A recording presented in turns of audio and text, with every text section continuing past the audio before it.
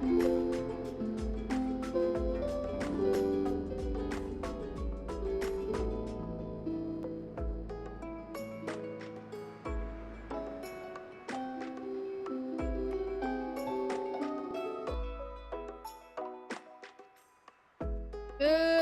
morning, chat. How we doing today? It's probably coming in a little loud. I'm going to adjust my audio again today and make it louder in the game for me. Maybe.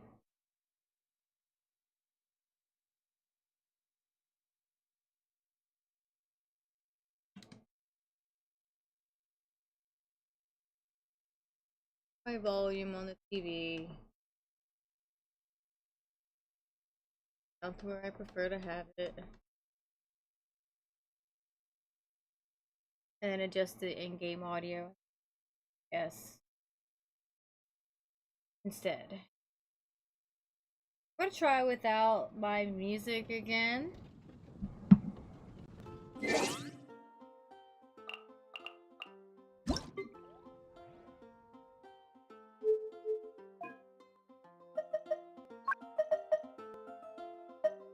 Paimon coming in! Paimon coming in! Is this level okay? Can you hear Paimon? That's probably really loud for you guys. I'm going to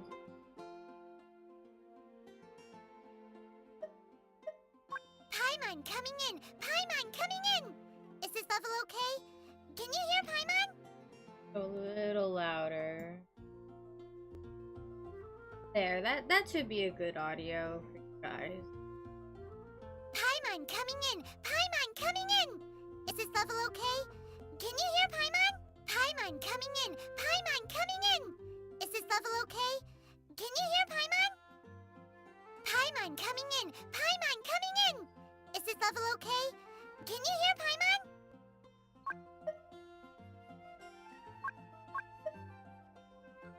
There, that should be good. If I need to adjust it, let me know.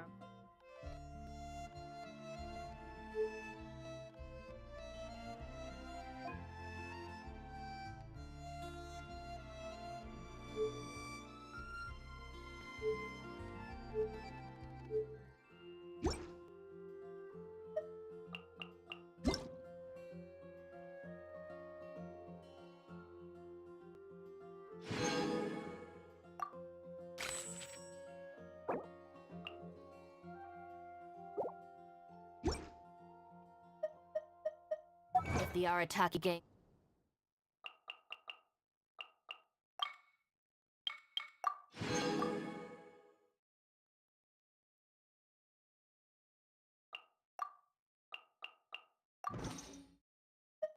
stirs up any trouble, I'll drag every last one of them back to apologize.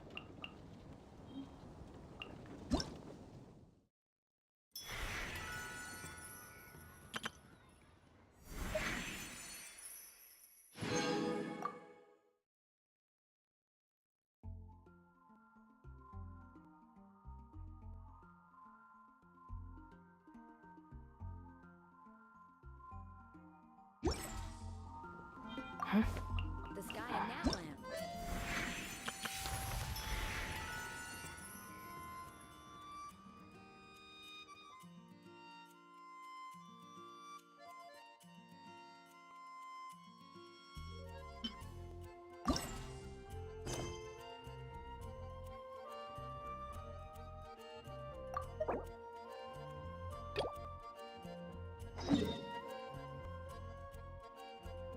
Alright, that's okay. First.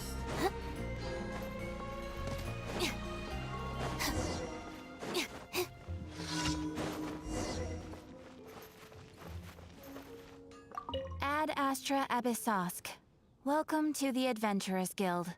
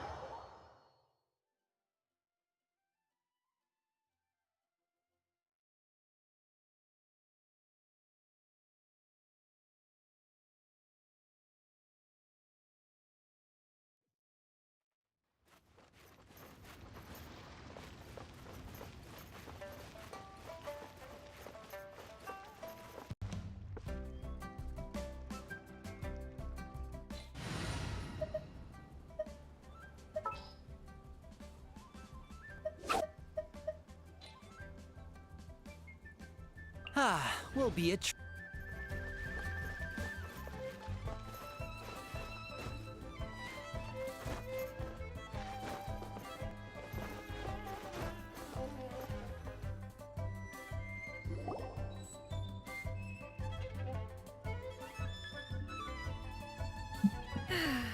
It is just as one expected.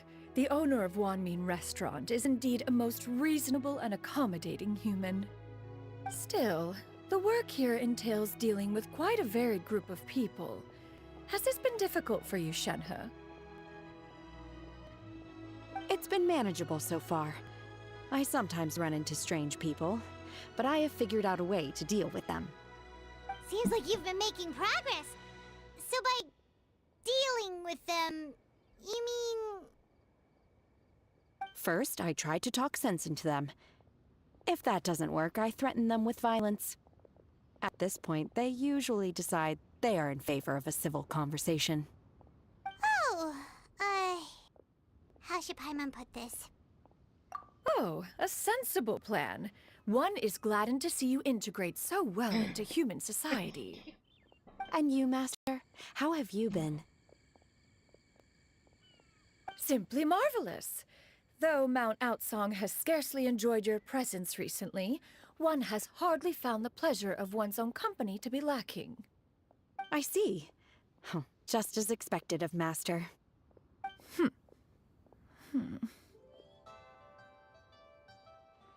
I have missed Master quite a bit too. Even though work has been busy lately, I've already had a conversation with Chef Mao about taking some time off soon to visit Master. Oh, you did? Do make note of such matters in your letters in the future. There's hardly a need to keep one in suspense. Whoa, her mood shot up just like that. By the way, Master, since you are in Liyue Harbor, have you had the chance to visit Ganyu? Indeed. She is similarly preoccupied with her work. There was time only to exchange a few simple pleasantries. Ganyu told us the story of Cloud Retainer's name. It was amazing. We never knew how powerful she was before. I see. In that case, allow me to also share a story about Master's past. Oh? Is that a problem, Master? I believe this to be a good topic of conversation. No, not a problem. One was simply caught off guard. But no matter. Please, proceed. One is most curious to see how much of one's own conversational prowess you possess. Master once participated in a race against Mooncarver. After Mooncarver lost, he insisted that Master's ability to fly gave her a natural edge in such a contest. In response, Master agreed to forego flying in return for being able to use one of her devices in the race. Mooncarver accepted, only to find Master with a brand new device on the day of the contest. Huh, what kind of device was it? It was a mechanical vehicle made out of iron. What was it called again? Car. Oh, an electro-powered bicycle? Oh, you refer to the bicyclical flashmobile. One spent 49 days conceptualizing and crafting it. It need only be infused with adeptal energy, and it can cover thousands of miles in one day. Oh, it boggles the mind why Mooncarver ever supposed he might best me in a contest of locomotion. Though he sprinted with all his might, he could barely keep up. Alas, the one flaw of my mechanism lay in its weakness against mountainous terrain. One was thwarted mere seconds from victory, when it was thrown off course and failed to make it across the final stretch. Truly a most unfortunate turn of events. Anyway, do go on, Shenhe. Master, that was the end of that story. With you gone, one has seldom felt the desire to call upon those old fossils for another contest. What is a race without spectators, after all? Have you been lonely, Master? Lonely? Huh. At one's age, entire human generation can I. Even one's own self-directed musings can span several days and nights. 'Tis a most same sentiment. The mere mention of it is preposterous. Mm-hmm. What is the reason for that look upon your face? Well, she's not very honest, is she? It's nothing. It's just... Well, Paimon gained a lot of respect for you after listening to that story of you summoning the rain and everything. But all it took was a few words out of your mouth and it's like you're back to being that illuminated bird again. Paimon's just a little bit confused. Which one of the two is the real Cloud Retainer? To me, they are both, Master. One is the master that's widely revered by the people, while the other is the master that I respect and adore. Huh. One finds oneself exalted yet again with sweet words of praise and flattery of a most extravagant nature. You chose to exalt one with your words, yet you refuse to grace Mount Outsong with your presence for any extended period of time. One would almost question the sincerity of your estimations.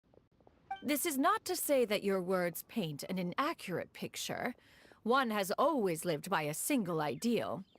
Eschew all action and abide by no rule. One does as one pleases and speaks as one pleases. Others may critique or praise as they see fit, yet one places little weight in such judgments. She got like, what, 2 sentences of flattery from her disciple? And it's as if her ego is about to burst. Do you have any empty tables?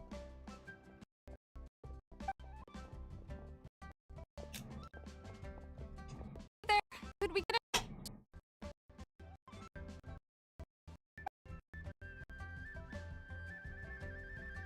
I'm hearing more guests come in. I should get...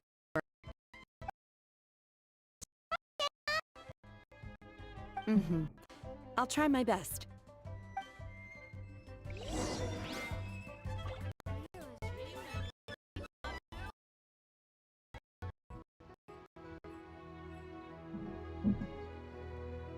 So much yummy food! Paimon's gonna feast! Hungry, hungry Paimon.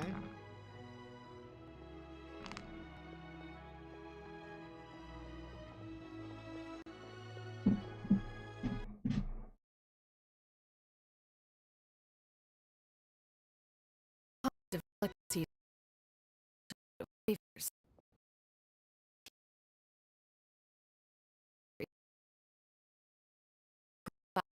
One more than satisfied. In fact, one has been struck by quite the fiction.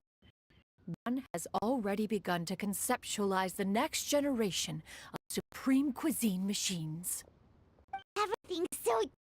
A bit too hot at times, but still super tasty. Oh, I'm sorry, miss, but our tables are full. Hi, GB. Shall we try somewhere else, Granny? But it smells so delightful. Can we really not eat here? My poor legs can't go on for much longer. Well, you could always check with some of the other guests and see if anyone's happy to share a table. Okay, I'll ask around.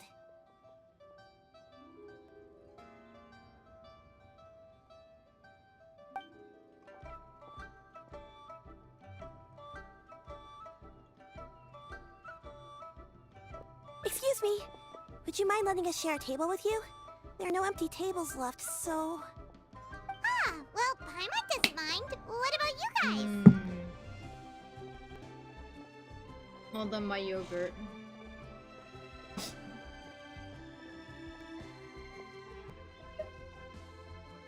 Great! Thanks so much. My name is Shuyu, and this is my granny, Yuendai. Granny? Yep. Is there something wrong with that? No, Paimon's just a bit surprised. She looks so young. Yeah, a lot of people compliment Granny on her youthful looks, but she's actually much older than she appears. Watch what you're saying, child.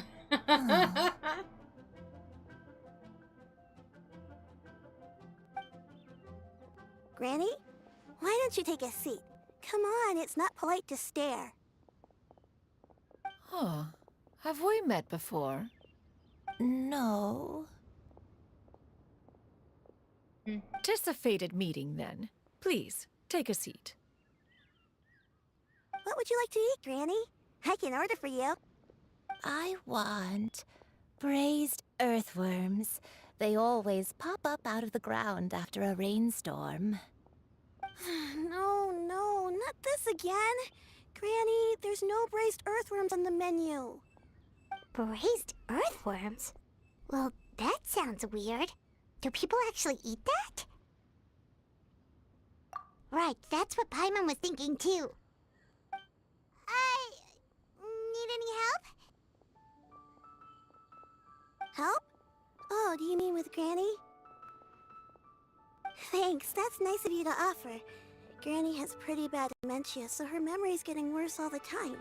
She's always saying things that sound kinda confusing. Actually, her memory's been bad ever since I was little. But it's gotten so bad lately that I even have to remind her who I am every morning. That's not good. They died young.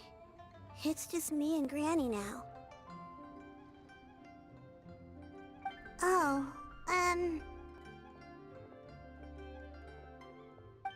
but it's okay. Don't feel bad. Granny loves me a lot, and I love her a lot too. Sure, it's hard at times, but you just gotta make the best of the life you've got. Wow, you're really tough for your age, kid. You're too kind. And me? Oh, what about me? You're tough too, Granny. Plus, you're really gentle, and you're always there for me. Yes, and it's hardly as if I forget everything. I still remember the important things. Wait, what was that really important thing again? Ah, I remember now. It was a dream. I had a dream where everything was dark. Someone was standing in front of me. She told me to come and find her, and that once I'd found her, I would be free. Huh? That sounds super important. But how come you've never told me about it before? It was just a dream, so I forgot about it. But I'm in a good mood now, and somehow I remembered it again. You know, I believe I've had this dream a great many times.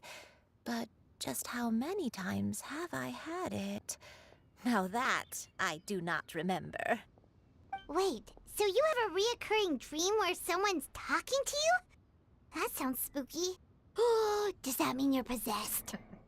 I'm on. Unlikely. Her eyes are clear and her breathing remains calm and level. One sees no signs of possession. Are you sure? Who do you take me for? Is one not an adept?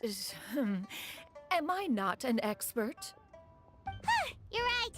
Paimon almost forgot you're the expert. In that case, do you still remember what the person in your dreams looked like, Granny?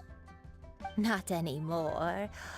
Although, I have a sense that she looked rather like me. But not as I am now. My younger self. A younger version of Granny? This is just getting weirder and weirder. What is going on here? As one said, fate must have brought us together. You may leave this situation to me. No, get you down, sure? Peyton. So, what are your names? Paimon's Paimon. Just Shenyun is fine. Thank you all so much for offering to help. But first, I'm sorry for asking, but, how do you want us to pay you back? Oh, we don't need any payment for this.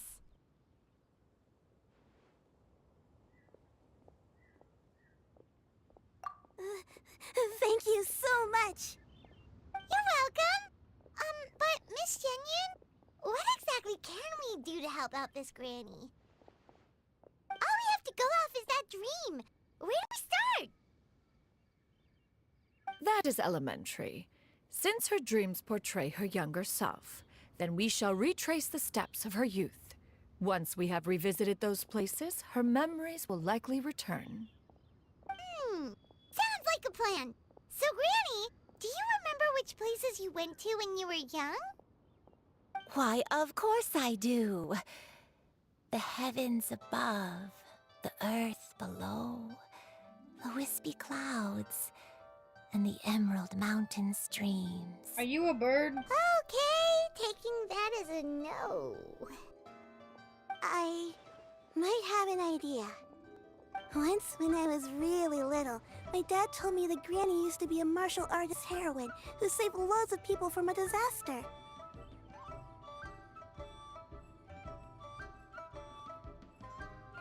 If it's true, then maybe they wrote about it in the history books or something.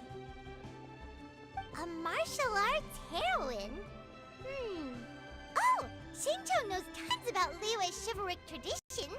If anyone knows about the heroes of the past, it's him. Let's go find him at the Feiyun Commerce Guild. Are you leaving already? But I'm still hungry. I'll go order some food, Granny. If there's nothing on the menu you especially want, I'll just get a few different things. It seems we must part ways for now. The Traveler and Paimon are bound for the Feiyun Commerce Guild, while Yuendai and Shuyu shall remain here and partake of their lunch. As for myself, I have matters to discuss with Streetward Rambler. Streetward Rambler? Oh, you mean Madam Ping! Precisely. Let us meet at Yujing Terrace once you are ready. Ah.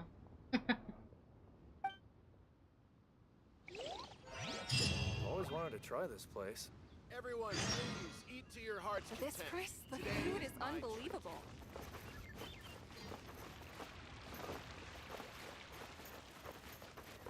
Always wanted to try this place.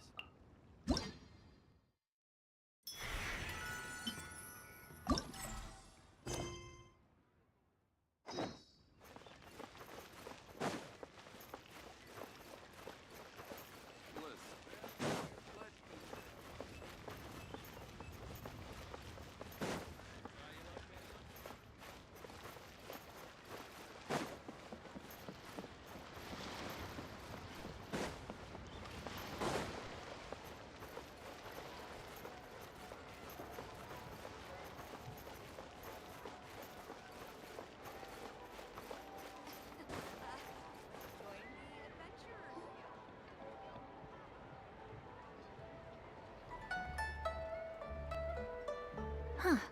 It's you two. What brings you here? Shincho! Great, we found you! We wanted to ask you about something.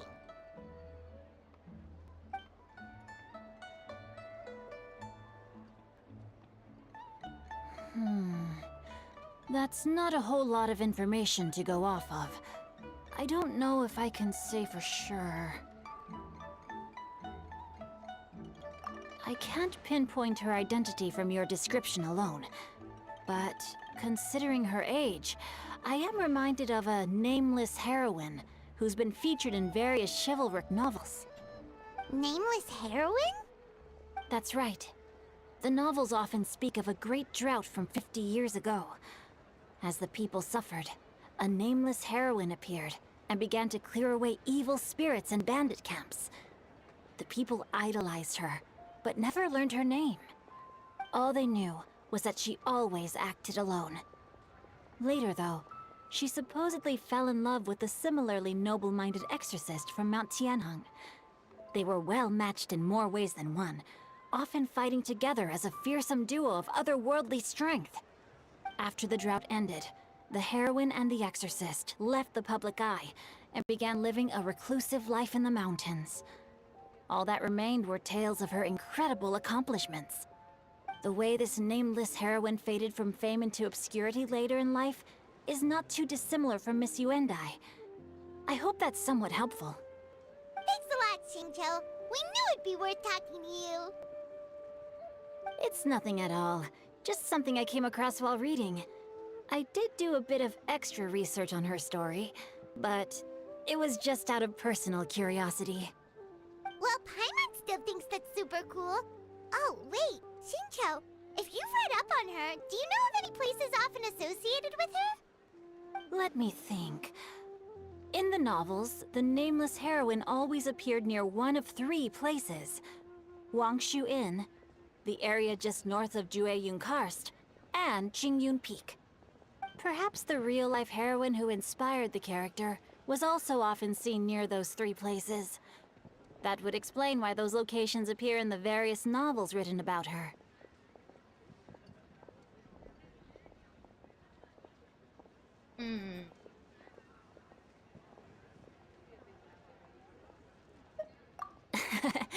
You're welcome. To be honest, I found some parts of the story confusing when I first came across it. If Miss Yuendai was indeed the original inspiration for the character, she may just be able to help me put the pieces together. It's rare for a chivalric hero to fade into obscurity during their lifetime, even after retiring from the public eye. But no one ever saw or heard from the nameless heroine again. There were even rumors that she became extremely ill. I've never understood why someone would go to such lengths to erase themselves from public memory. It's almost as if she was trying to hide from something. There's probably far more to the story than what's been written. We'll be sure to tell you if we manage to uncover the truth. That's a deal. Perhaps, behind the truth of it all, there lies a story more fantastical than any work of fiction. Paimon feels like we just learned so much from Shincho. A drought, a nameless heroine, a life of seclusion. Wait, why does the story sound super familiar? Oh, right! There's a drought in this story, too! Shincho, are droughts super common in Liyue or something? Well, they used to be. But people have long since developed methods to prevent them, like by cultivating the soil or digging canals. So while droughts do happen from time to time, they are rarely regarded as true disasters. The drought 50 years ago is probably one of the worst we've had in the last several centuries. The crops withered, the streams ran dry, and the monsters in the mountains became rabid and agitated. Countless caravans were attacked, and people who lost their homes came together to form bandit groups. What started as a natural disaster soon became a human tragedy as well. That sounds awful. Yeah, and that's exactly why the nameless heroine was so beloved. She must have been someone of true integrity, to do so much for the people while asking nothing in return. Still, as terrible as that drought was, it was nothing compared to the truly calamitous disasters that befell this land in ancient times. They say that back in those days, disasters were both more severe and more common. Only the strongest of Adepti could hope to dispel the ruin and devastation. Do you have any other questions? We're good for now. We're just going to head back and meet up with Miss Xianyan and the others again. Paimon hopes that Granny Yuendai will be able to remember more of her past. She used to be a great hero who saved many people. So sad that she can't recall any of it. Anyway, we'll be off now. See you some other time, Shincho. Thank you so much for your help. Live now. It's no and problem at Super all. shall leave. Safe travels.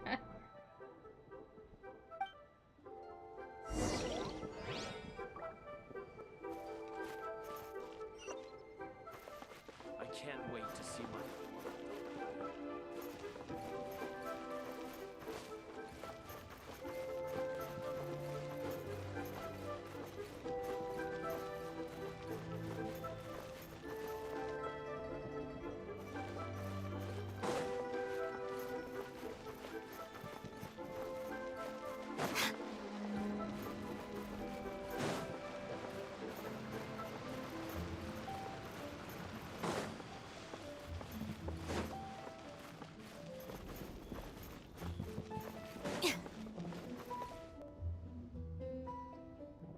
I have recorded the tune that you requested. I hope it will be of help to you. Oh, thank you. straight word, Ping. What has amused you so? Oh, it's no serious matter. I was just reminiscing about the last time I saw you in this form. Time has wrought such change in this world, and yet you appear just the same as ever. Time has little bearing on one's existence, nor has one keenly felt its effects whilst dwelling at Mount Outsong. Nevertheless, Ping, one would like to seek your counsel on a personal matter. Oh, why so formal all of a sudden? I must say, you're making me a little nervous. What is it? Well, the inquiry is as such. Approximately how much more would one need to afford a comfortable life in the harbor, not unlike the one that you yourself lead? It does not require as much as you may think. Still, do you mean that... Cloud Retainer, Madam Ping! What are you two talking about? Nothing save for some trivial matters. Have you unearthed any useful details? Shinjo has a theory, but let's save it for when Chuyu and Miss Yundai have joined up with us again.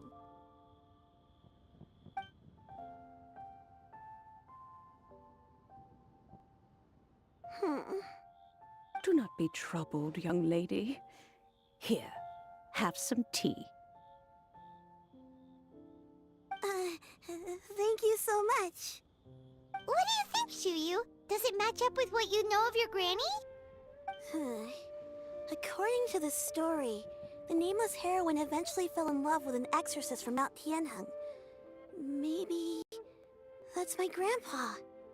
I don't have many memories of him, but there was this one time I found a box in our attic full of a bunch of weird sigils. I think so too. Granny might remember something once she's returned to a familiar place. What marvelous tea. I can taste the dew's sweetness in this cup. It's as if I was taking a stroll in the mountains, thoroughly one with nature and at peace. Is that so? Then please drink as much as you like. There's no need to hurry.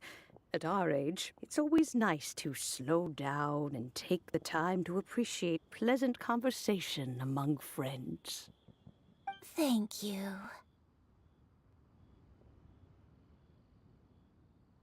Okay, since we have the time, can I ask you something? Sure thing. What would you like to know?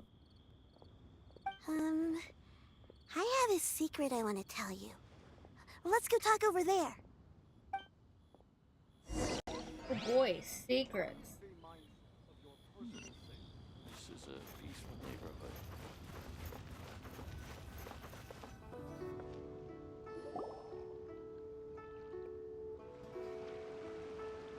What's wrong, Shiryu? Well, I've been kind of meaning to ask ever since we started talking in the restaurant. But are you guys all adepti in disguise? Oh!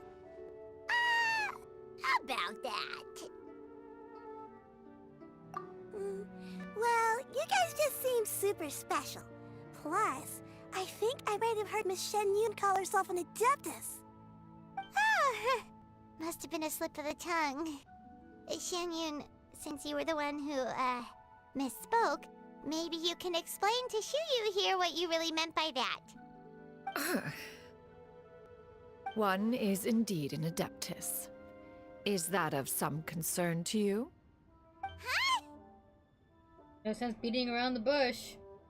I knew it. Well, one time when I was a little kid, I saw a pure white illuminated crane. I had this super high fever, and Granny wasn't around. I was feeling all icky and gross. But then this snowy white crane flew down from the sky. She put me on her back and flew me to her cool Adeptus house and fed me some sort of magic potion. When I woke up, I was already back in my bed and my fever was gone. I really wanted to thank her, but I was too sleepy to stay awake, so I never got the chance. So I just kind of wanted to ask if maybe any of you have ever met an Adeptus like that? A pure white illuminated crane? The only two we've ever met are blue and white and black and brown. Have you ever met one that's pure white, Cloud Retainer? Never has one met an Adeptus with such features. One surmises such a description is but a hyperbolic embellishment that oft results from narrative accounts. That's weird. Was it really just a dream then? Well, even if it was just in my head, it doesn't matter that much anyway. All I really want is to help Granny recover her memories. I'm really grateful for all your help. Leave it to us! Now that we know the 3 locations, we just need to visit them one by one. Let's go to Wangshu Inn first. Okay, I'll go get Granny. New Shoji next. Nice.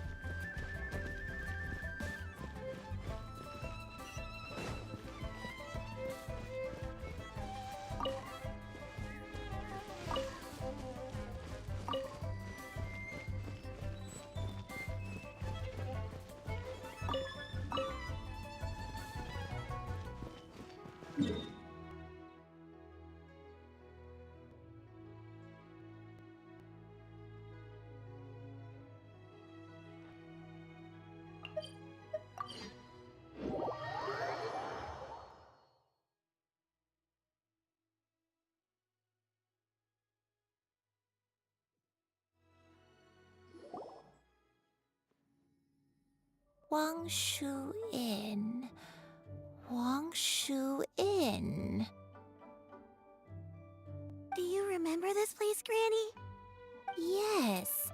The fish here is very delicious. And if you look out into the distance, you can always spot a bird that's been left behind by its flock. I believe I used to have a room here.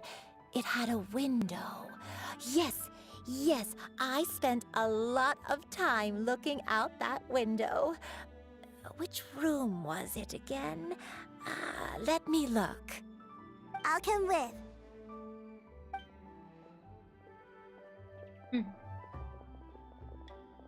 Hyman's still having some trouble understanding what she's talking about, but if she's so familiar with this place, that must mean she lived here, right? Wait, huh? Whoa! Shell! What are you doing here all of a sudden? You scared the living daylights out of Paimon! I sensed a non-human presence and decided to come take a look. If you're here, then there's likely no trouble afoot. I suppose there's no cause for concern. It's been a while, Cloud Retainer. I see you have returned to your previous form. I have indeed. I fought alongside her in this form on many occasions during the Archon War. Oh, wow! What was she like during the war? Oh, wait, let Paimon take a guess. Was it anything like this? Behold, the glory of one's newest Paimon! invention, the Bang Bang Continuous Fire Mechanism. Hands up and surrender, or be prepared to face the full might of the Adepti. Didn't sound like that. An impressive imitation. Paimon knows her all too well.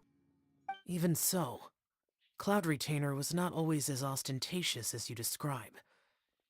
You may be unaware, but her talent with Adepti sigils is just as formidable as her skill in mechanics. The Archon War reached its peak after Guizhong's death. The Cloud Retainer who fought beside me in those devastating battles was taciturn and solemn, only speaking when she had to activate her sigils. A cloud retainer who barely talks? Paimon can't picture it. But what happened after that?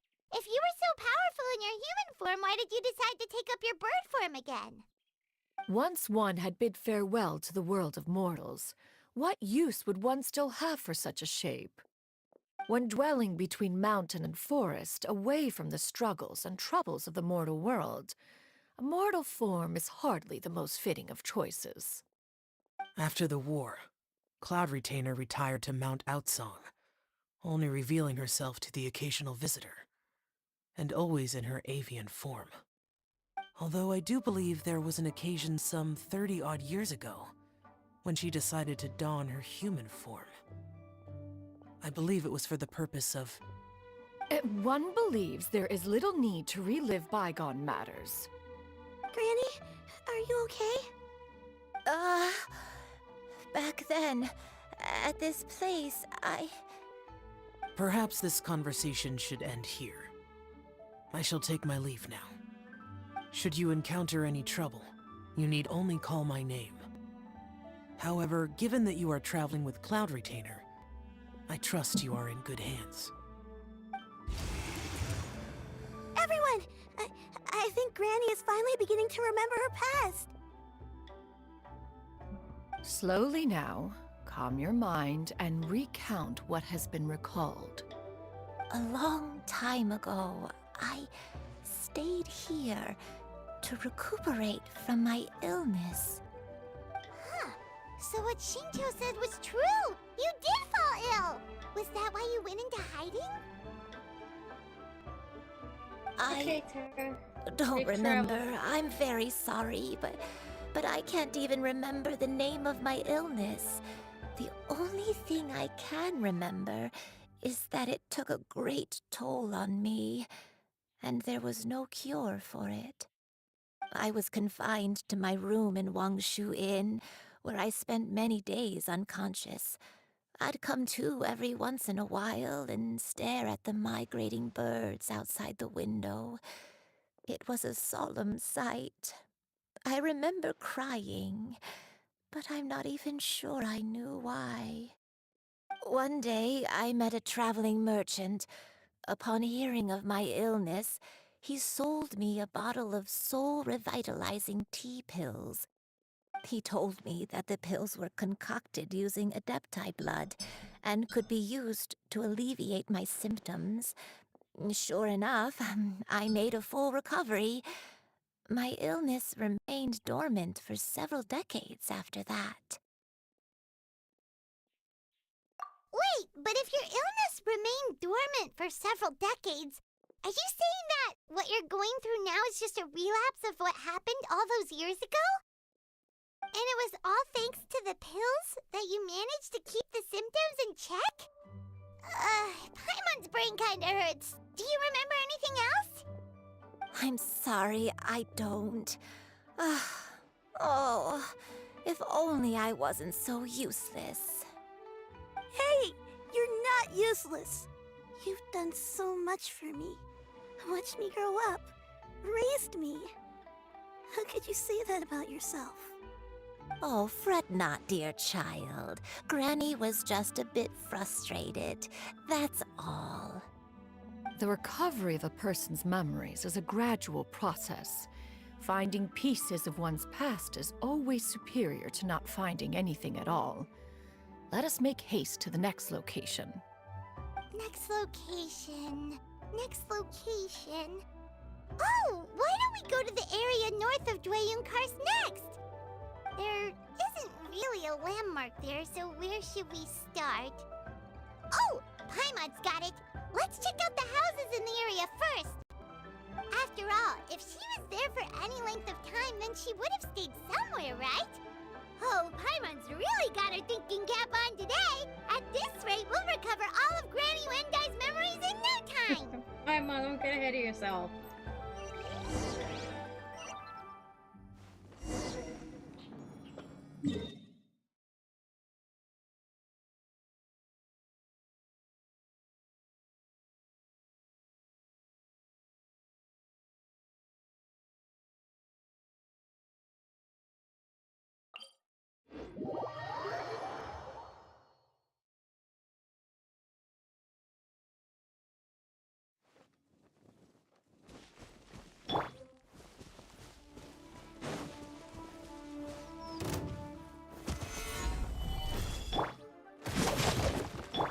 Now disappear!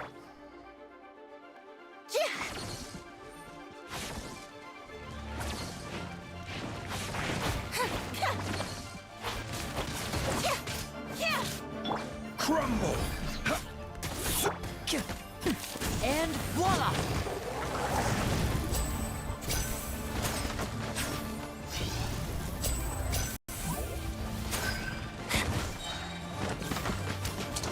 Let's get this show on the road!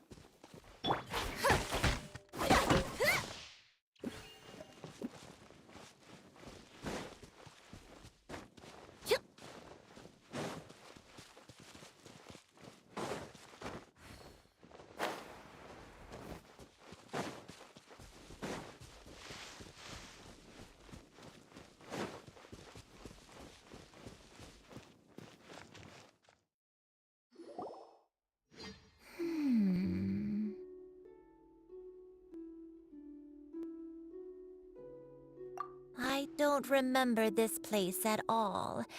I don't think I've ever been here before. Still, I was thinking, this place feels perfect for a game of hide and seek. Huh? Why a game of hide and seek? I'm not sure. Maybe it's because I used to play that game a lot with Shuyu when she was younger. I don't remember playing it that much. Are you sure about that, Granny? We only played a few times, and we stopped once we realized I was no good at the whole seeking part. Ah, is that so? Then I must be mistaken. Not here then. Let's try somewhere else.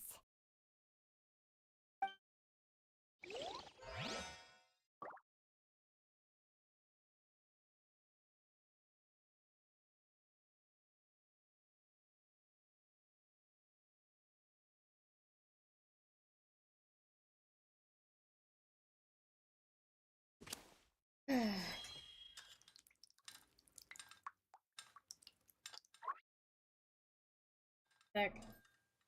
I think needed to put some lotion on.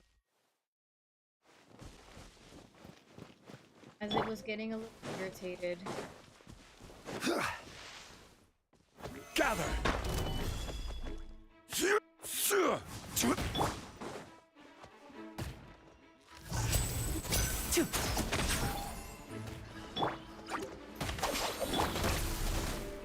Over here! Yeah!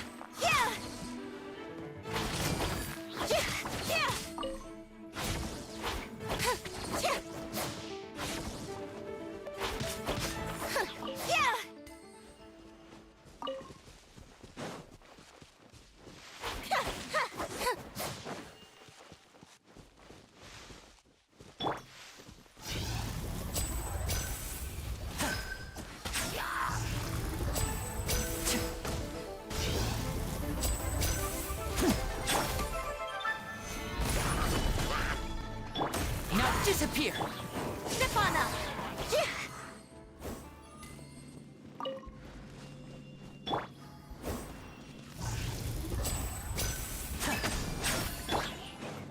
Our bond is strong.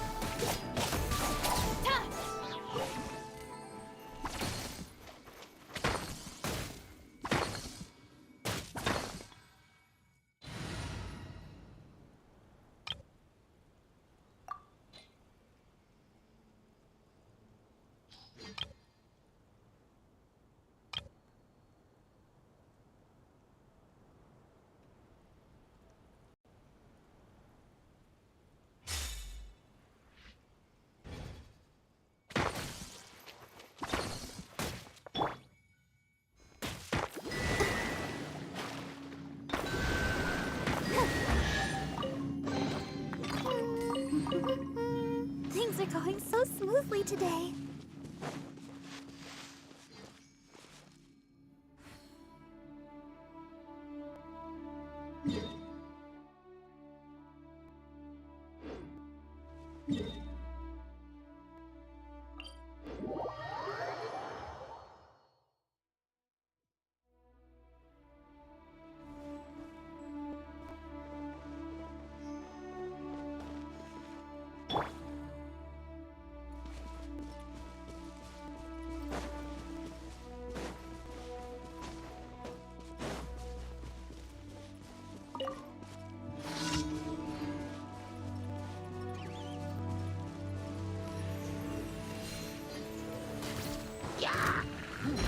And Shroud!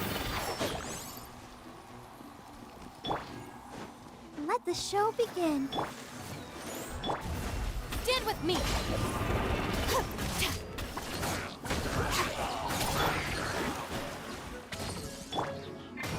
Go, Barbara, go!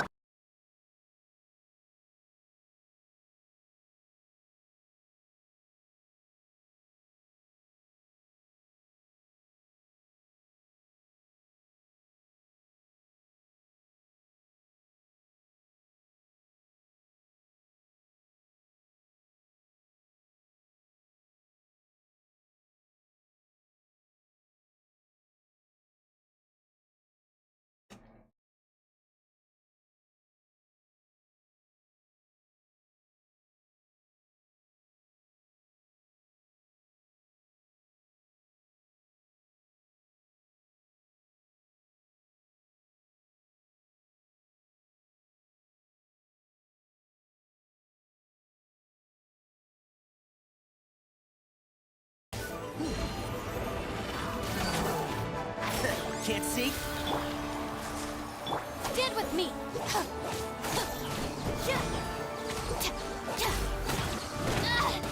Just you wait!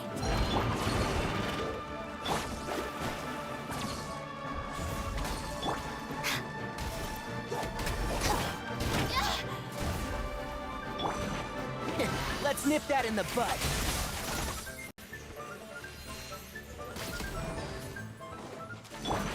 Our bond is strong!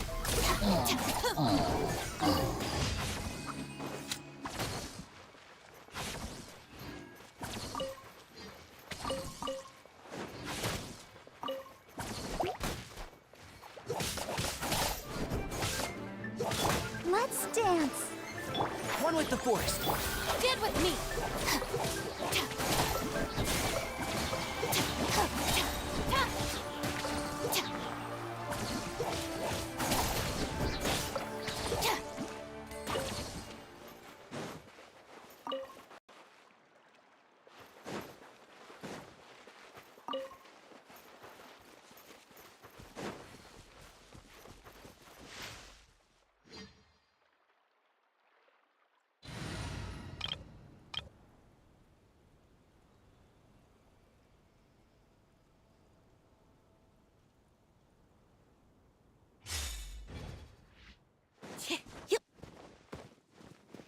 Whoa, why are there so many treasure hoarders here?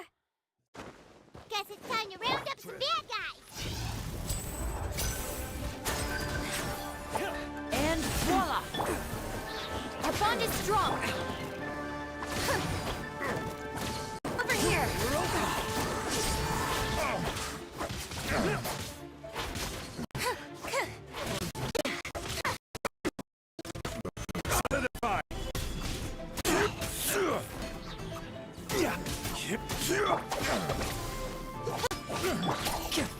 Step right! Step on up!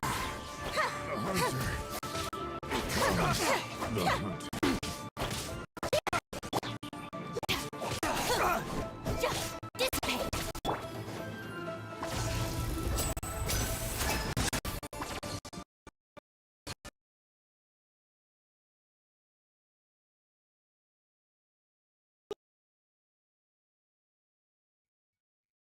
Let me think. I feel like I've been here before. But I don't think I stayed here too long. I might have just rested here briefly before continuing on my way. Got it. That's okay. There are still plenty of other places we can check. Wait a second. If I remember correctly, I believe I brought... Ah, yes, I brought some sweet snacks with me. Go on, take some. You need to eat a lot if you want to grow big and strong.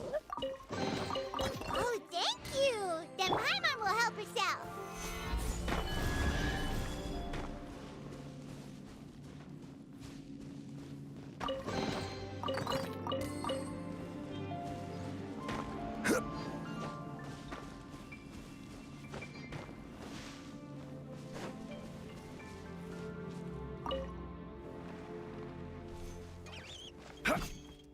Yeah.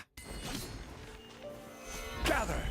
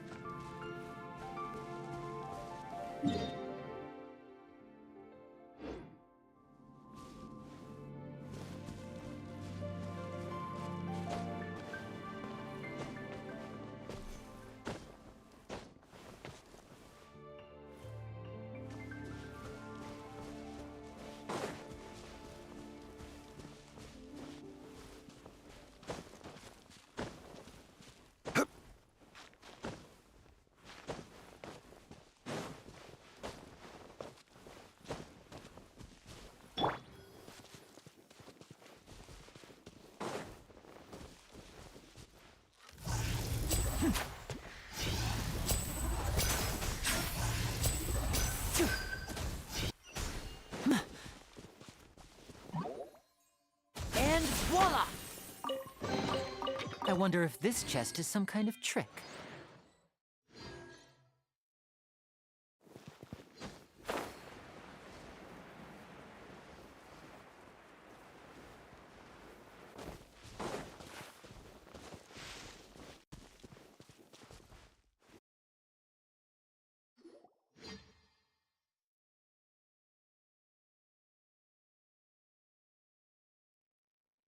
Paimon sees an abandoned house! Why don't we take a break over there? This place... it's...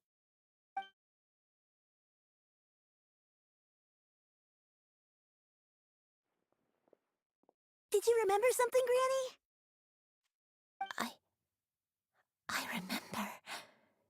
Shuyu, this is where your father was born. It was a moonless night. I had been injured, so your grandpa was supporting me. We fled together with some being in the fog behind us in hot pursuit.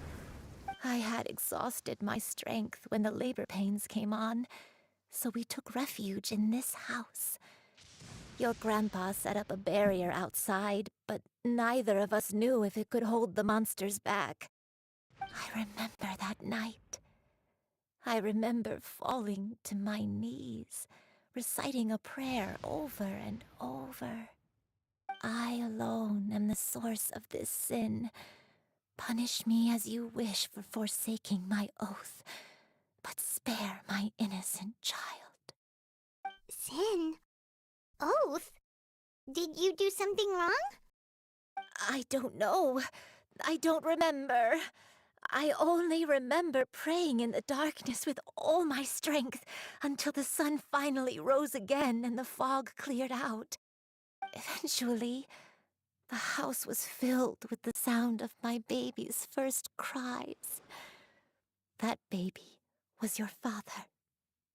I remember I clutched him tight to my chest and wept tears of joy. It was the first time I'd ever felt such happiness in my life.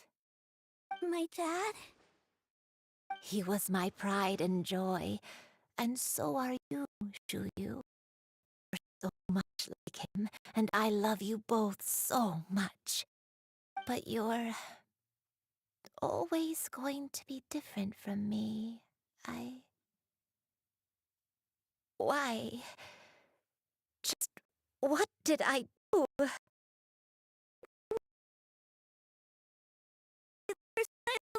anything. You're too sweet, Shuyu. I'm lucky to have you with me. Not for courage to come here to try to remember what I had forgotten. All right, let's not sit around any left. Yes, let's go take a look.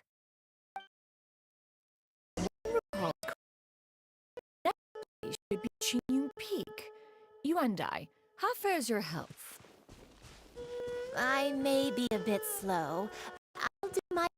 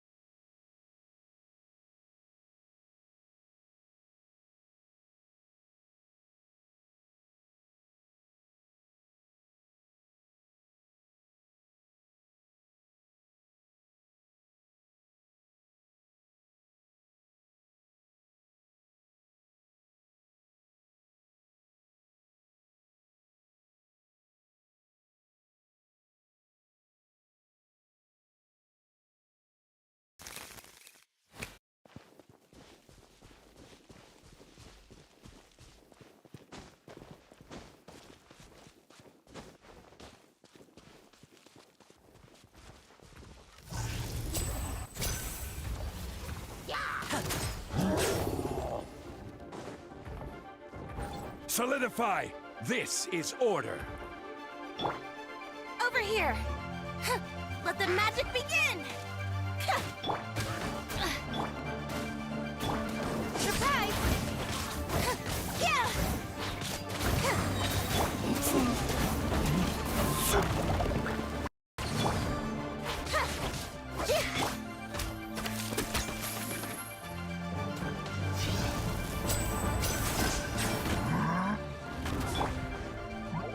Cue the spotlight! Now disappear!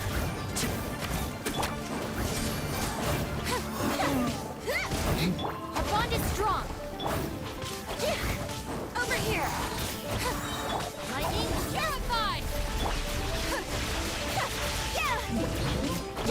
Let the magic begin! Gather!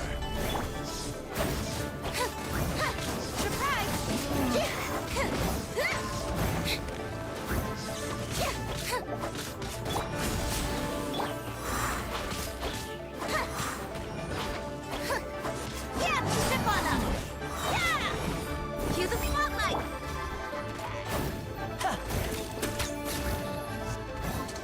A round of applause!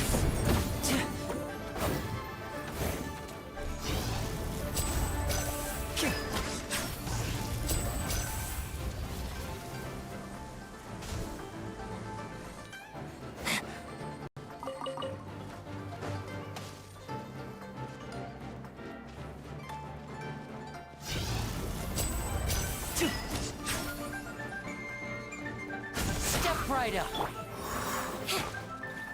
Over here!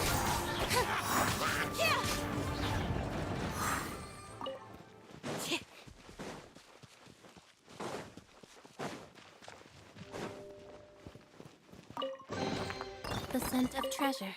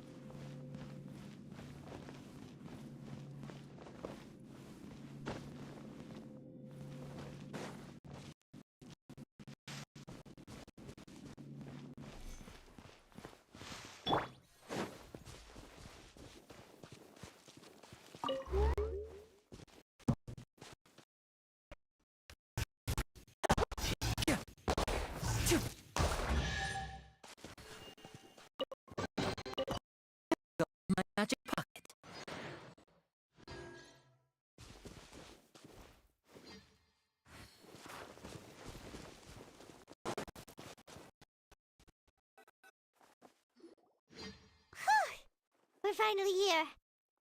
Does this place feel familiar to you, Granny One Day? Let me see.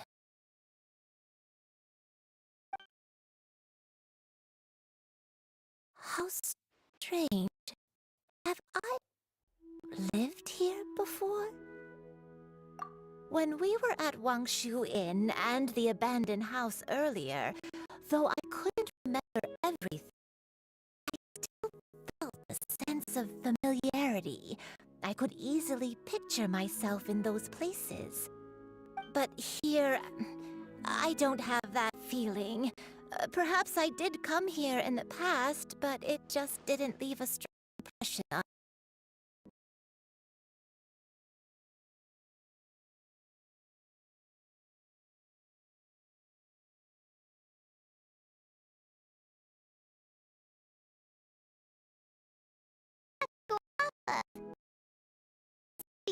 Would jog Granny One Day's memories of the others. You too. You're not going to...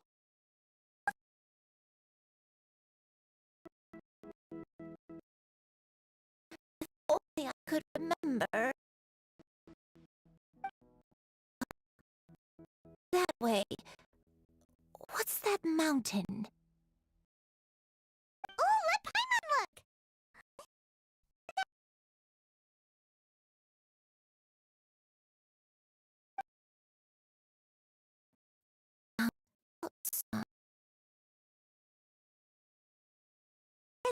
Are you okay? Don't push yourself, Granny. Can't remember.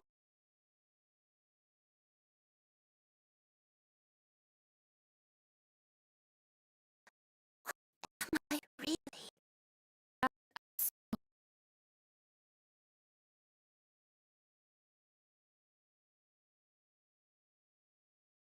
Are you feeling unwell? My head.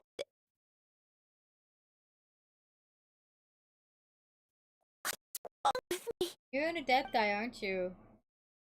One of 3 cranes.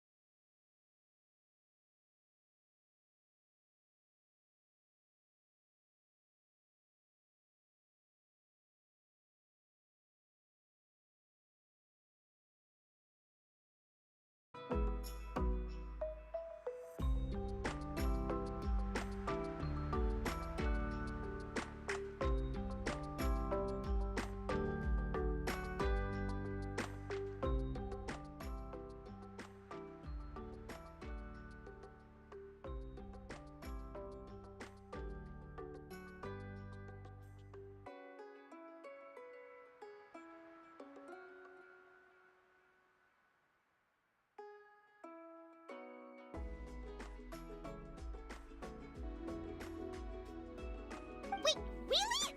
When did you do that? I never leave anything to chance.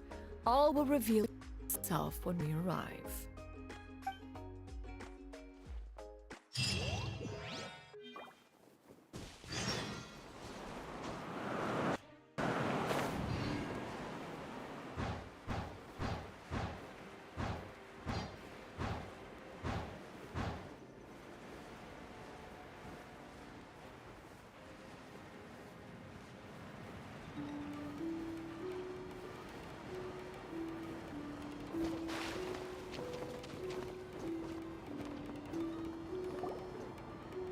Come on, just tell Paimon already! What's this thing you've prepared? Here, this is it. Huh? But isn't this the mechanism that you were tinkering with when we first got here? Oh, is it another invention of yours? Precisely. A recent one at that. I am most pleased with the result. I call it the Suspensus Somnium mechanism. It periodically releases a soft breeze, which when paired with a gentle adeptal tune, can help the listener subconsciously relax, and even enter a semi-hypnotic state.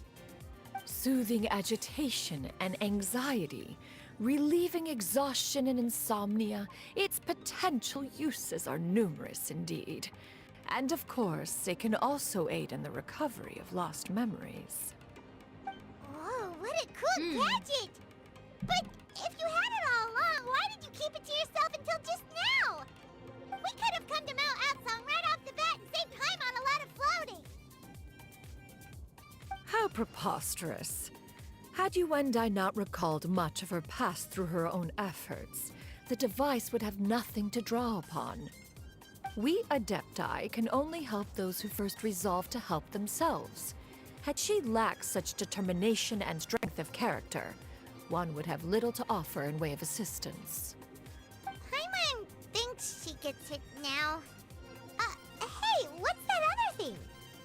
As previously mentioned, a gentle adeptal tune is required to take full advantage of the mechanism. One secured such a tune from Streetward Rambler. Only with her melodies can the mechanism reach its peak power. Oh, Paimon can feel what you mean. Paimon's body feels light as a feather. It's as if she's lying down on a warm patch of grass after a super satisfying meal. And you and I, is the mechanism helping you to relax? It appears she has already succumbed to the depths of reverie. Come, join one on this side. We shall give her some time to herself. Yeah, I got a cat on my lap. Give me a sec. The drought is over. I'll be right Why back, do you Chad. look I like gotta you go want help to her. cry?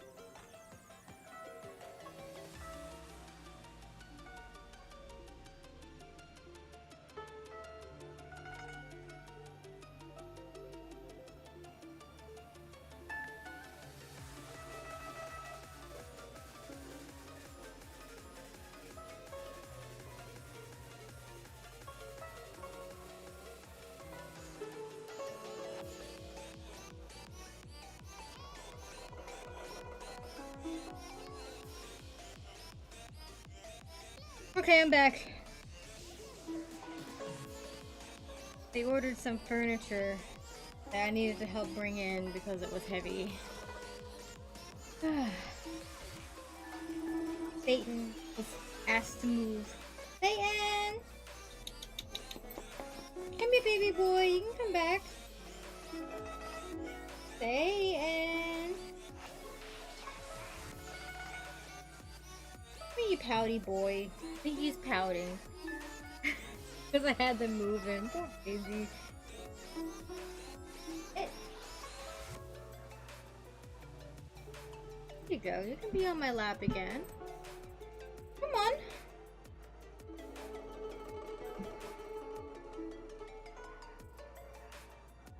Stay in.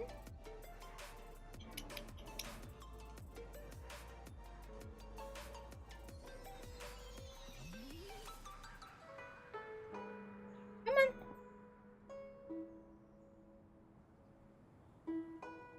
Come on. Attaboy. That's my kitty cat. Dad, I put a picture with 3 different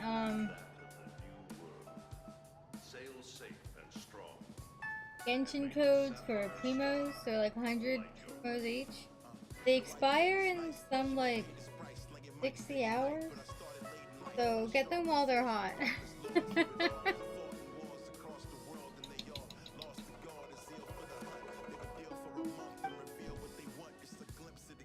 The potion. Man, It's nearly run its course. I've never regretted meeting you. Not even for a second. Please. Please, no.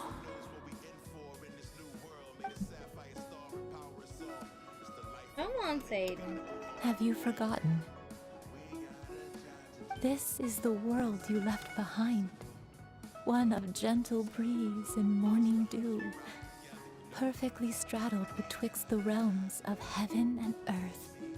This is your home. This is where you belong. You should have never left. The you of the past, the me from not that long ago. We should have never.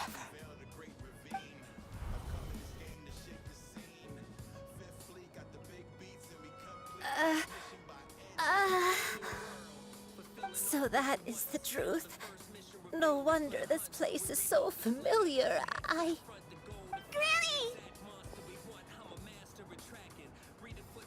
Granny, are you okay?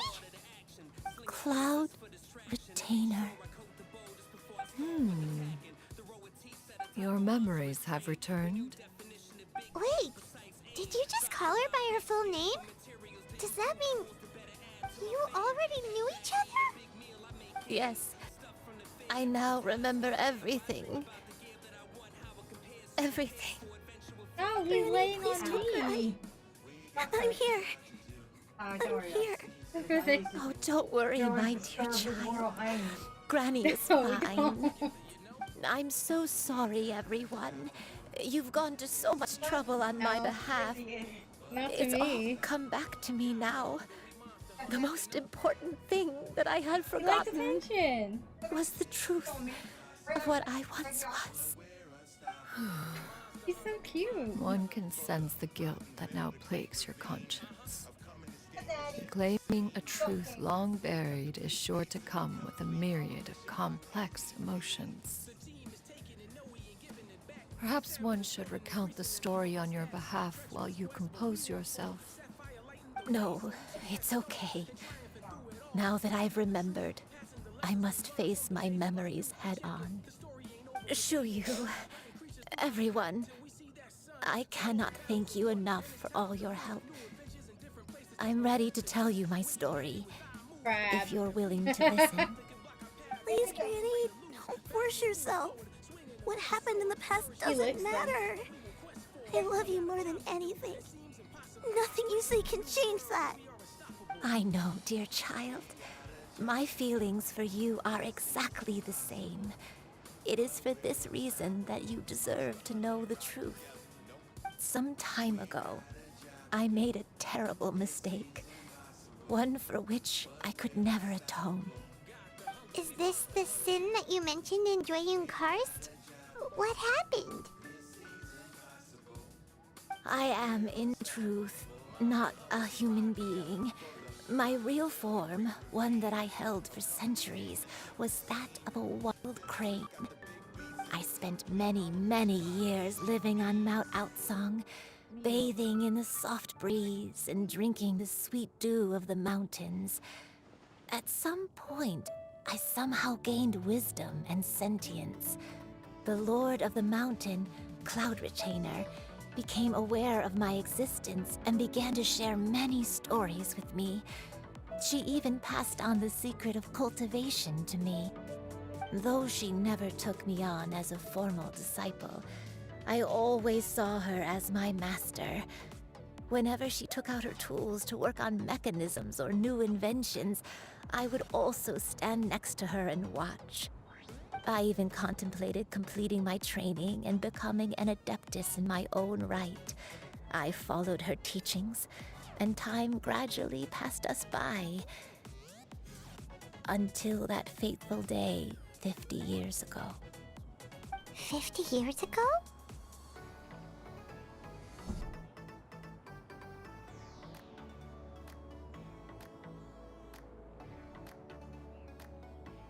That's right.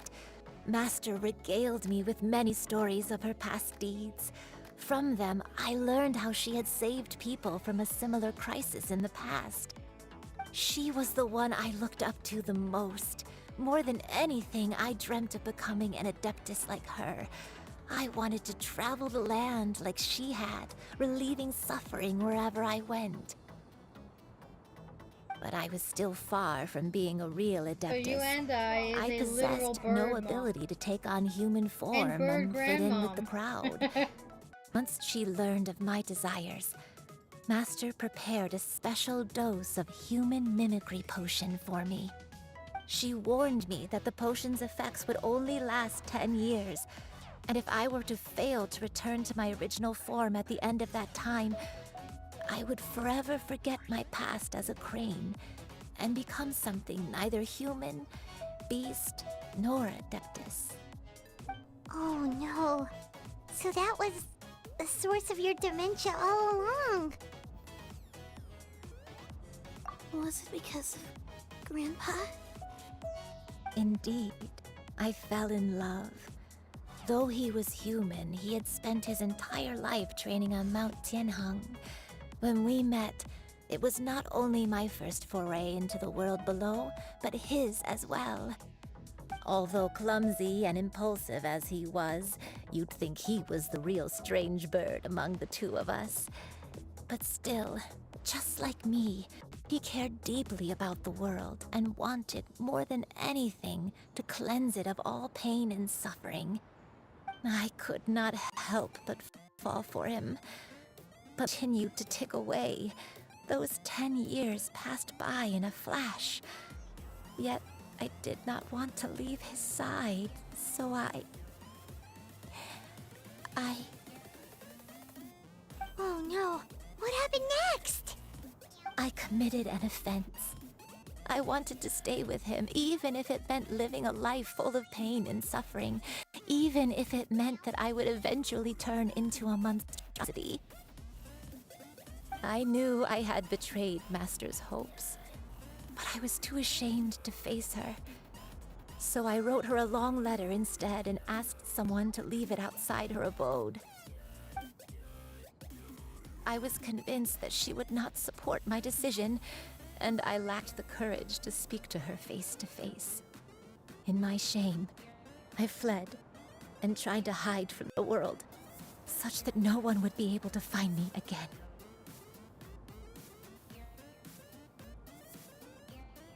But that was only the beginning of my troubles. I began to suffer from a strange illness. My memories became hazy and confused, and I could no longer keep myself awake. I understood that my pain was caused by my refusal to return to the life I was fated to lead.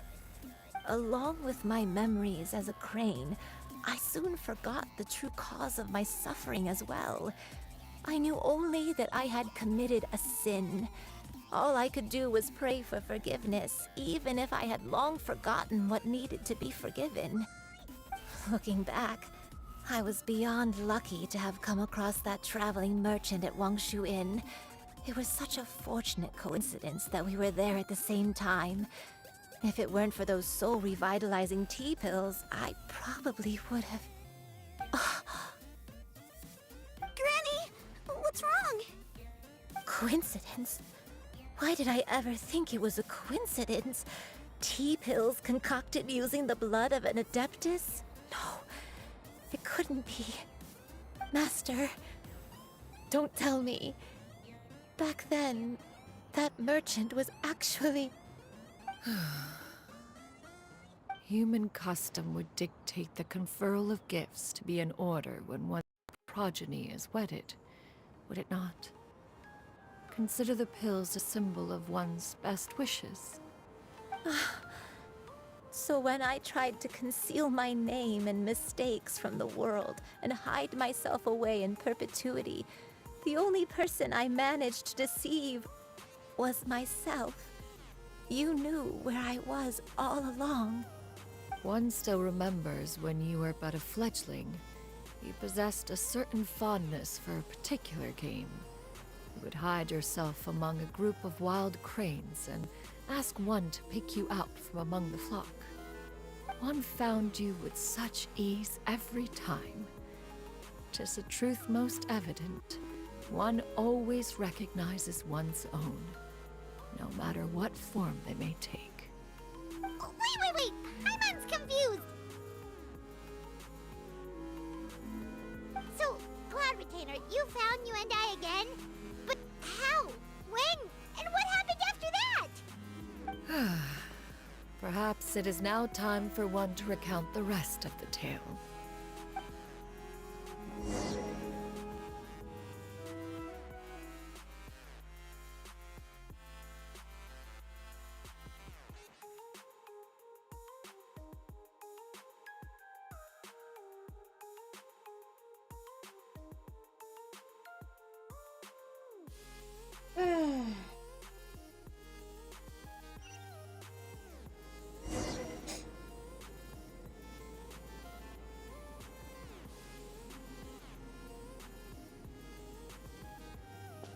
One was furious upon receiving your letter.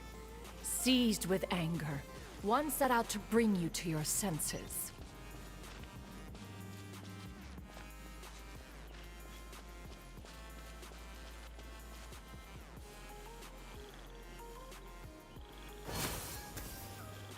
Hello, Safer.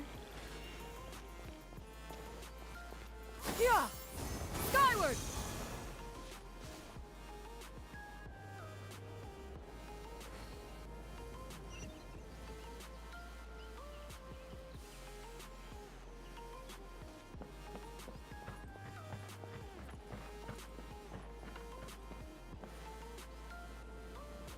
In truth, one had more than a few misgivings about your chosen partner.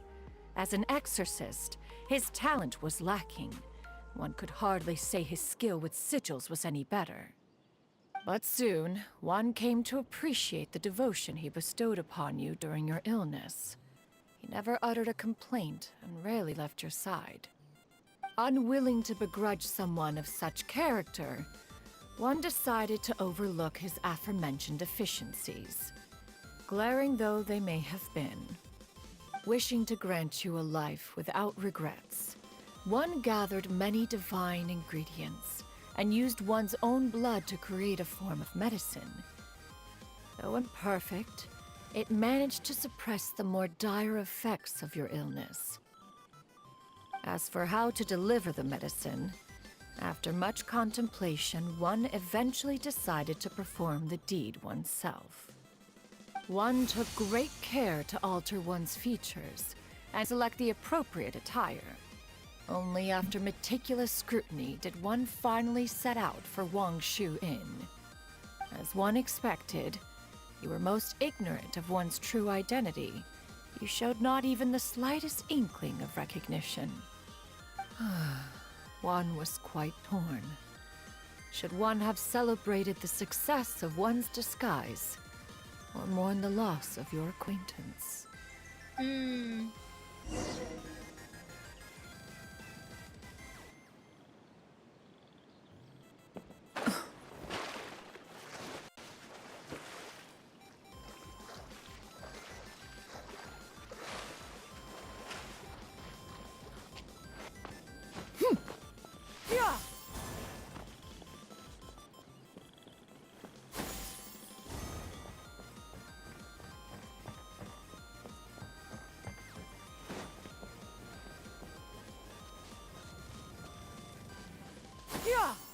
Skyward!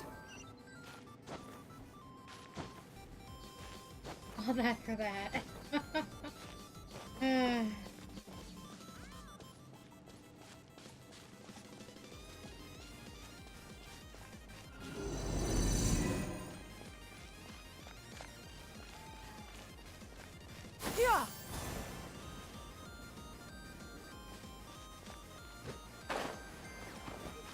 Nevertheless, one would speak to you about another matter, if you are amenable, even considering your loss of memory.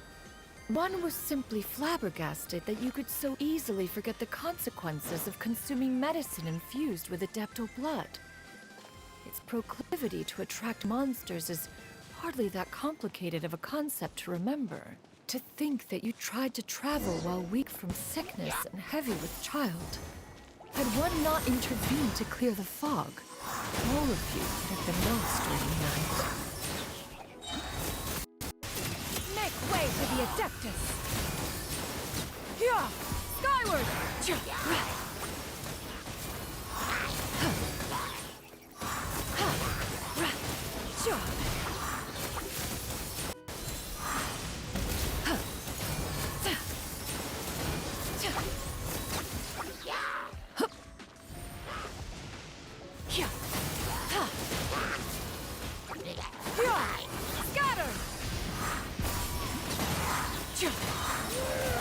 Stray clouds converge!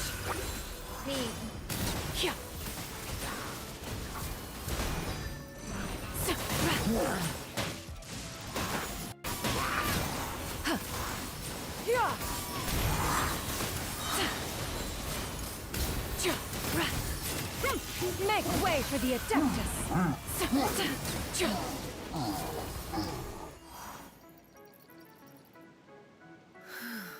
Those monsters would hardly have pursued you with such ferocity without sufficient incentive. They were likely incited by the presence of godly remains. Said godly remains, in turn, were likely drawn to the trace of one scent on your body.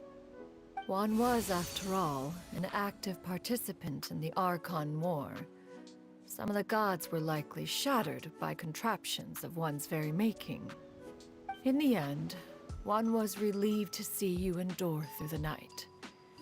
At the break of dawn, one heard an infant's cry pierce through the air, and one saw you carefully cradle the child to your chest. Although certain mortal matters remain foreign to me, one could not help but be moved by your joy. To see you happy, that was more than enough.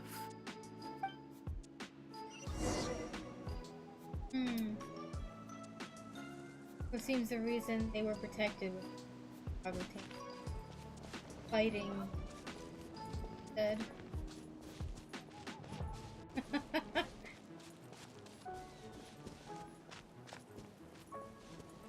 Now you should have a complete understanding of the events. Wait, but if that's true, then the crane who took care of me when I was sick must also be... Ah, one had almost neglected to recount the absurdities of that tale.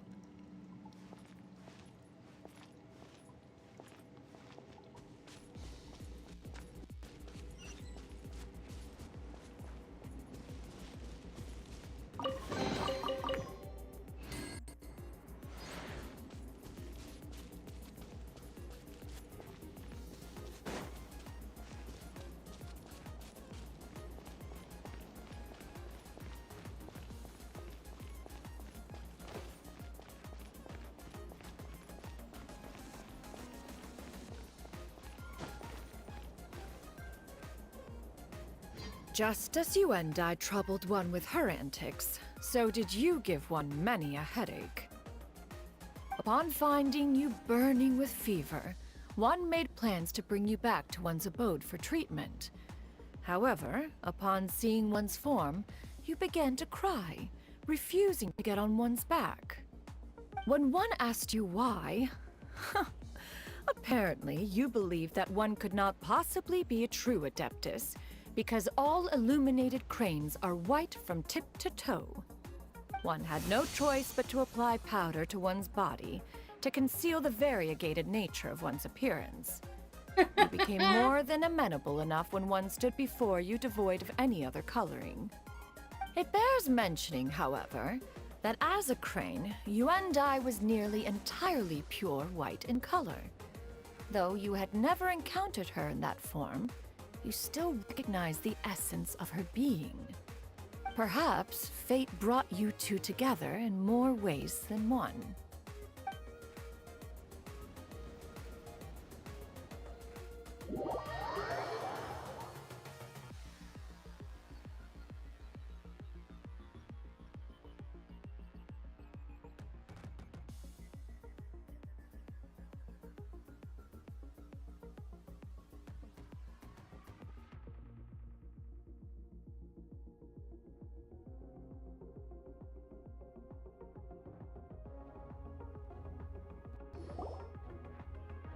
Now all has been revealed. One owes you an apology, you and I. One recognized you upon your very entrance into Wanmin Restaurant. One has always viewed you as a disciple of equal standing with Ganyu and Shenhe. Indeed, one wished to bring your story to a satisfactory end with this visit to Liyue Harbor. Still, one could not reveal your identity right away. Had one simply informed you of all you had lost, all those cherished memories would merely have become the fictionalized account of another. Memories are most meaningful when recalled by those who lived through them. Would you not agree? Even if the process was painful and arduous to experience. Have you any further inquiries? Master, I must ask. If you found me all those years ago, why did you leave me be, even though you knew about my mistake? Why did you not bring me back to Mount Outsong by force? Leave a child motherless? One has never regarded your action as a mistake. It was a simple choice, nothing more. When it is time for one's progeny to leave the nest, it is the responsibility of an elder to let them fly free. Yet, when your wings grow weary and the night grows dark, just know that you always have a place to which to return. 'Tis a refuge referred to by many a name in mortal writing. Home, nest, haven. Whatever its denomination may be, its essence remains quite unchanged. One speaks, of course, of a place not unlike one's own abode. One's disciples are free to come and go as they wish, yet the door remains forever open to those who wish to return. Bandit! One rather hopes you count yourself among them. You hear your brother being a brat. Thank you. Satyn. Thank you so much. You and I. One expects you too have sensed the rapid deterioration of your condition as of late. Have you not? 40 years ago, you chose a path without a future. Though one used one's own blood to provide you with a few decades of extra time, it merely delayed the inevitable. One may have extended the path, yet one was unable to alter its final destination. Even the power of an Adeptus has its limits. Had your condition continued to deteriorate, you would have forgotten your life as a human entirely. In the end, you would have turned into a creature lacking in the ability to even comprehend its own monstrousness. Fortunately, You were able to avoid that scenario by reclaiming your memories. Though one sped the process along by providing some guidance, the result is entirely a reflection of your own effort. So, what's gonna happen to Granny? This cat. One will help her reclaim her original form as a wild crane. If it be fated, she may recover her sentience one day. She's gotta go back to being a regular crane, huh?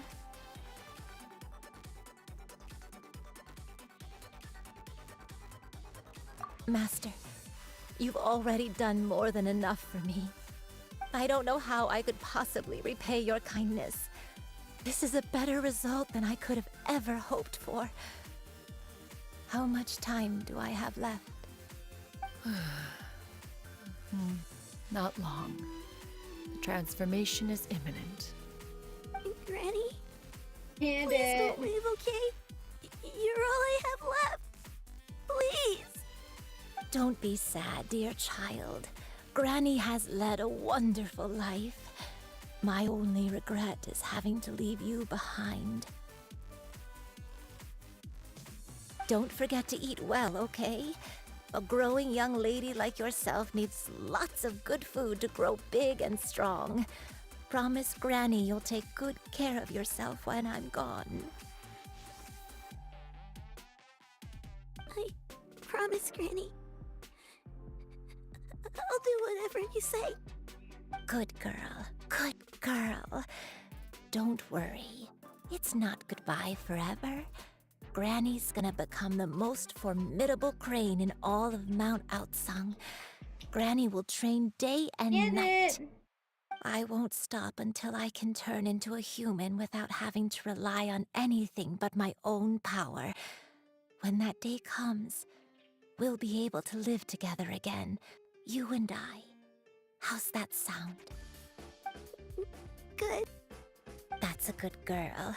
Even though we won't see each other for a little while, as long as we both work hard, we're sure to meet again someday.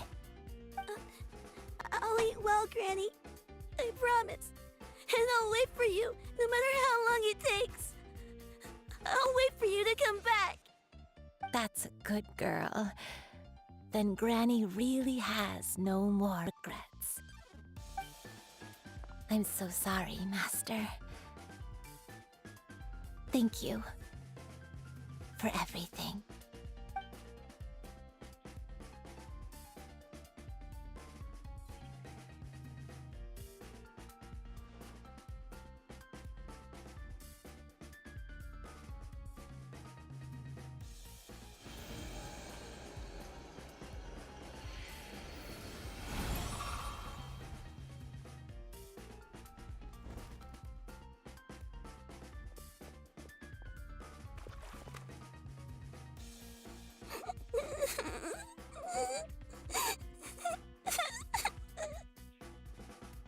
Shoo-you.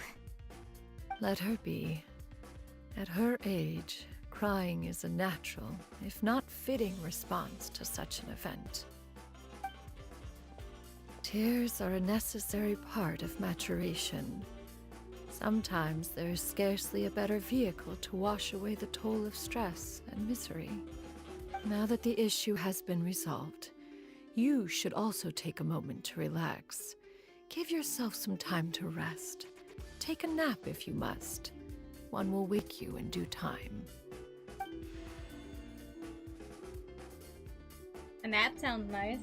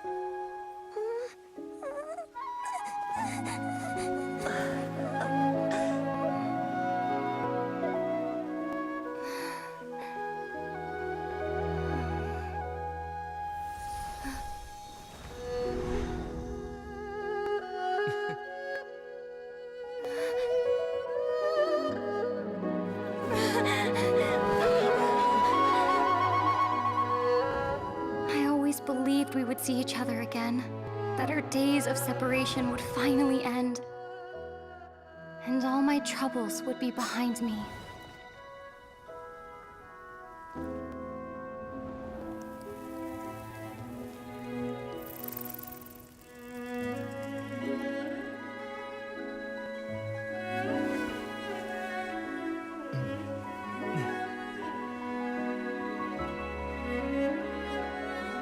If only things could stay this way forever.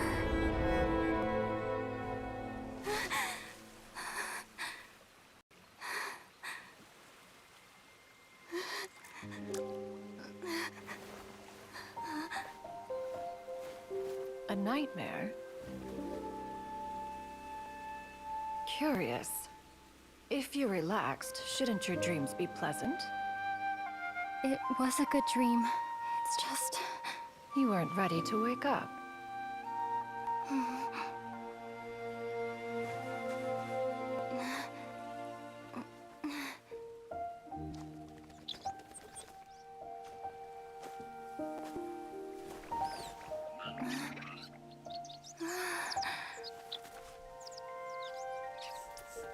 Eloquent as one may be, words of comfort are not one's strong suit.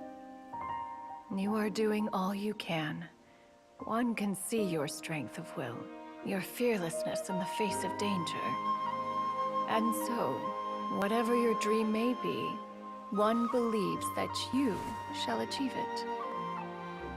Of course, whenever the perils you face overwhelm you, or you become weary, one is always here for you. After all, as an elder, it is only right to look out for the young ones.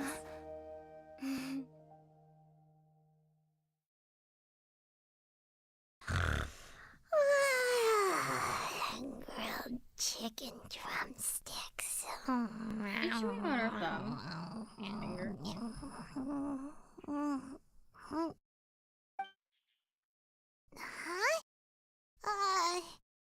Was Paimon sleeping just now? Oh, Paimon wasn't talking to you. Paimon had a dream about eating grilled chicken drumsticks, that's all. Madam Adeptus? Oh, Shuyu, you're awake. How do you feel? I feel a little better. Thanks. I know I'll see Granny again someday, so I don't feel so sad anymore. Madam Adeptus, could I ask you something? Would you take me in as a disciple? Oh, and have you reasons for this sudden interest? I know Granny thought what she did back then was wrong. She felt really bad about it. But without that mistake, I would have never been born. Even though Granny lost her memories, she never forgot to show me how much she loved me. So, I thought maybe one day I could become a cool Adeptus like you and help a whole bunch of people, just like Granny wanted to do. Upon some reflection, one supposes you are no mere mortal. The fact that Yuendai's blood flows through your veins is proof enough of that. If this is what you desire, one shall make it so. Thank you so much, Madam Adeptus. No, I mean... Master. Chuyu, are you sure about this? Paimon's gonna let you in on a little secret. We've seen Cloud Retainer's 2 other disciples, and they pretty much eat nothing but bitter herbs like chin-chin and violet grass.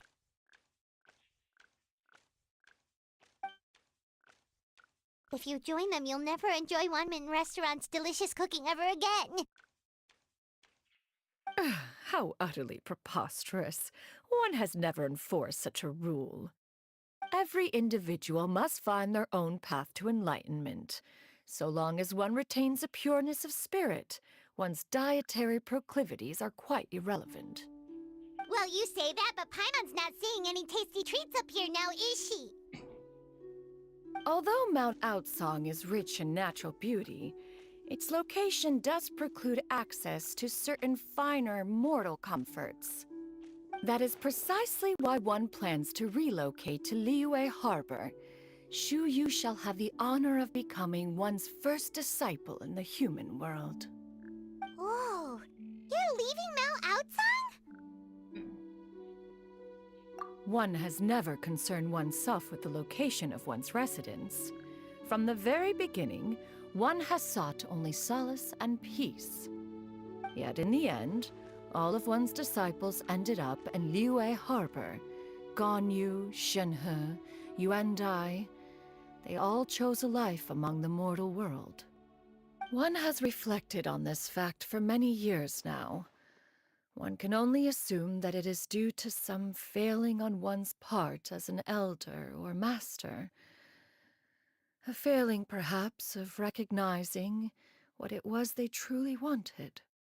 One is most curious as to what aspect of Liyue Harbor could have enticed them to remain there.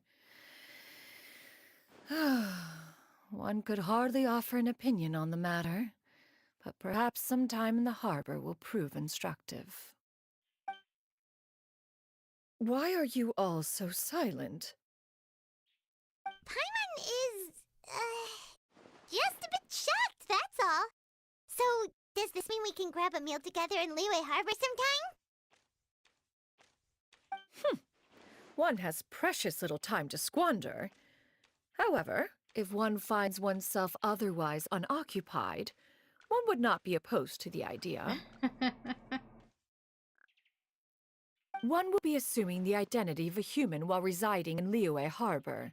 You should take care to avoid disclosing one's true identity. Don't worry, we'll help you keep it a secret. So, when can we expect to start seeing you in the city? Perhaps in 2 days' time. One has some matters to see to before one's departure. Preparation is the key to success, after all. One plans to put up various items from one's collection for sale. The earnings should provide for a comfortable living in Liyue Harbor. One has already picked out a handsome property near Chuhu Rock. 'Tis no small purchase, but what is mortal life if not one expense after another? Seems like you've really thought of everything. Then how about we meet up in Liyue Harbor in 2 days? A sensible plan. See you then. Oh, also, why don't you take this suspensus somnium mechanism as a souvenir? Anytime you should feel ill at ease in the future, you may try quieting your mind and sitting in meditation as you listen to its melodies. It might help you find a new perspective. Awesome! Thanks, Cloud Retainer! Hey, didn't we promise Shincho that we'd tell him what we found out? Should we make a trip to the Feiyun Commerce Guild? It's totally up to you.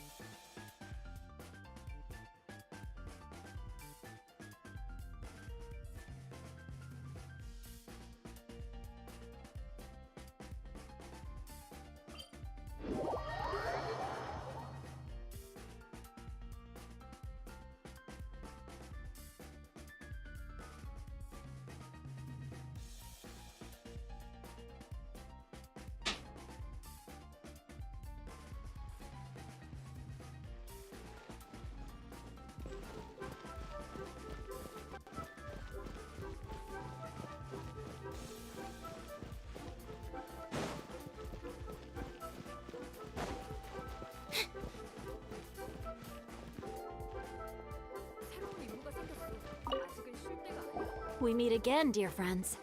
How did everything go? Great! And it's all thanks to you! Ah, I see. So the stories didn't get it right after all. Even though she was a celebrated heroine, she had to bear a heavy burden that most could not hope to understand. Thank goodness for the help of that adeptus.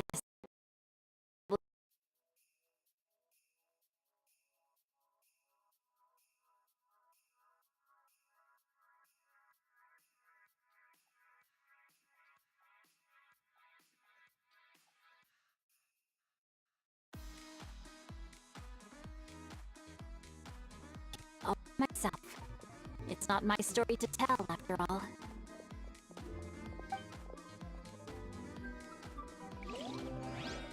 I can't wait to see my adorable daughter again.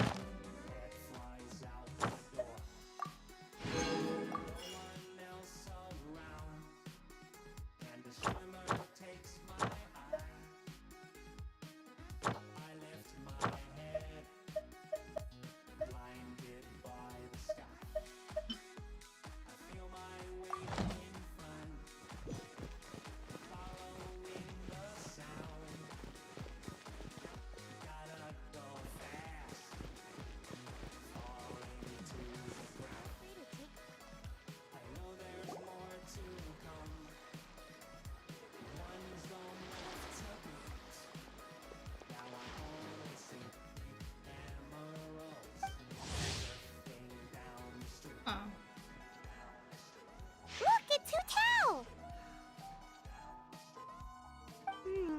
She looks kinda troubled. Shall we go say hi? Hey! Stop right there, heroes! What the? Oh, Xiangling! I was just kidding around. Happy Lantern Rite! Hope I didn't scare ya. Nah, of course not. We were just about to go say hi to Hu-Tao. I noticed, which is why I stopped you. We can't disturb her now, or we won't get to see the brand spanking new Director Who. Well, I gave her a new outfit as a gift, but she's so used to her uniform that she's hesitant to try it on. Ooh, what kind of outfit is it? A bright red one, of course. The color of prosperity and the color of Lantern Rite. But just so you're aware, Hu-Tao's not really been herself lately. Whenever I invite her to hang out, she either finds an excuse not to come or spends the whole time staring into space. I've tried asking her what's wrong, but she won't even admit there's a problem. Anyway, so that outfit was my way of saying that I'm here as her friend, and I hope she'll feel better soon. Paimon was just thinking that she looked kinda troubled.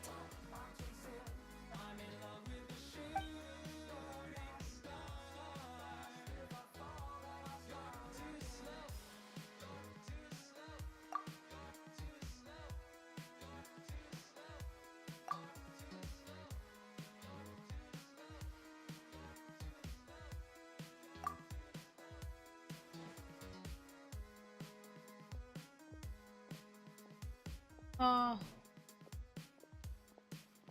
The voice acting, huh? Bad. Wow, Hu-Tao! Is that a new outfit? It looks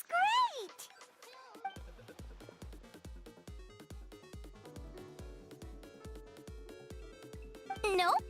The tailor happened to be in Liyue looking for a change of scenery and fresh inspiration.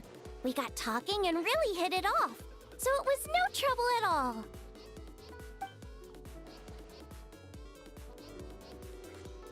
Oh, stop! I'm just glad you like it.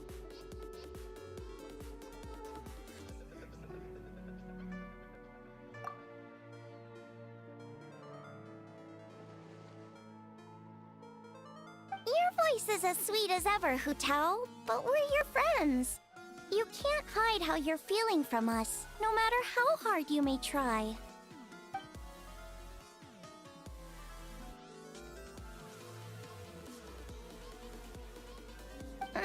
Work-related? You mean the funeral parlor?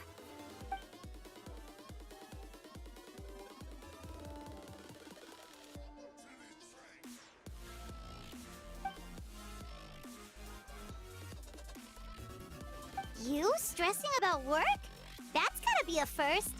Guess it must be something super complicated, huh?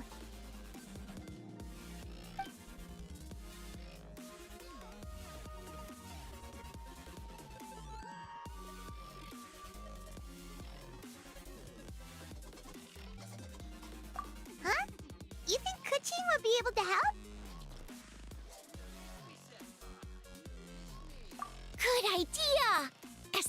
especially since it's festival season. I heard the Ministry of Civil Affairs is putting on a street fair with loads of cool stuff to do. Forget about work for now, Hu Tao. Come have fun with us. Yeah, take some time to relax and recover your energy. Then you'll knock this thing out in no time.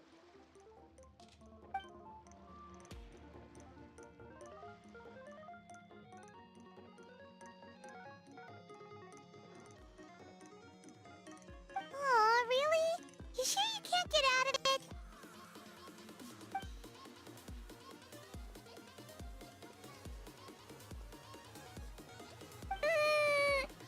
Okay, fair enough. But don't take too long. And after the fair, how about we all have a meal at Wan Min restaurant? My treat, of course.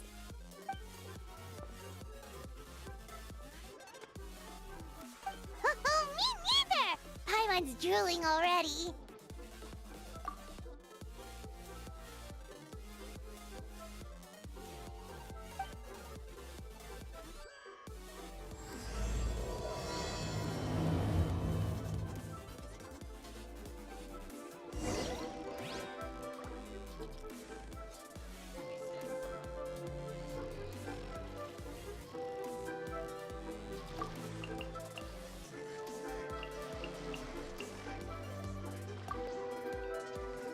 Oh, wrong way.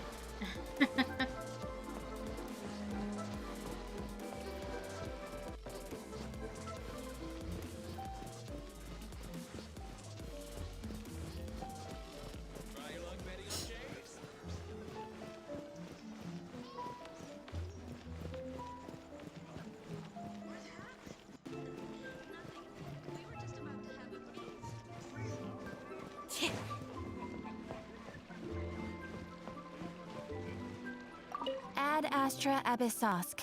Welcome to the Adventurers Guild. Thank you for completing today's commissions.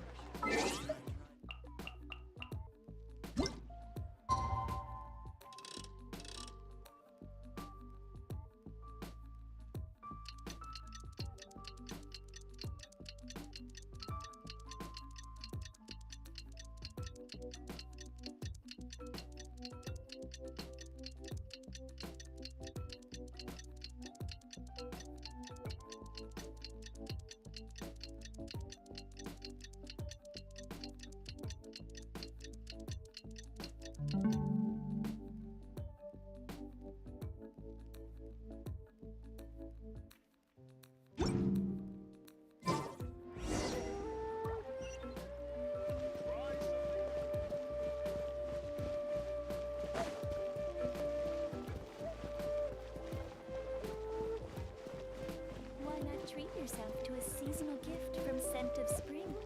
I promise it'll be unforgettable. Your concerns are excessive and unfounded. This is but a simple collection of ordinary valuables. Such intense scrutiny is hardly necessary. To be quite honest, your insistence on that fact is my primary cause for concern. In what way are any of these ordinary? Every single item here could be worth more than everything I own combined. I simply can't risk shelling out that kind of mora without proper scrutiny. If I'm wrong, I would never be able to earn it back, not even if I worked every single day for the rest of my life. I have to be careful. Yes, you can never be too careful. We're here, Clow. Miss Shanyon. What are you guys arguing about? Ah, perfect timing. This ignoramus is questioning the authenticity of my wares. I'll have you know, these items have remained untouched in my personal collection for several hundred years. To question their legitimacy is pure folly. Several hundred years? Indeed. They're family heirlooms, you see, passed down over many generations, as families are wont to do. Yep, they've definitely been around a while. We can vouch for her on that one. Hear that? Had I not found myself in need of Mora, I would scarcely have had the heart to part with them. Indeed, you should consider it an honor to even have the opportunity to behold them with your own eyes. Doubt their authenticity any further, and I may just decide to take them to another buyer. Whoa! Please don't go! I apologize for any insult, miss. You see, I know full well that I lack the knowledge to judge the true worth of these items. If you could wait but a moment, I've hired an expert to appraise them for me. He should be here shortly. An expert, you say? Very well. I will wait for a little while longer, then. Traveler, Paimon, this is my new residence. If you have cause to seek my company in the future, this is where you can find me. Master! Oh, it's you two again. Hello. Shiryu! You got a new outfit! It looks great on you. Mm-hmm. Master made it for me. I like it too. Cute. Huh? You know how to make clothes? Do I know how to make clothes? With the support of the proper mechanism, sewing is hardly a challenge. Master, I brought in most of my stuff. There's a few boxes left, but they're kind of heavy, so I just left them outside. Fret not. I shall help you move them into your room. Actually, I should probably sort through my stuff a bit first. Everything's kind of messy right now, so maybe you could, not look yet, Master? Yeah, that'd be great. It appears my young apprentice has her own fair share of secrets. No matter. Do what you must, child. Now, this expert you mentioned. When can we expect their arrival? Soon. Ah, there he is! Here, allow me to make some introductions. This is Mr. Zhongli, a well-respected consultant at Wangshang Funeral Parlor and an expert in all manner of valuables and antiques. Mr. Zhongli, this is Miss Shenyun. She's the one who's looking to sell the collection of valuables I mentioned earlier.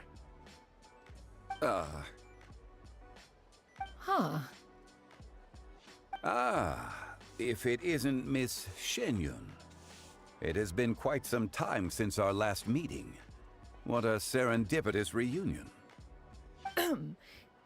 Indeed, most serendipitous. Have you been faring well as of late, Mr. Zhongli? Quite well, thank you.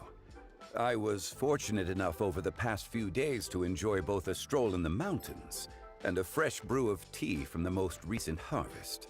The experience has left me with such insight and peace. Huh. So you two are already acquainted? Indeed. How fortunate we are that fate has brought us together again. If you are otherwise unaware, allow me to inform you that Miss Shenyun is a well-regarded collector and appraiser. She is well-versed in all fields, and oft-celebrated for her impeccable taste. You stand to gain much from this opportunity. You are too kind, Mr. Zhongli. True collectors pride themselves on their wealth of knowledge and eye for detail. I can say without a doubt that you are foremost in that regard. Why, you flatter me, Miss Shenyun. It would seem that you are as self-effacing as ever. Not at all, Mr. Zhongli. Not at all. While I am loath to butt into this conversation, I must ask, you two already knew each other, and you seem to have quite a cordial relationship. Can I be certain that you're not working together to swindle me? I mean, you never know. Huh! A preposterous accusation! The heavens themselves would collapse before we would conspire to do such a thing. Miss Shenyan speaks the truth. Contracts are built on honesty and trust. If that proves to be beyond your capabilities in this instance, this transaction may be taken elsewhere. Say no more. Let us depart. I jest. What fool would still harbor doubts after Mr. Zhongli himself has vouched for the goods? Miss Shenyun, wait!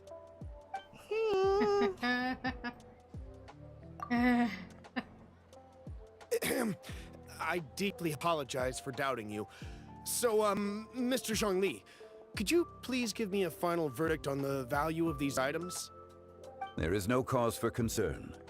They are indeed rare and precious valuables. Take this mechanism, for instance. Though one may not immediately perceive its purpose, its structure and appearance are exquisite enough to merit it a place in any fine home. The same can be said for this one here. Few could hope to possess an item that so perfectly blends mechanical wonder with geometric grace. I am sure you have heard from your travels that the study of mechanisms is among the most wondrous arts in this world. With that in mind, I earnestly recommend procuring every last item in this collection. All right. Since I hired you as my consultant, Mr. Zhongli, I shall, of course, trust your good opinion. Then, in that case, Miss Shenyun, I'll take the lot. However, since the final sum is quite large, how about we start with an initial deposit through the Northland Bank? The Northland Bank? Huh. Oh, you refer to the fiduciary house. Oh, very well. I fear people only use the term bank nowadays. In that case, I'll be off for now. I'll return to collect the goods once you've received the funds.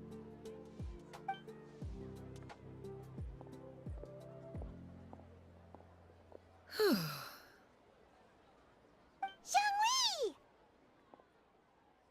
My friends, have you been doing well? We've been great! How about you? Paimon didn't know you were such a busy consultant! My days have been quite pleasant as well. I had been quietly enjoying a cup of tea when Mr. Xiaozu requested my services. As for you, Miss Shenyun, I presume you must be looking to settle in the city? I must say, the name Shenyun sounds exceedingly strange coming from you. Perhaps you could dispense of that particular epithet in further conversation. Whatever for. Am I not addressing you as a friend should? Well, that is true, but... Alas, refer to me however you will. After all, a name exists such that others may address you with it. One is hardly ignorant of that fact. It would seem that you have gained many valuable insights over the years, Cloud Retainer. One has indeed. One's previous days were all brief. Now that one has made up one's mind to move and settle, one has gained a much better appreciation of the hubbub and commotion of the city, as well as the people's hard work and ardor. This city is much changed from how it was more than 1,000 years ago. Not unlike the ocean tides, so too shall the movement of people ebb and flow. From turmoil to peace, enlightenment to aspiration. Human society possesses limitless potential. In another 1,000 years, the scene we witness here may change in ways that are impossible for either of us to imagine. Alright, that's enough reflection for one day. No need to get all sentimental on us. You make a valid point, Paimon. Now that the sale has concluded, what say one plays the host as we try some specialty dishes together? One must profess great interest in trying bamboo shoot soup. Perhaps you have forgotten, Cloud Retainer, but I once tried my hand at that dish. You were at the table on that occasion, so logic dictates that you should have already tried it. Oh? What occasion was this? It was a reunion between friends several centuries ago. Alas, you must have been too preoccupied to secure yourself a portion. Or perhaps our other companions simply availed themselves of faster reflexes on that occasion. Huh, hardly. 'Twas most certainly out of consideration for the others in attendance. In but a moment, one will show you what it means to have a true deftness of hand. It is settled then. Bamboo shoot soup, mora meat, crab roe tofu, triple layered consommé. We shall enjoy the lot. Nice. One has already passed to Shanhun Ganyu to make a reservation. It is prime time for them to meet one's newest disciple. Is that agreeable to everyone? It should be a most splendid occasion.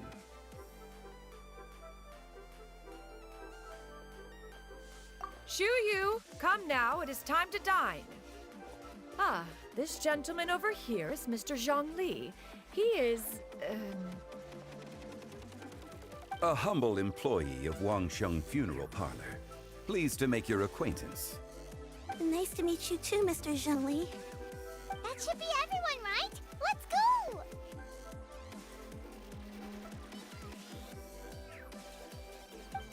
Sounds good.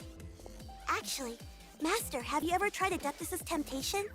I heard it's impossible to stop eating after even just one bite. You know, 'cause it's super tempting and stuff. Is that true? That sounds rather implausible. Although with the right preparation, certain dishes can be too delicious to resist. Huh? Why are you all walking so fast? Hey, wait for Paimon! Hey, wait up!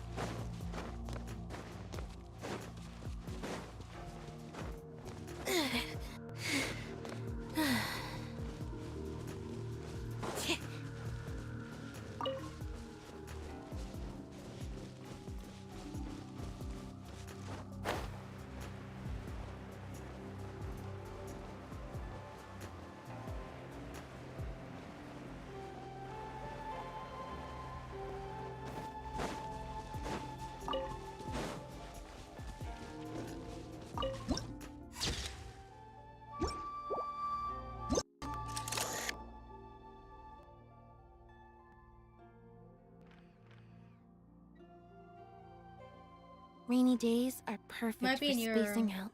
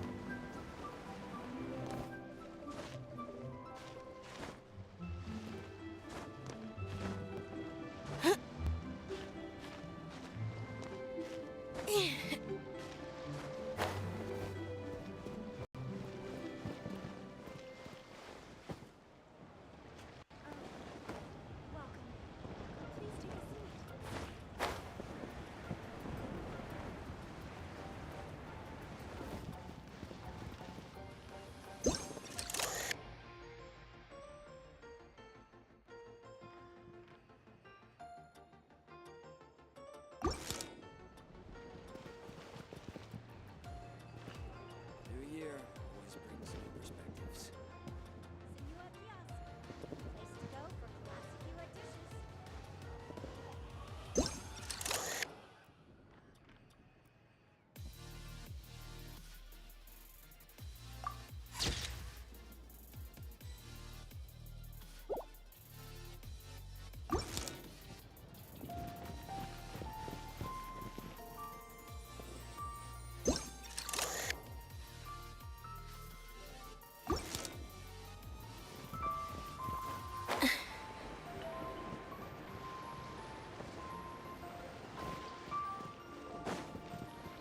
So pretty.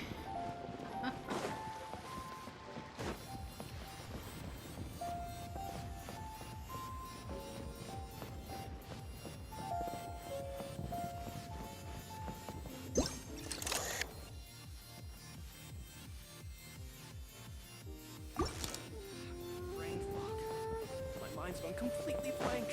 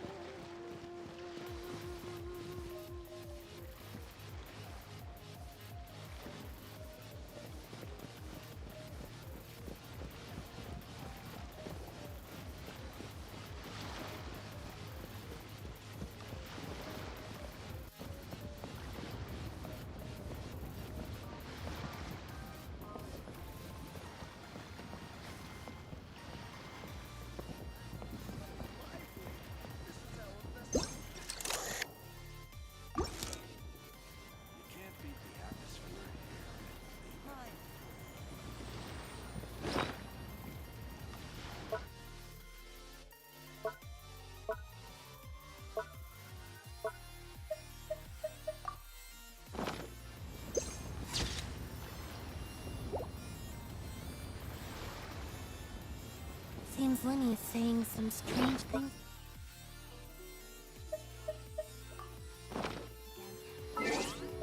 It's really worrying.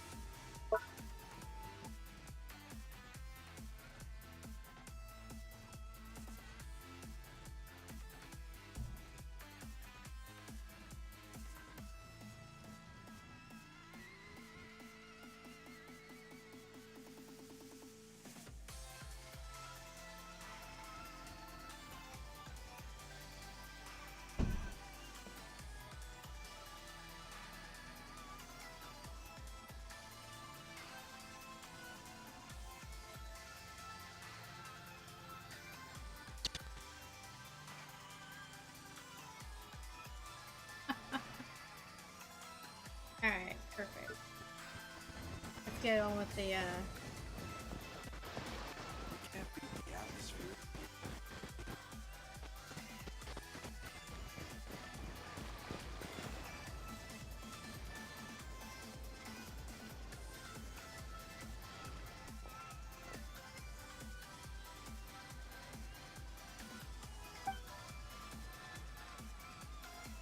Anyan! I take it these coins go inside the envelope? They look a little different from regular Mora.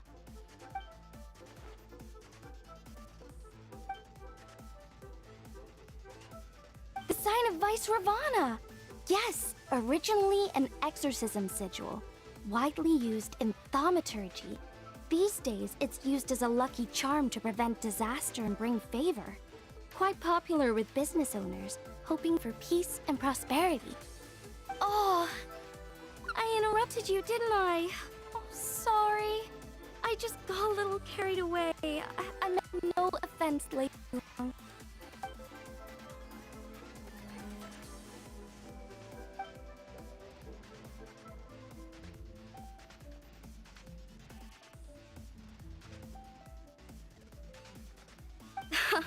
You flatter me, Lady Yuhong.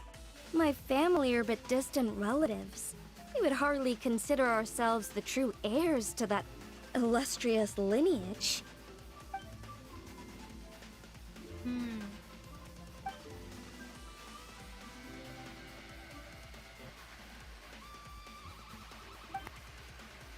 Well, I won't deny that I pride myself on the level of learning. But by all means, it would be my business. Hard at work with the festivities as usual, huh?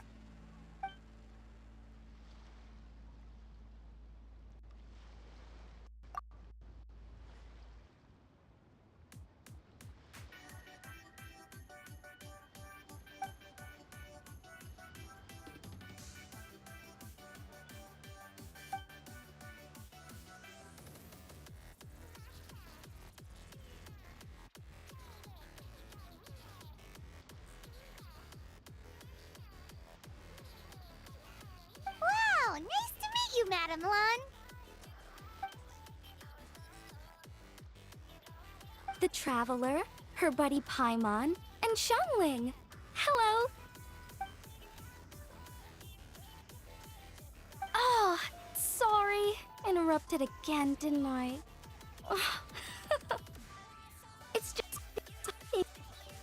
these 3 people I've heard so much about. I never imagined I'd get the chance. I think you mean 2 people, right? I'm just a chef. A good one, but it's not that much to get excited about. You don't need to include me just to be polite. Oh, I beg to differ. The first meal I ate in Liyue Harbor was at Wanmin Restaurant. Xiangling's cooking gave my taste buds plenty to be excited about.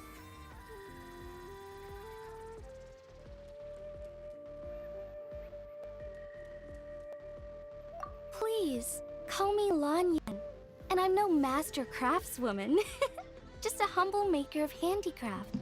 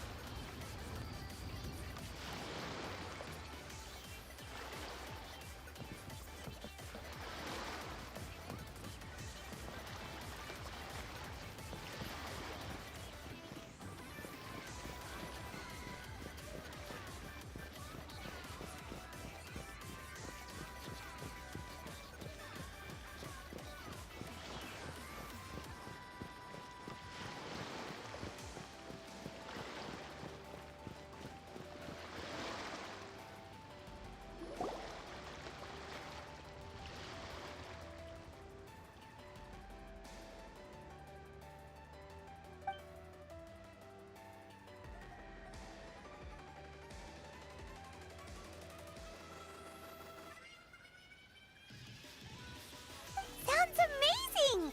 But what are the 8 adepts? Are they like adepti?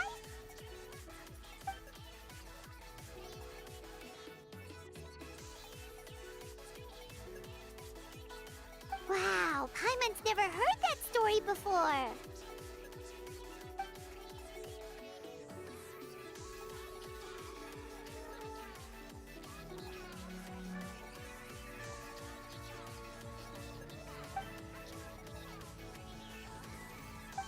Shaped like a huge tree, right?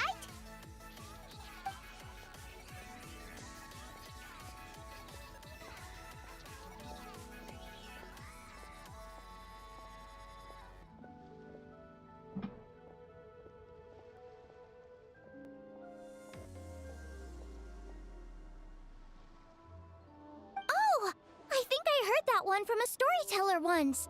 The sanctification of Tao-Du. So Tao-Du is the giant tree?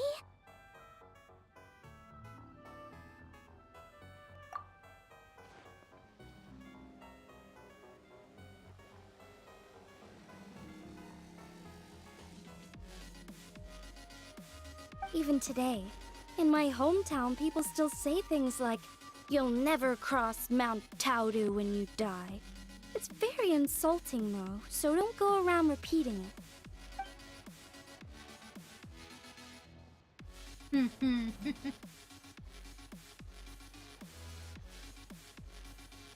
Oh no! And then what? That's where the sanctification of Tao-Du comes in. The 8 adepts rose up to solve the crisis and laid down a great magic array to purify Tao-Du. Wait! The border? The border between life and death?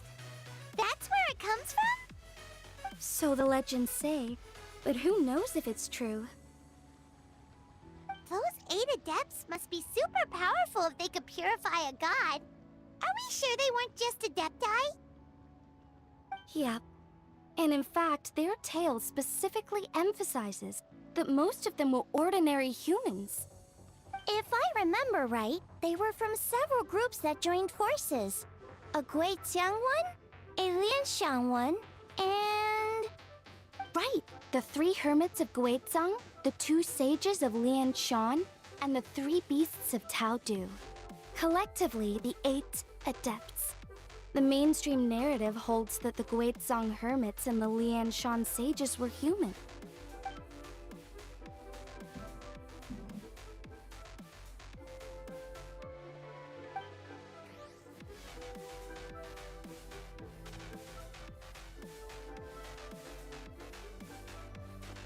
That's certainly what the clan genealogies claim. Although my personal knowledge of Cheeman divination is very patchy.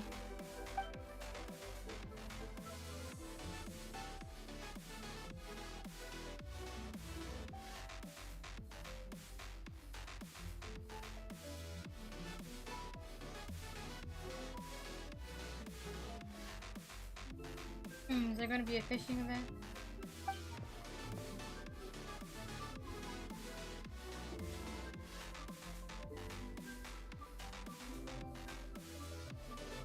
Seriously?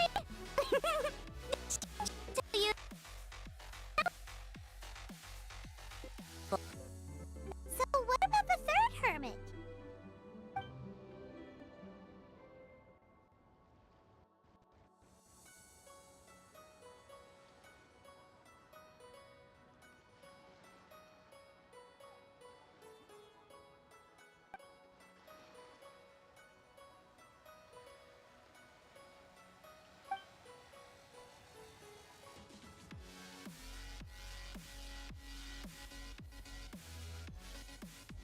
So it's true?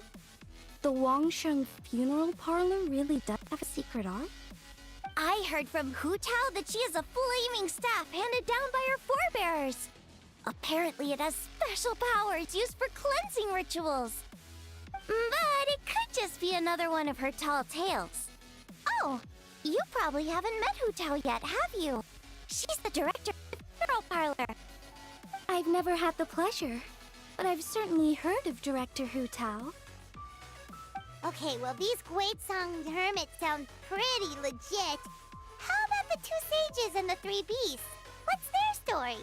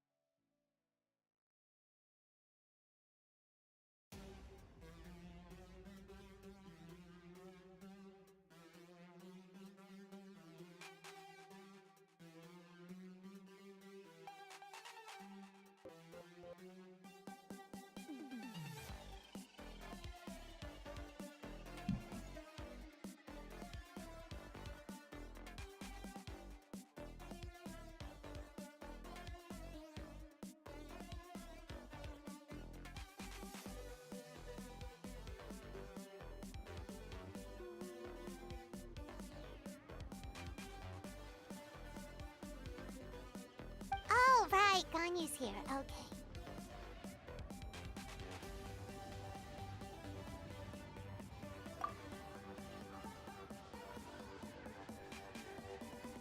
Of course not.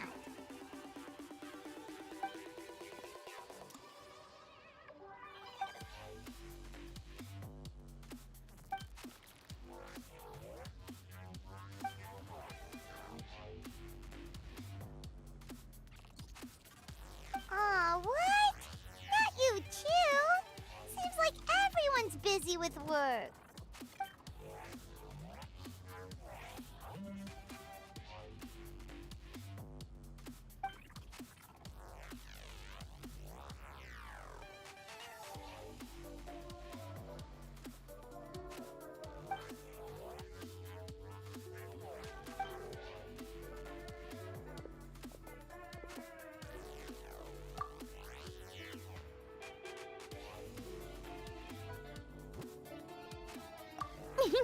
The traveler's being especially nice today, checking in on everyone's well-being. Well, what other option does she have?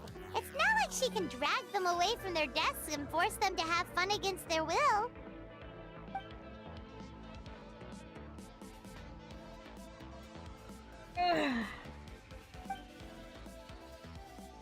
Are you done laying on the chair? Huh? I actually have something I need to do as well. So I should get to the Wangsheng funeral parlor. Oh, are you looking for Hu Tao? She's supposed to meet us here so we can grab lunch. Why don't you come with? If you don't mind the extra company, of course. Not at all. I'd love to. What a nice surprise. perfect! Butao should have joined us here by now. I guess her meeting overran. Why don't we head to the funeral parlor? Okay, let's go!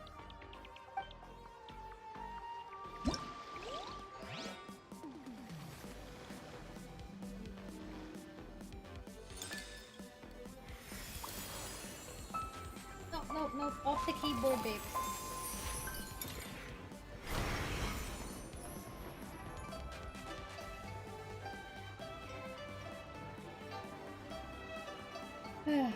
Satan, I can't play the game while I'm holding it like this.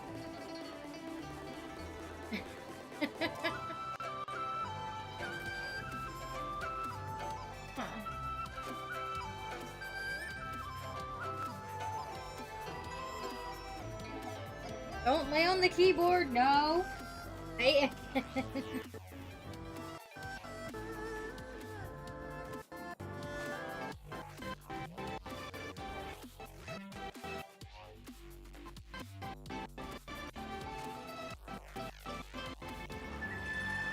Boy, you're being...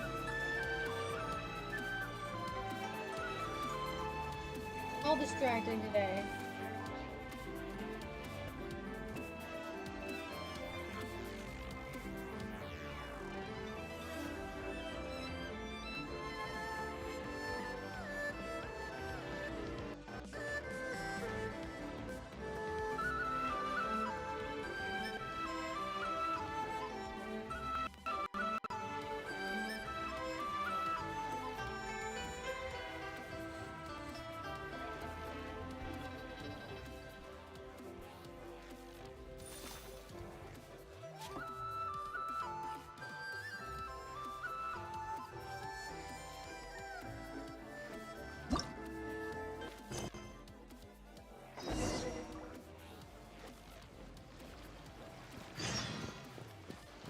What are all these Mora for? They're huge! And so shiny! Lady Yuhong said they're fortune coins. Go on, give them a rub. It'll bring you good luck.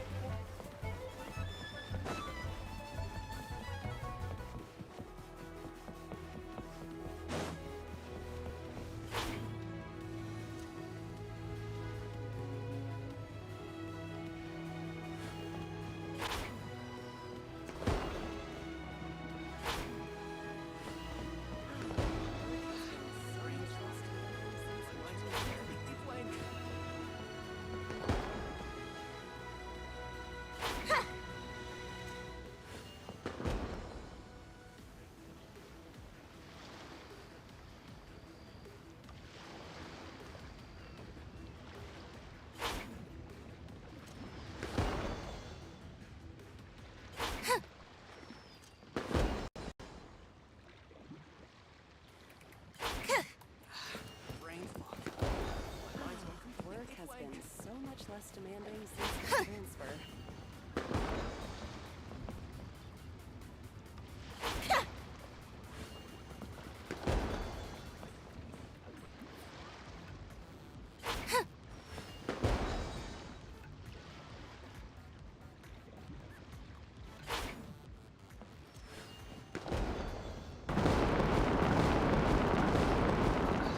Brain fog. My mind's gone completely blank.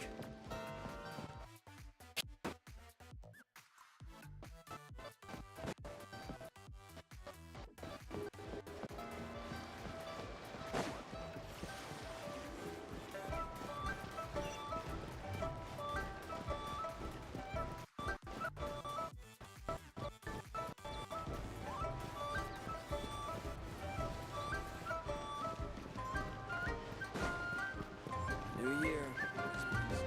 Are these lanterns? Nope. They're toys that shoot fireworks. New to this year's festival. You should try them, Paimon.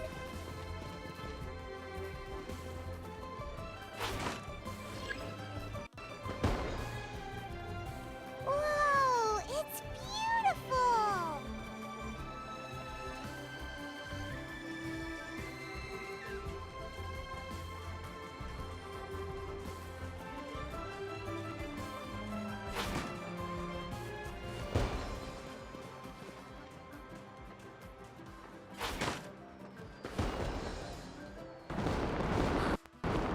Look!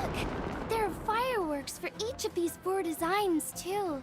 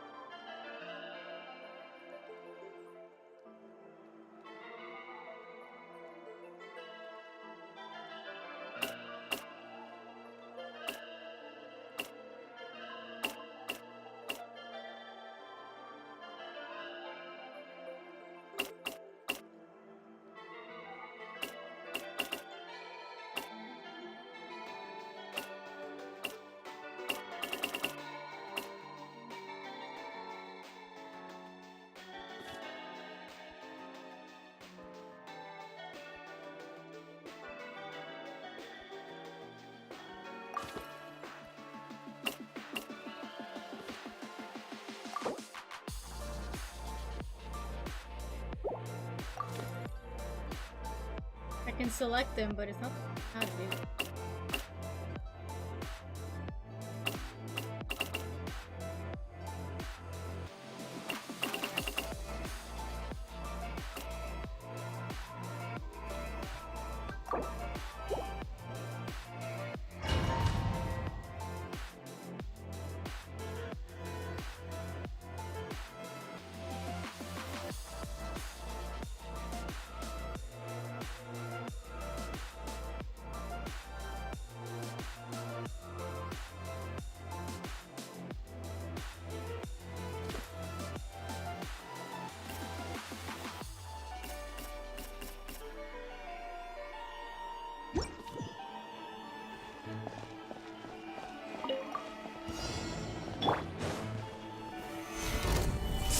Neutralize!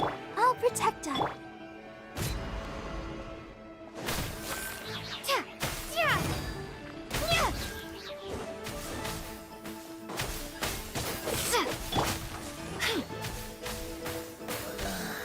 Extract!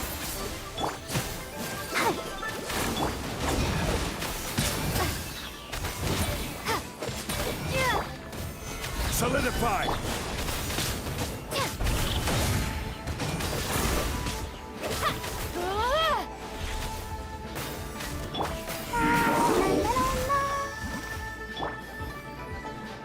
A little ambiance.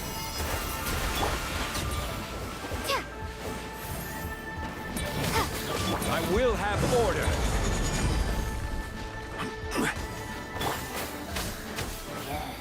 Neutralize. Let the show begin.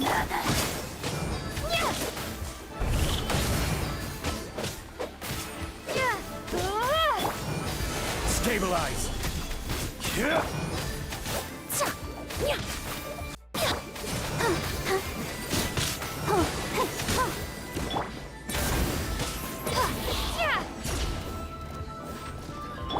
Russian plural.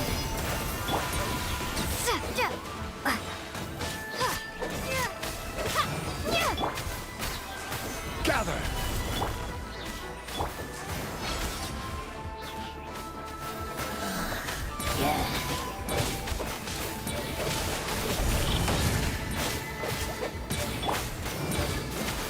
Hey, come on. We can do it. Yeah, quake! Extract!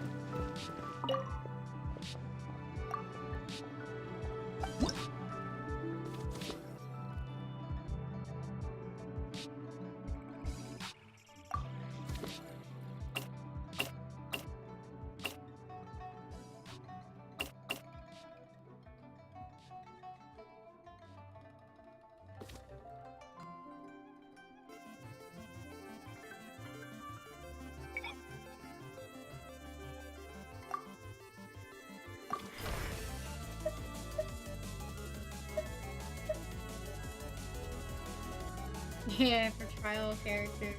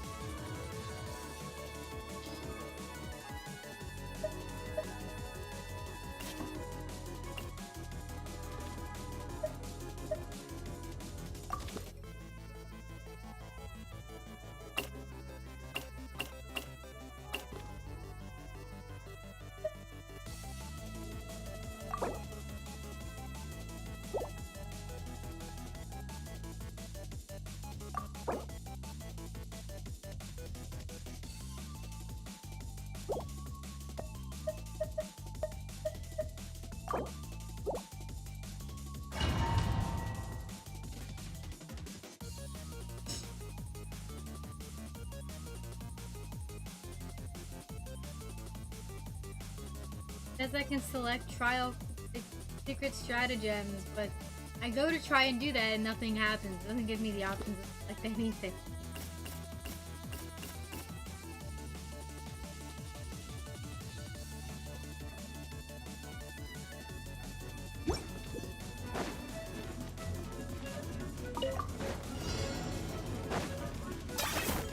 Locked on.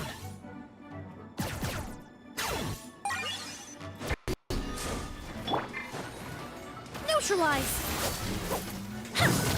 Rise! Bow before your king! Submit your souls in sacrifice! Scared, speechless. I got him cornered. Forever hold your peace.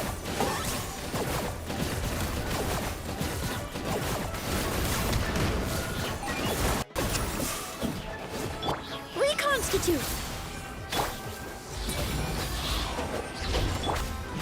Quake! Claim these souls. Locked on. The glory to which none can compare! This'll brighten up the place! Someone in that mood. Measly insects! Now you must pay! Rise! Order guide you. I got him cornered.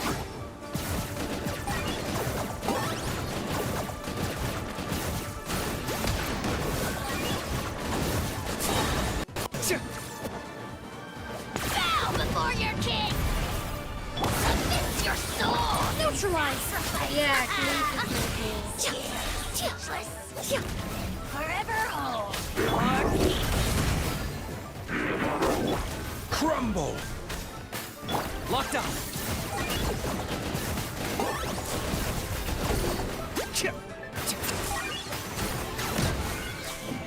Claim these souls.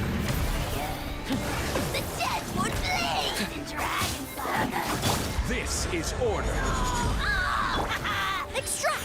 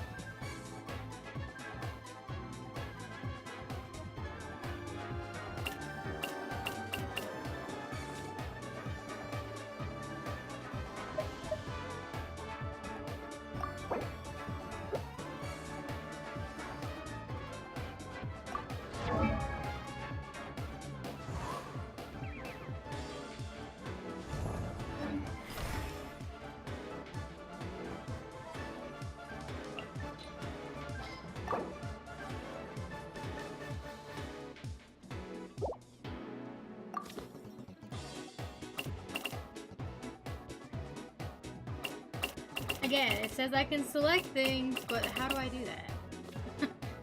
Not letting me do anything.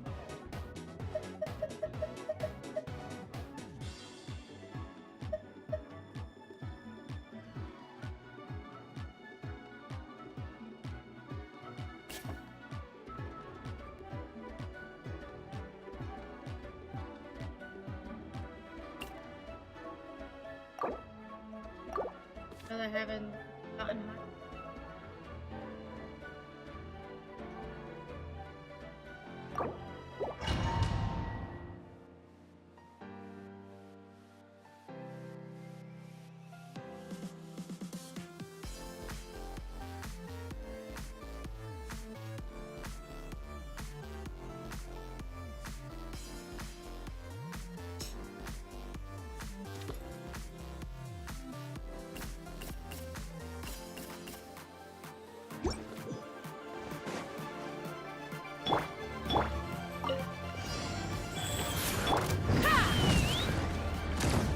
Knock 'em down.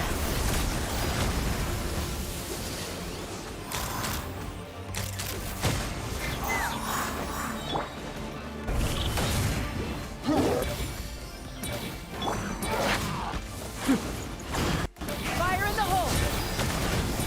Let's fly.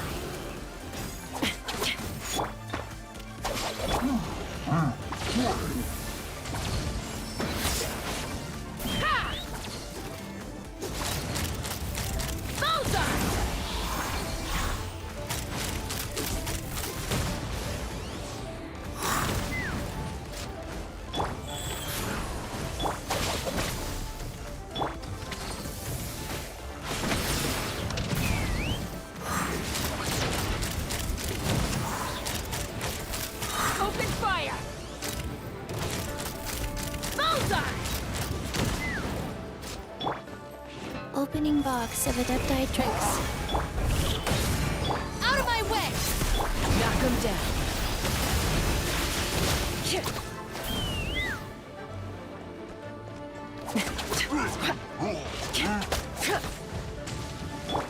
Life goes on. Dissipate! Take me up!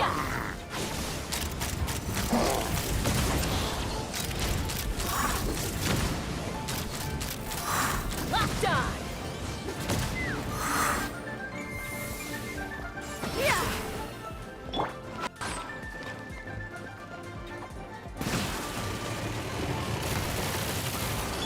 Hold on to your hats.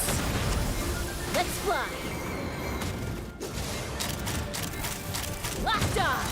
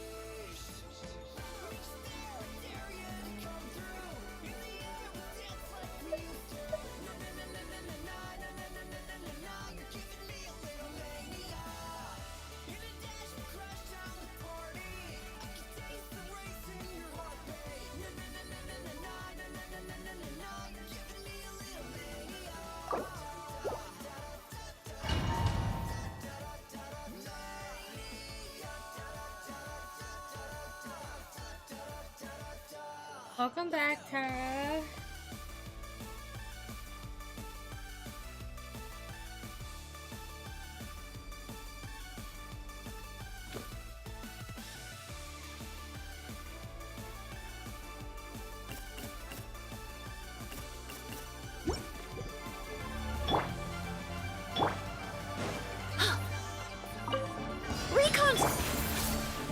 And what?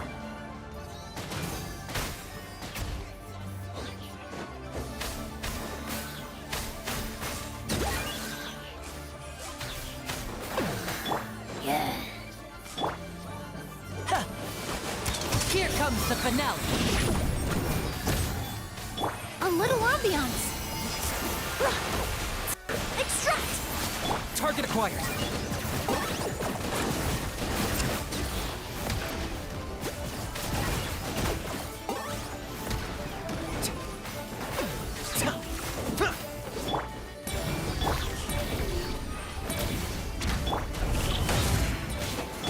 Bow before your king!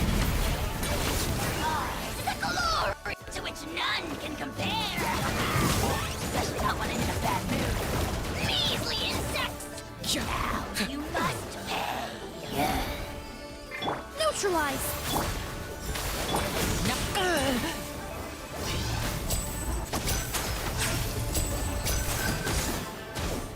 I got him cornered.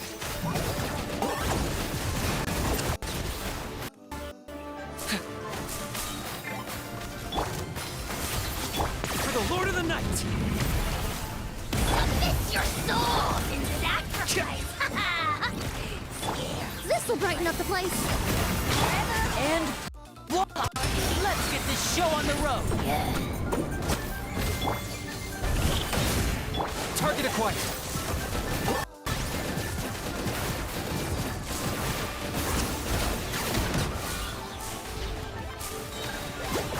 Bow before your king! The dead would blaze in dragon fire!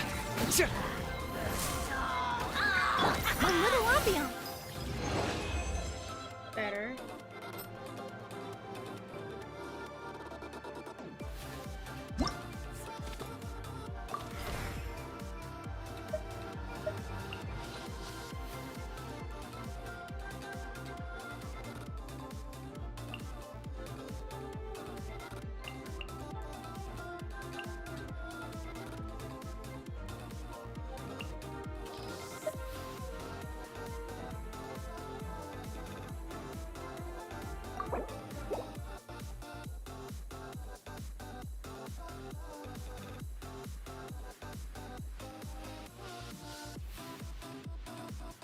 Do these secret stratagems just activate on the... Is that the thing? Is that it? They're not selectable?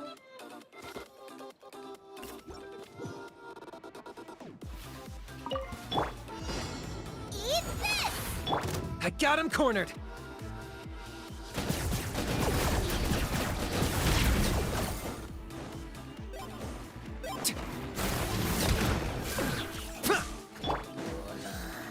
Nice and spicy!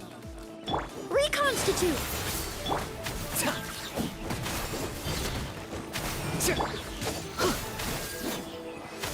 Get out of here!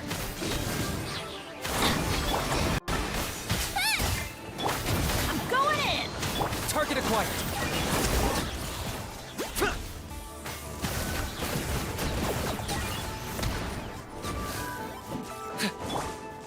Boba, get them! Hey-ya! Full glory! The glory to which none can compare! Especially not when I'm in a bad mood. Measly insect! Everybody stand back! This'll brighten up the place.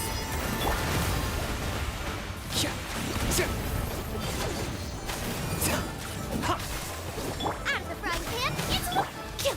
Neutralize!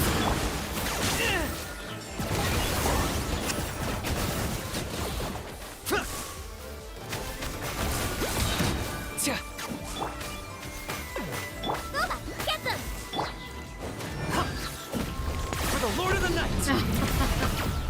Submit your soul in sacrifice! Fresh and floral! Scared. Delicious! Nice and spicy! Teamwork is dreamwork!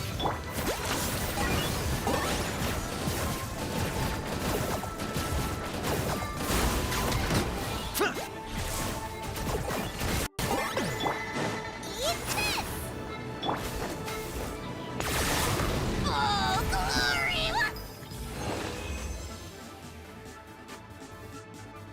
Yay, you guys won. I have not.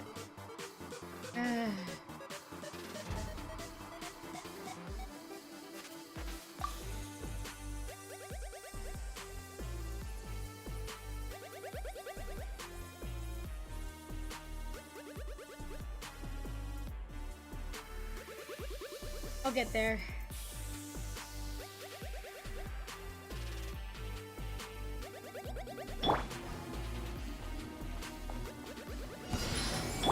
Let's light it up! I got him cornered.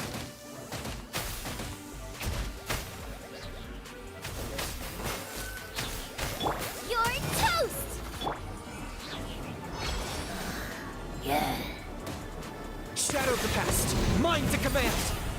The glory to which none can compare! Especially not when I'm in a bad mood. Measly insect! Now you must pay! I'm going in! Neutralize!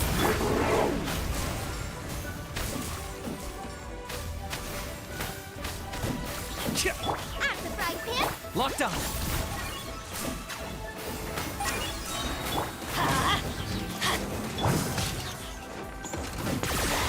Oh, glory! Dead wood blaze in dragon fire! Nice and spicy! A little ambiance. Let's light it up! Everybody, stand back!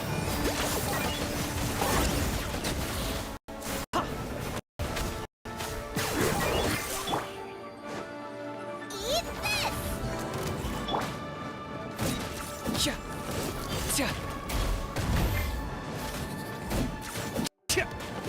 I got him cornered.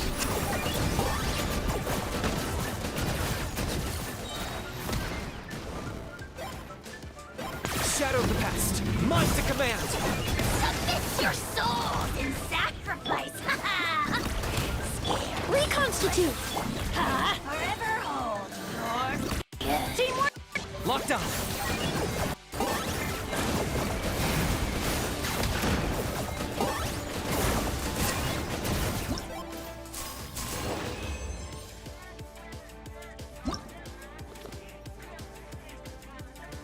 There. Try that.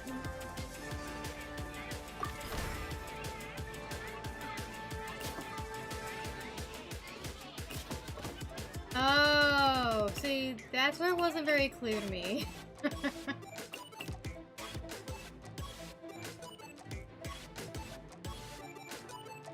Did you see the thing I posted in the Discord, Tara, with some Primo gems? Also, they previewed the next 2 banners. Isley is coming.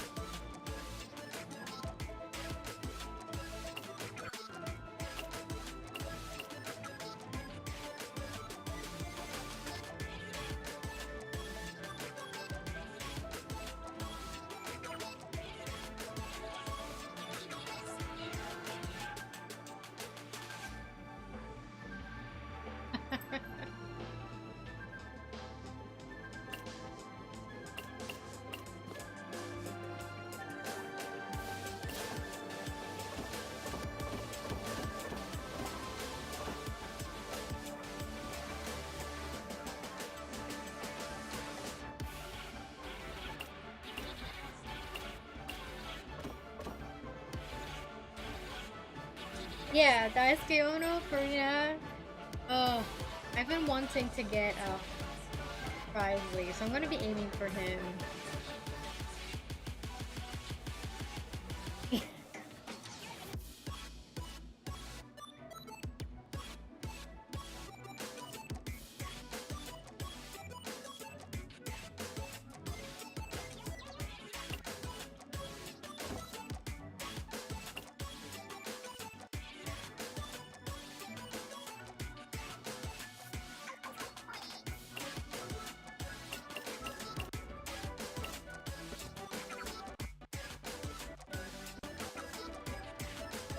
Alright, let's try this again. Now that I know what I'm doing. Thanks, Chibi. It wasn't very clear to me what buttons I should have been pressing.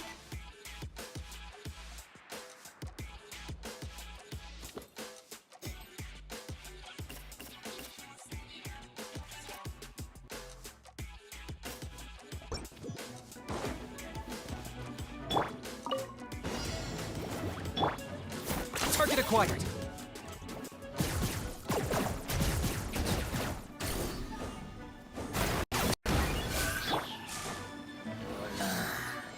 Race you! Hey-ya! Bow before your king!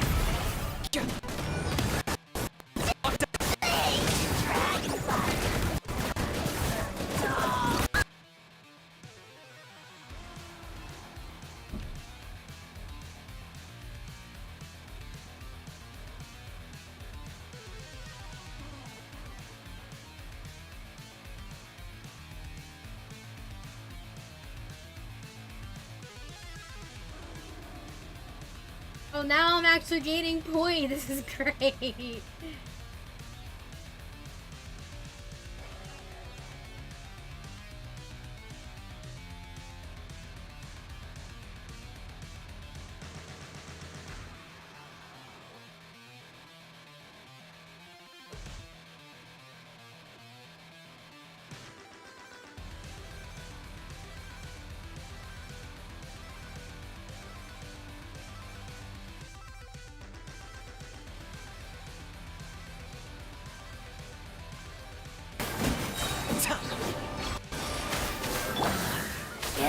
I'm going in!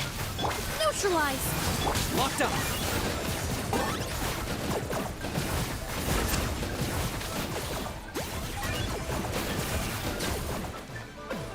For the Lord of the Night! The glory to which none can compare! Especially not when I'm in a nice and spicy, measly insect! Hey-ya!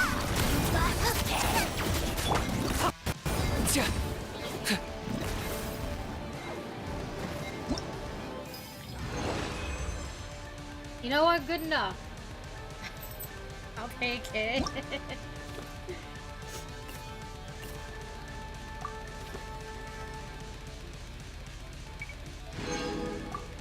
Seeing as it's just the first one that gets you primos anyway.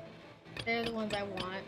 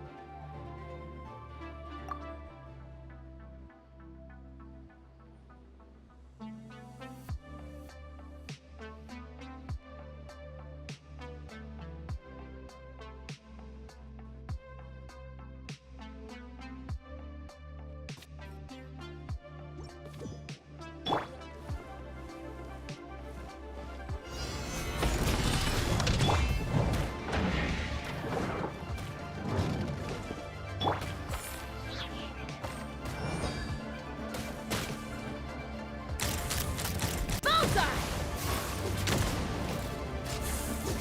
Locked on! Huh? Teamwork is dreamwork! Quake! Yeah. Knock them down.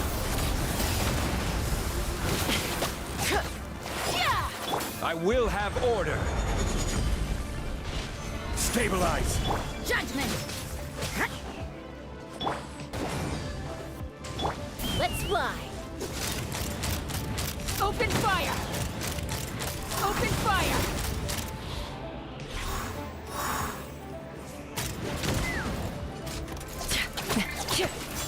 Let's light it up!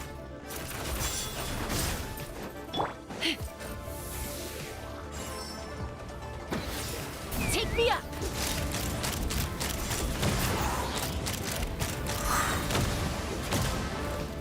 Fire in the hole!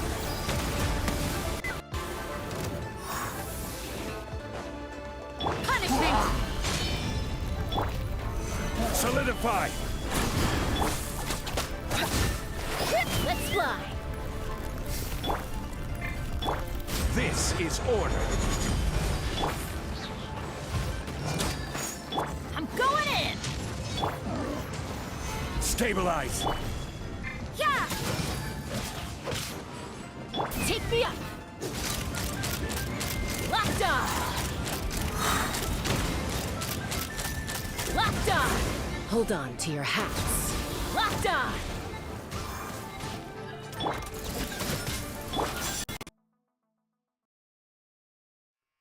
That one was tough.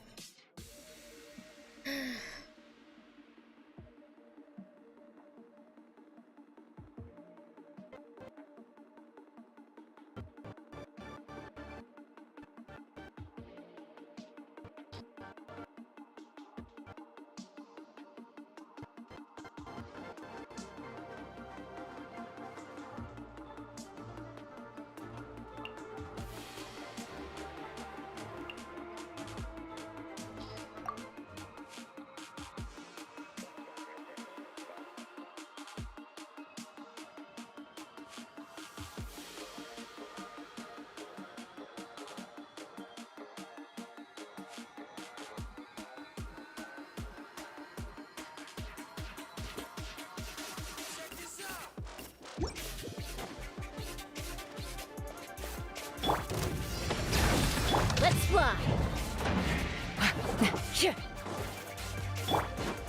Let the mountain's veins boil! Be free. Yeah! Ha!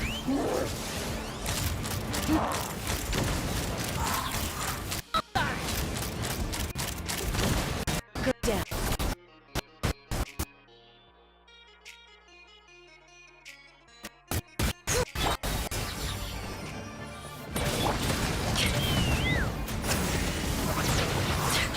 Time to say hello.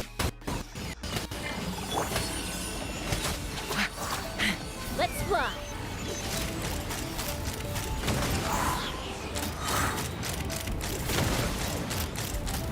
Locked on!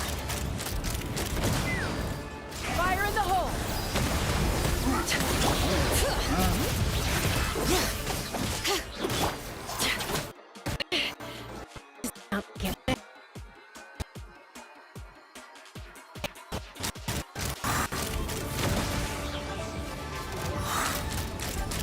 Open fire! Tell me what you see. Hold on to your hats.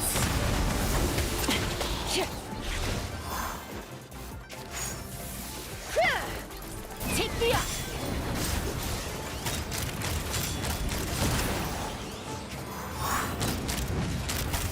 Open fire!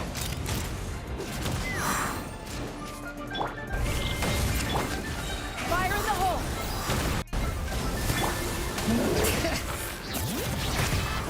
Hear the echoes of the valley!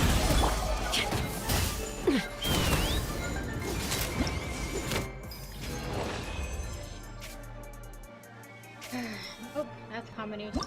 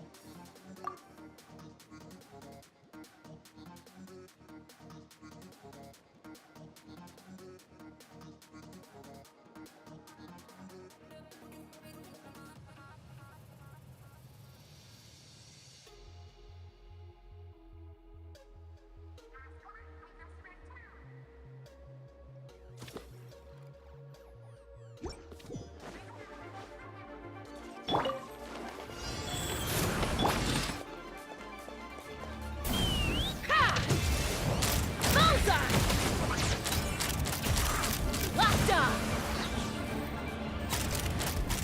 Open fire!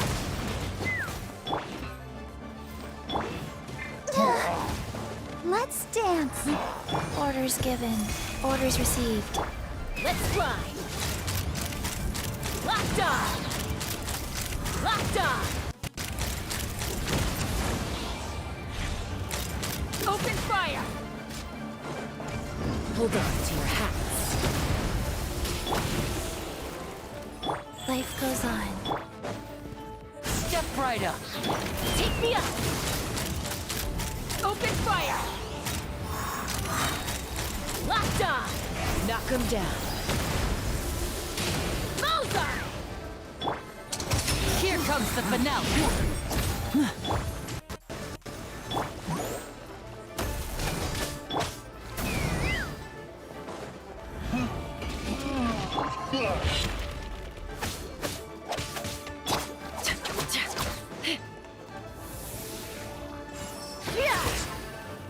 Let's fly! Bullseye! Open fire! Locked on! Wheel of life. Let the show begin.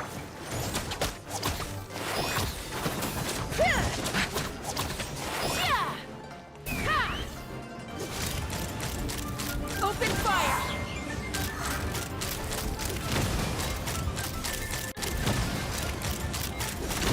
Hold on to your hats. Opening box of Adeptidrix.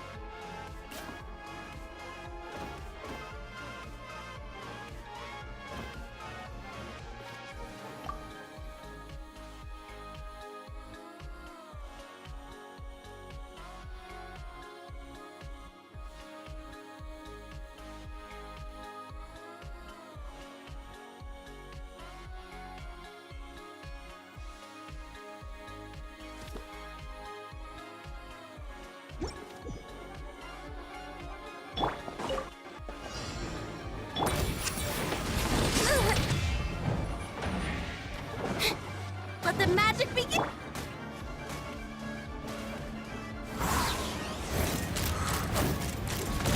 Locked on!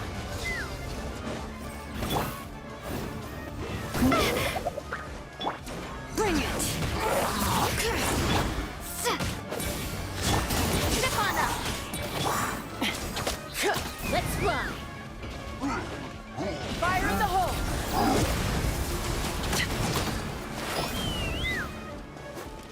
Letting brave names echo!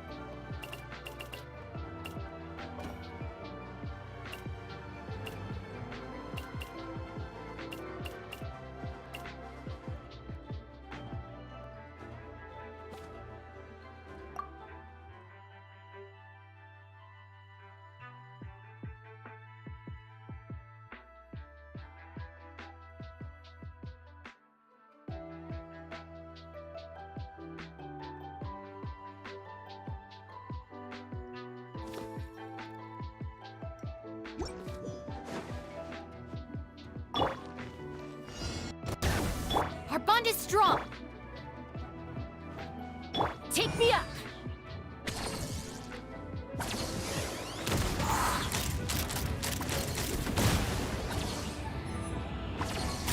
Bullseye! Lightning Terrible! Here the echoes of the valley! Hold on to your hats. Dissipate! Take me up!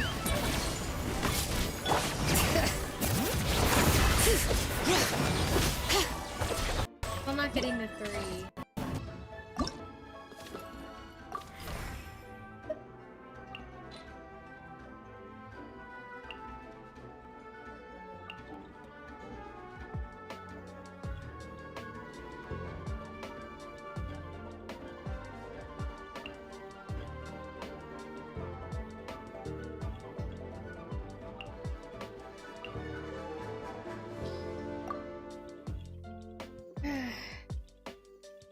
Alright, we'll try this one more time before we go do something.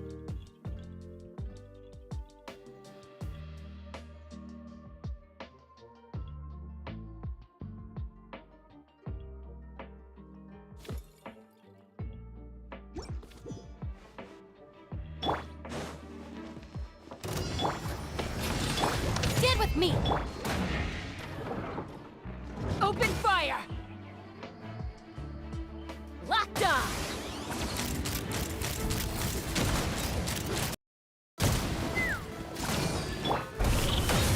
I'll settle this! Again! Open fire!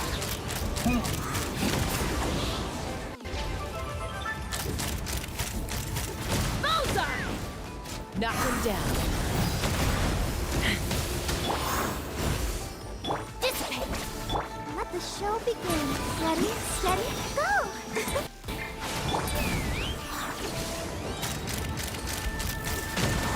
Fire in the hole! Bullseye! Locked on!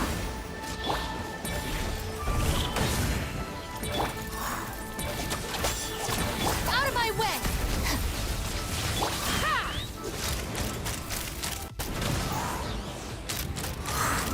Bullseye! Open fire! Hold on to your hats.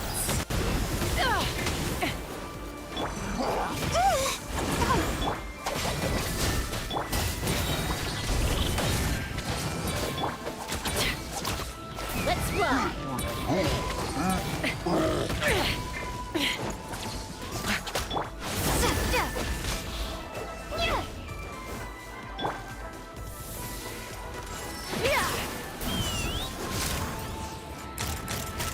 Open fire!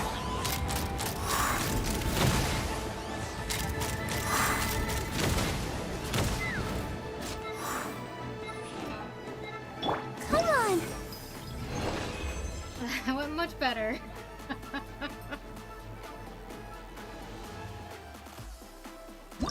We can... Just a matter of finding that right combination.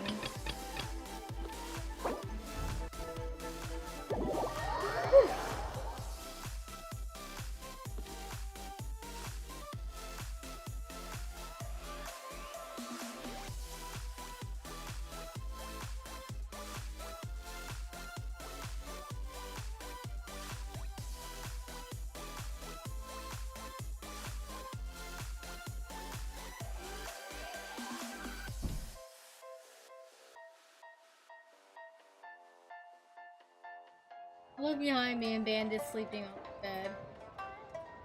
Cute.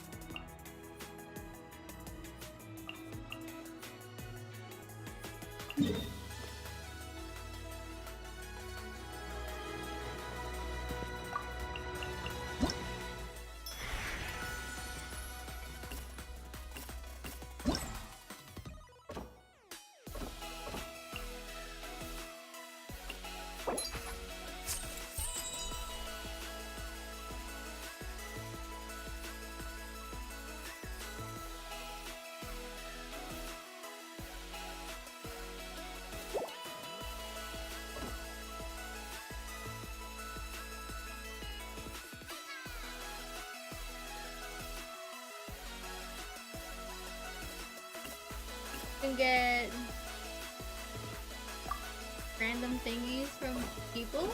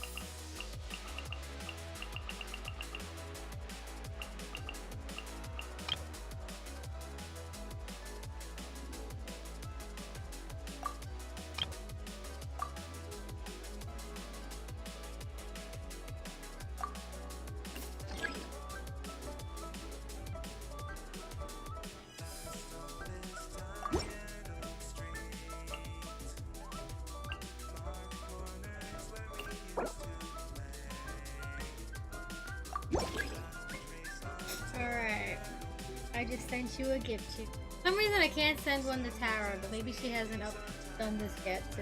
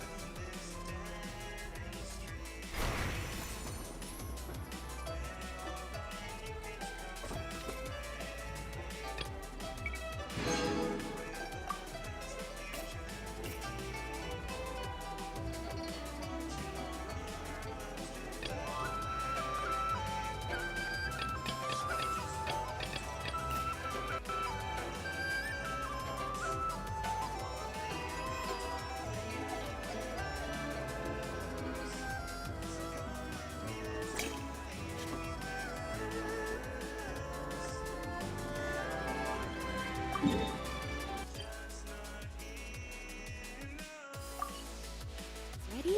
Now it's time for a short rest.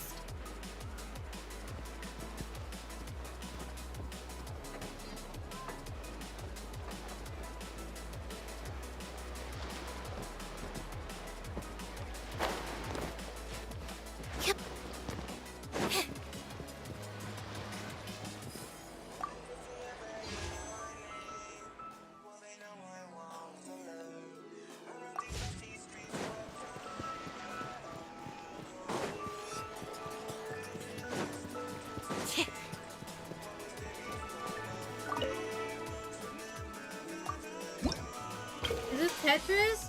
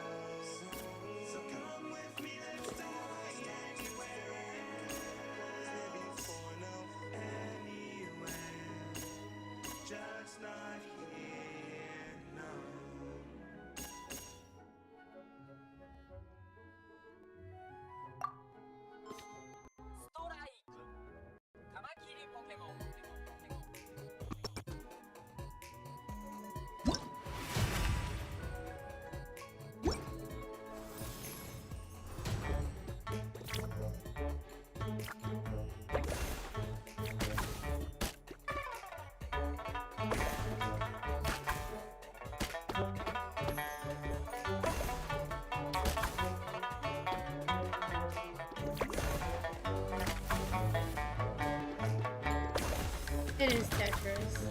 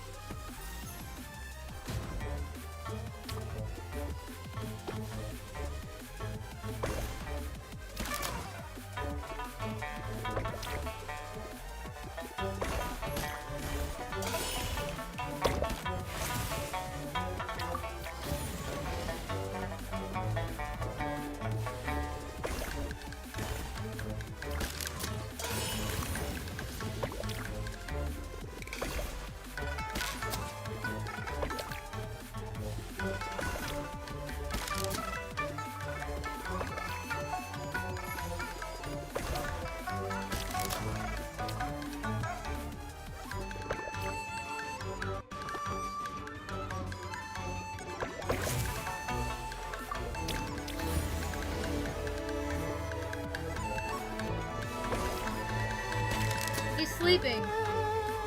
Why? Oh. What's Satan in there? There's a mouse in there.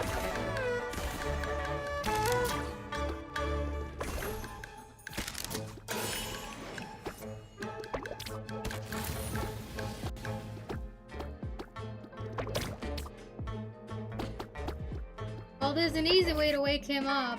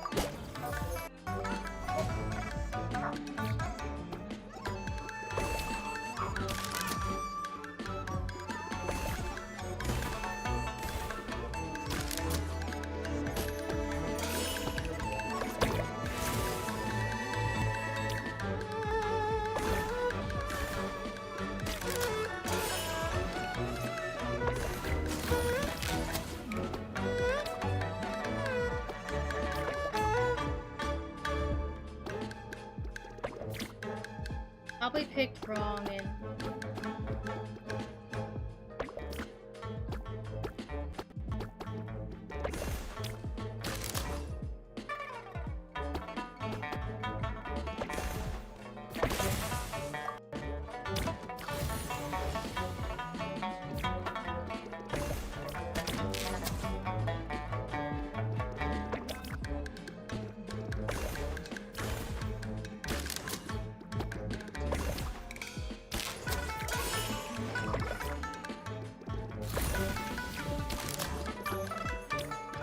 yeah.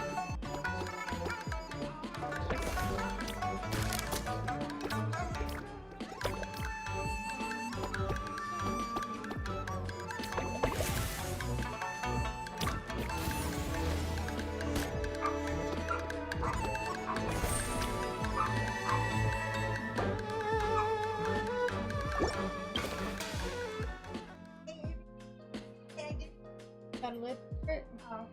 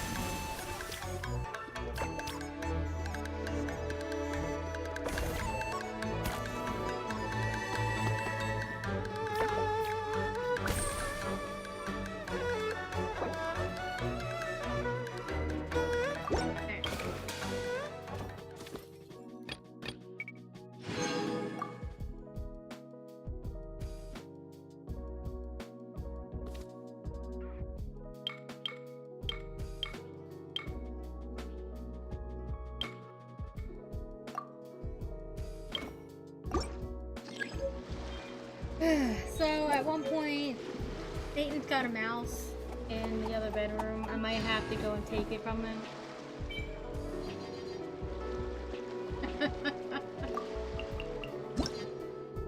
a hunter.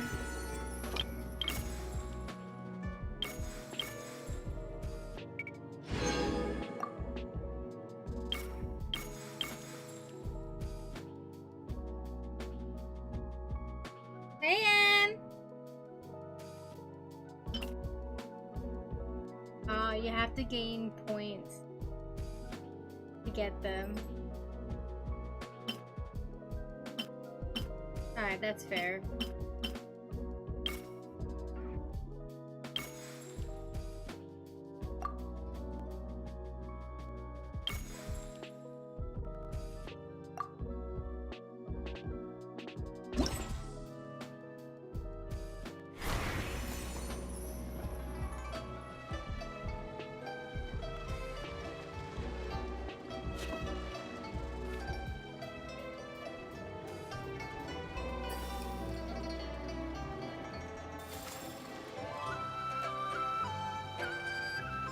I think that's everything for now, with the exception of the places to visit. So let's go look around later.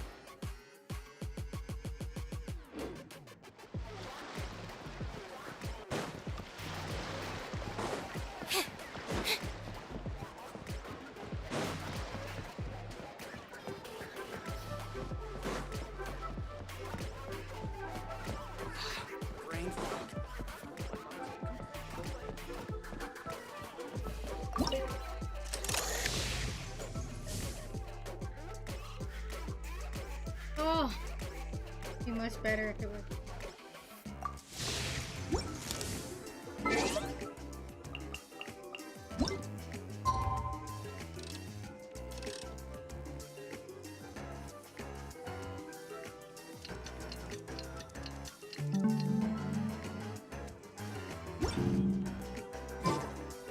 Entering standby mode. I hope nobody disturbs me.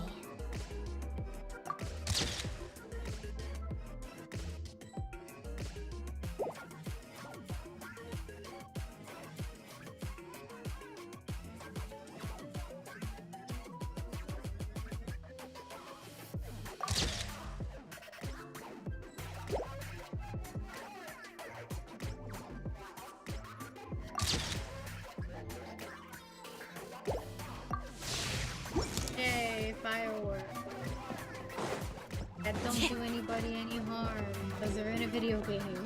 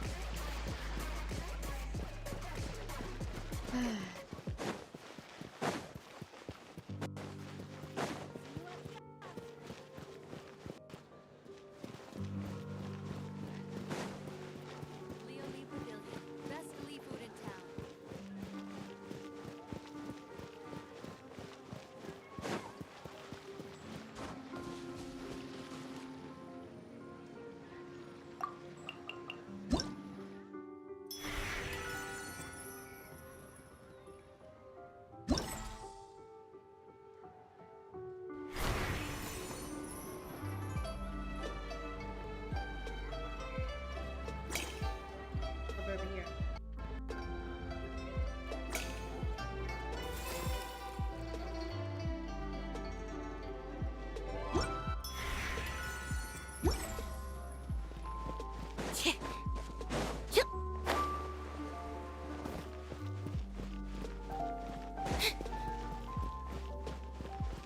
You're going up this way.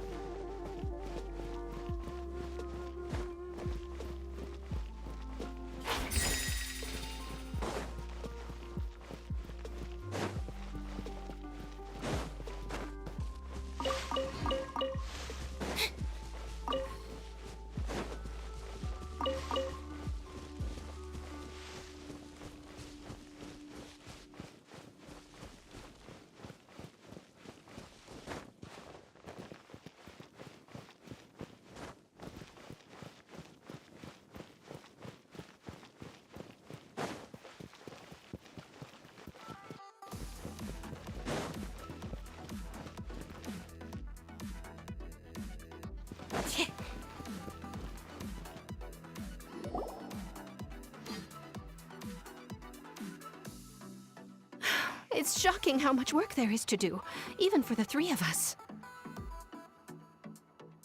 And she's been handling it alone all along. The Qixing secretary clearly isn't an ordinary person. It's so frustrating. Huh? You're... Aren't you Ningguang's servants? How come you're here? We are Miss Ningguang's private secretaries, not servants. Have you seen Miss Ganyu, Traveler? It has been several days since Ganyu left for Jueyun Karst. She's the general secretary of the Liyue Qixing. We've only taken over her responsibilities until she gets back.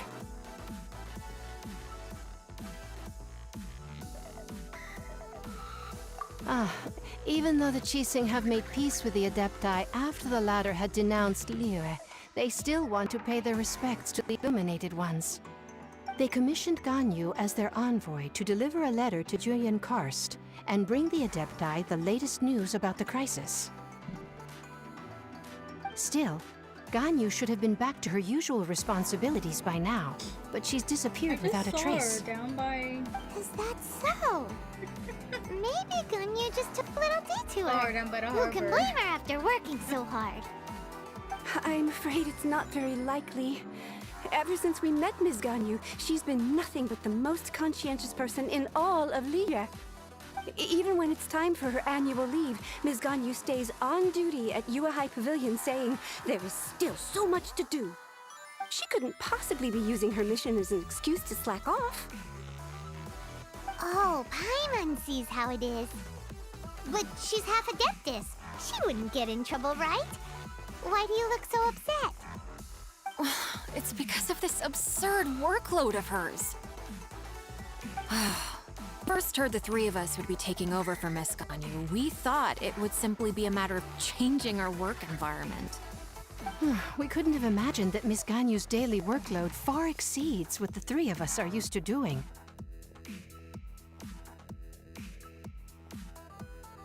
Speaking of Jueyun Karst, Traveler, I've heard that you can go in and out of there as you please.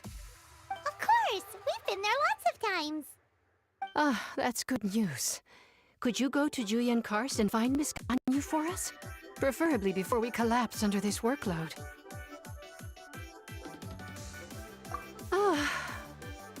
We're saved. I remember Miss Ganyu said that she'd be visiting Cloud Retainer's abode. You might as well start looking for her there. It's about time she came back to work.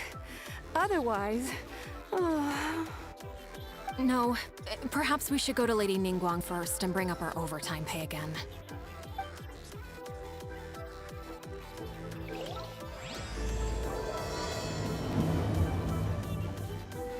So Ganyu left to visit Cloud Retainer. Doesn't she though? No, she lives in Liyue We Harbor. should hurry up. Paimon hopes we can find her there.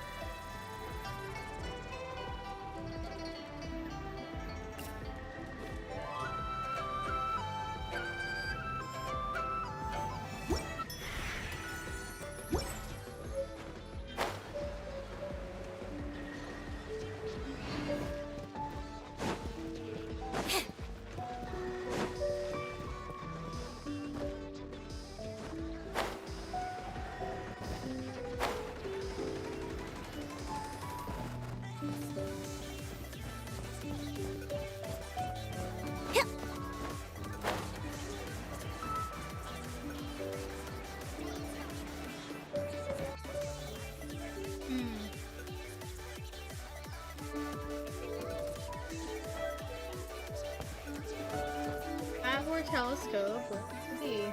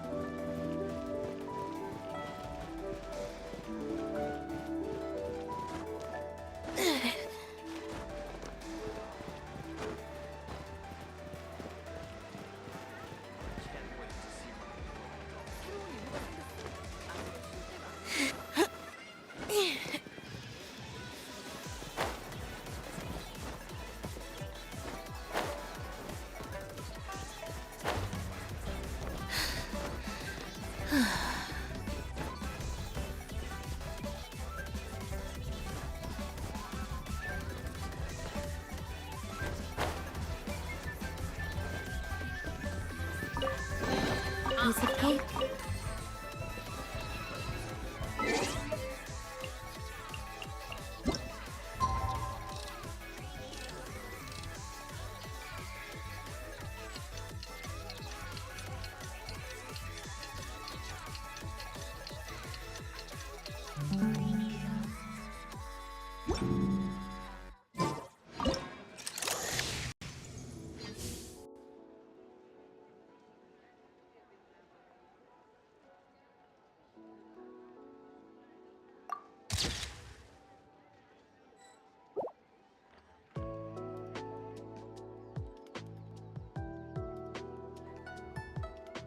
That's it.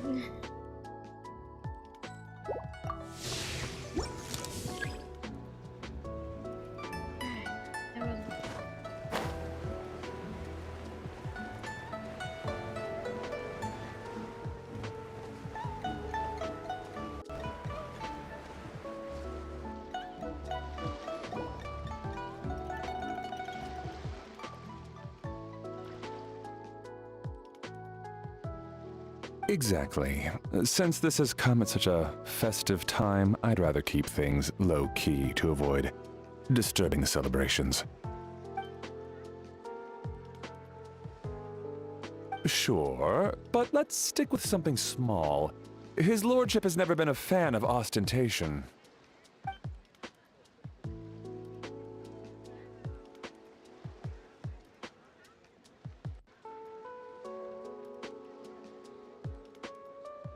It sounds perfect. You think of everything, Director Who. Yes. His lordship had one made 2 years ago, in fact. He sourced an excellent block of gloomwood and had an artisan convert it into a casket. It's currently being stored at the old family house at Yilong Wharf.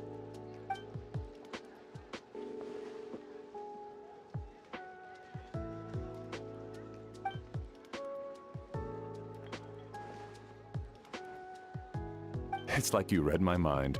Master expressed the same concern, but he also said he has full confidence in the Longchang Funeral Parlor's judgment in this area.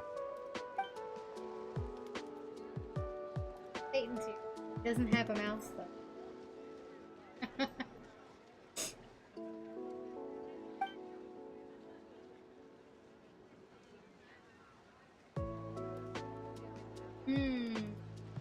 That sounds ideal. Oh, and we should put some rugs down, make them tortoiseshell. His lordship is very fond of that color. Master requested no music procession, but 16 pallbearers. Nothing flashy, plain clothes will do, as long as they're smart and all dressed the same. Open sedan chair, please, with 4 pairs of white plaques and 20 pairs of red plaques. Yes, 2 sets of gold weaponry and 2 sets of soul banners, 4 items per set.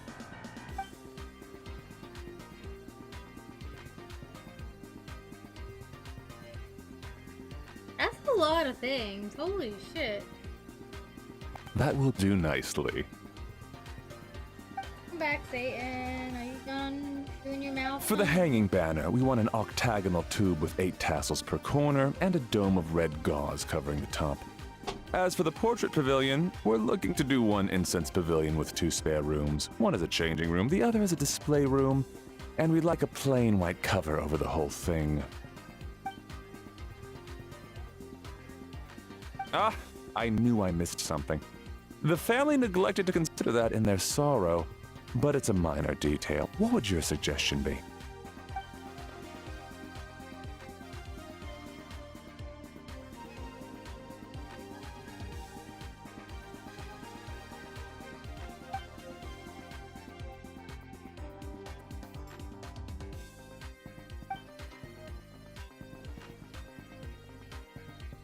Excellent! I must say, Director Who, you really understand your clients.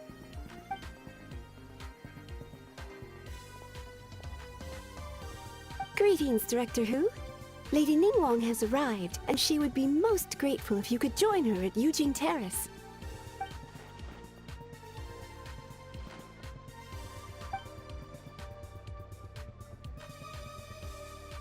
Of course. I've taken plenty of your time already. Don't let me keep you.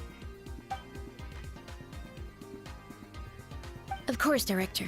I'll handle it. Was anybody writing any of that down? Holy shit. The Who family is truly blessed.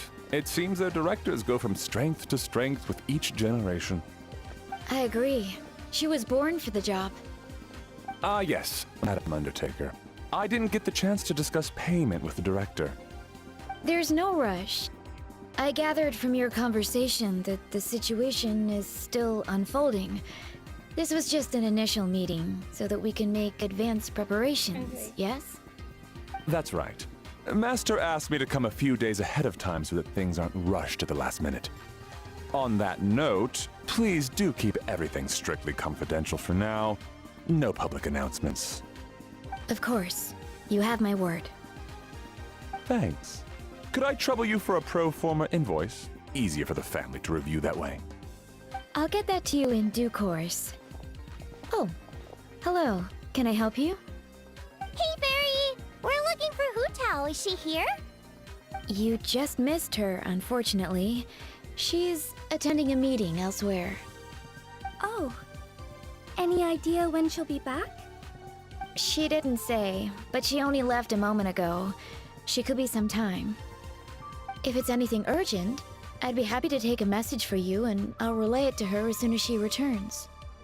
Oh, no, it's nothing urgent. If you'd prefer to speak with her directly, you can always wait till she's free. Well, this sucks. Paimon thought Hu Tao would be done with work by now. I guess she's got more on her plate than we realized. Well, there's not much point in hanging around here. Why don't we go eat and come back later? Cozy there, kitty cat. Paimon is getting a little hungry. But shouldn't we wait for Hu Tao? It sounded like she's gonna be a while. Besides, I can always fire up the stove again when she's back. Okay, sounds good. Madam Lan, you must be getting hungry too, right? You should come with us. Madam Lan? Oh, sorry. I spaced out. Whatever works for you. Alright, Fairy, we'll head off then. Can you let Hu Tao know where we are when she gets back? Sure. Take care, everyone.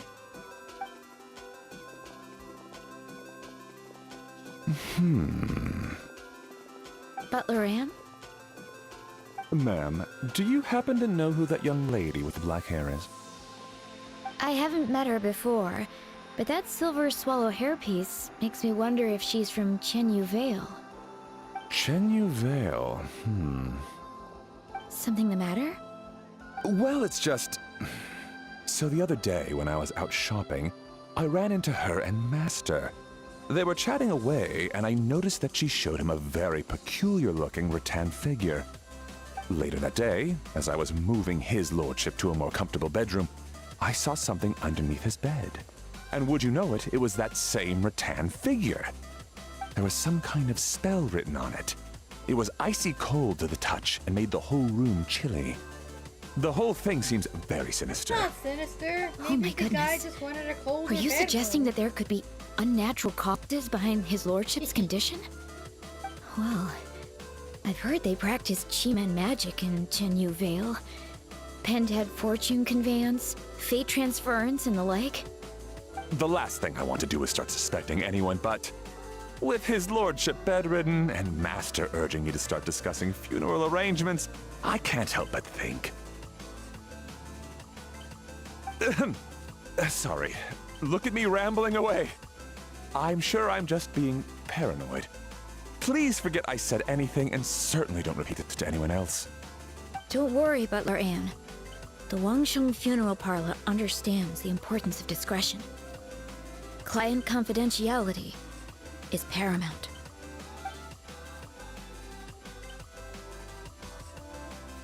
That cat just heard everything you said. That cat doesn't owe you that favor.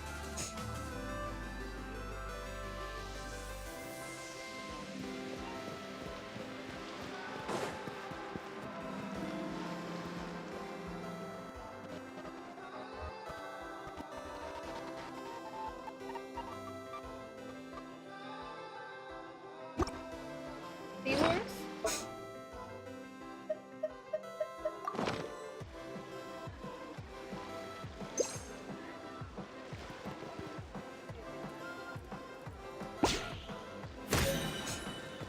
Yay, I caught a cat.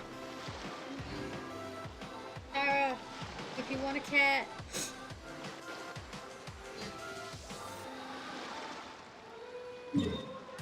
Right here.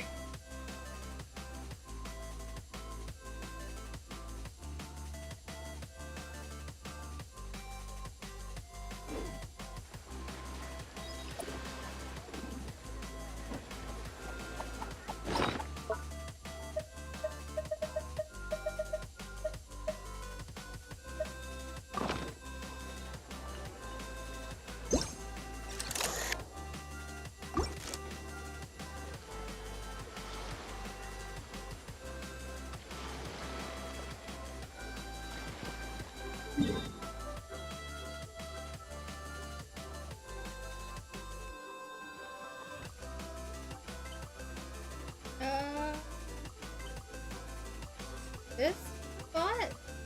Somewhere else.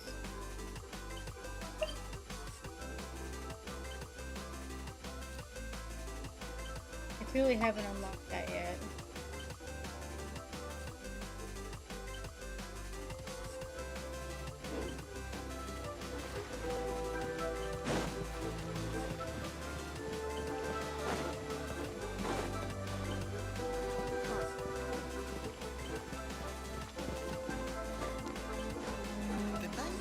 Do you want me to come help you?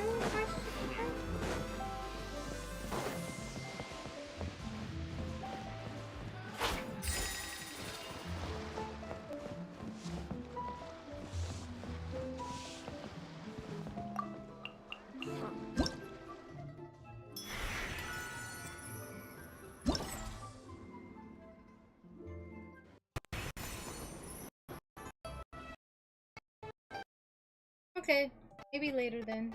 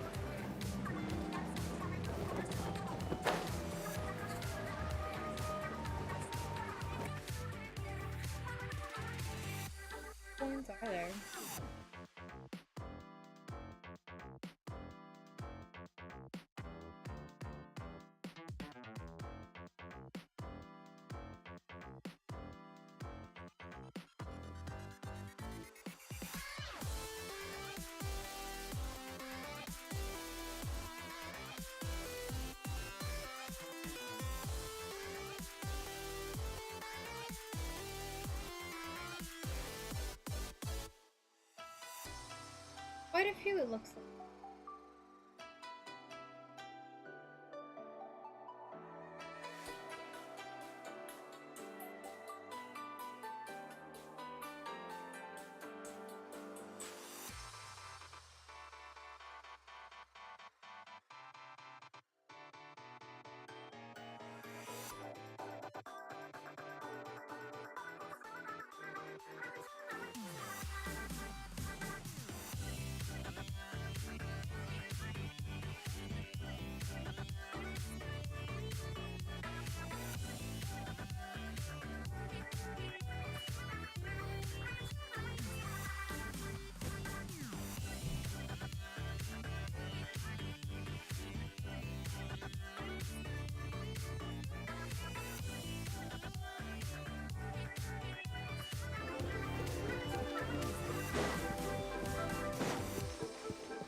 Senor Fiasco, place to go for classic U.S. dishes.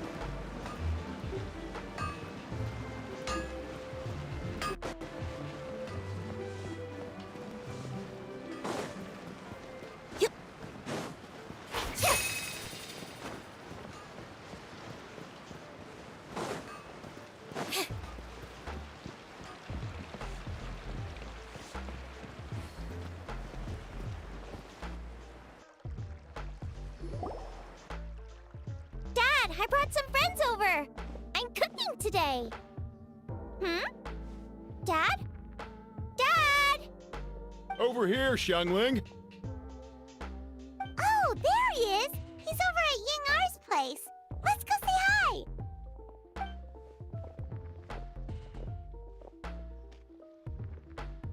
Huh? Timaeus? What's wrong with him?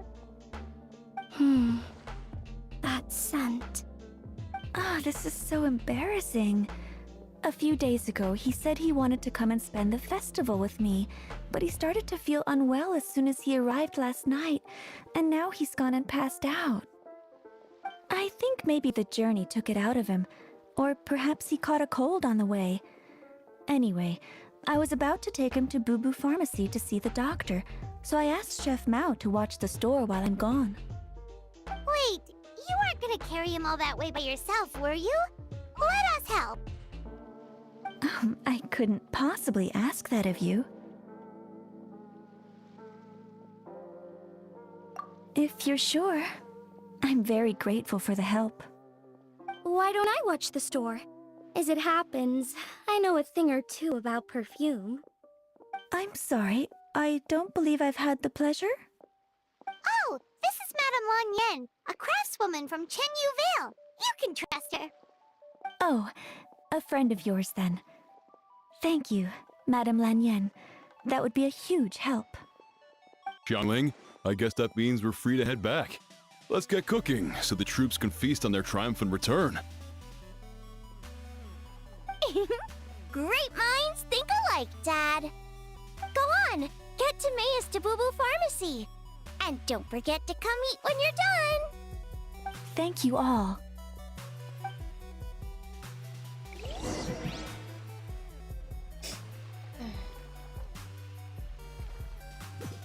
And I'm very uncomfortable in this chair because that's okay.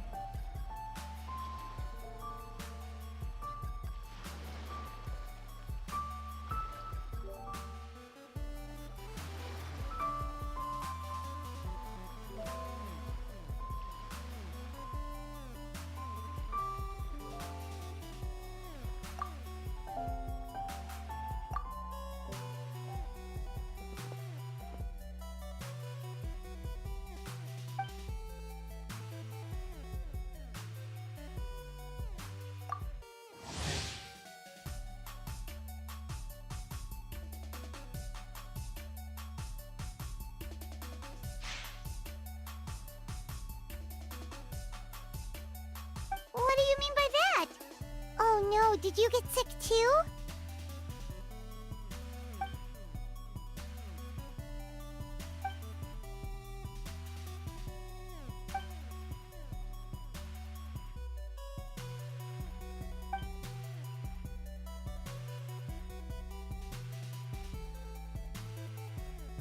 Oh no! Sorry to hear that. That sounds really serious.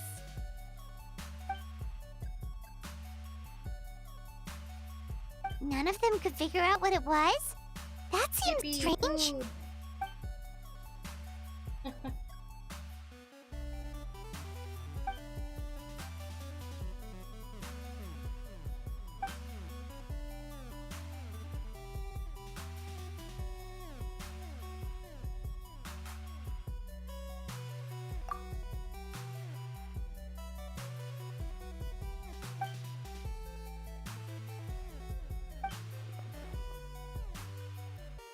Oh no!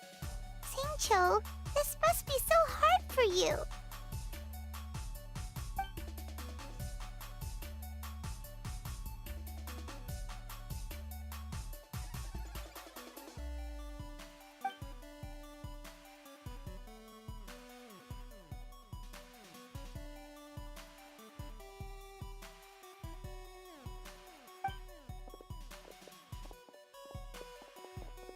Feeling any better?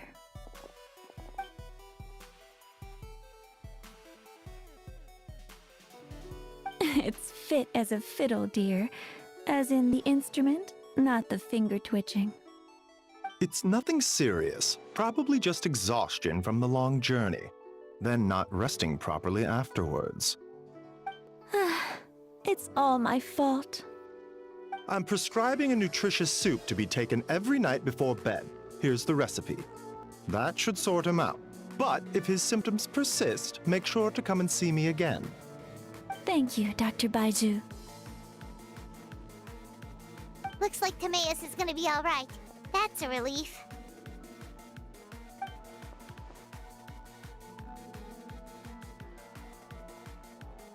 Ying-ar, you should probably get this guy back right away.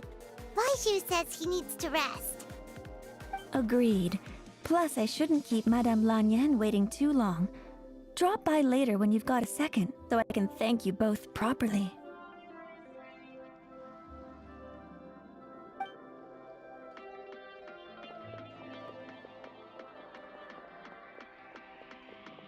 Ah, Master Xingqiu.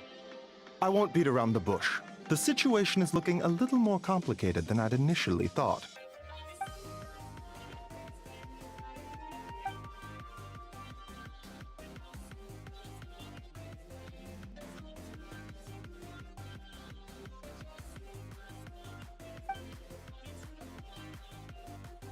It would appear so, although it's debatable whether it is an illness per se.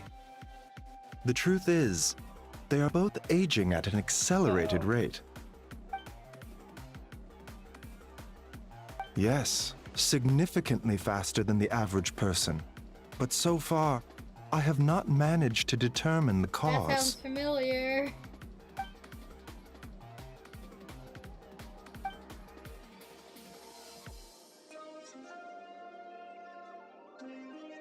Sounds like Fatui. Bullshit. Cutting the ears off their lives. What a turn of phrase. That sounds horrible.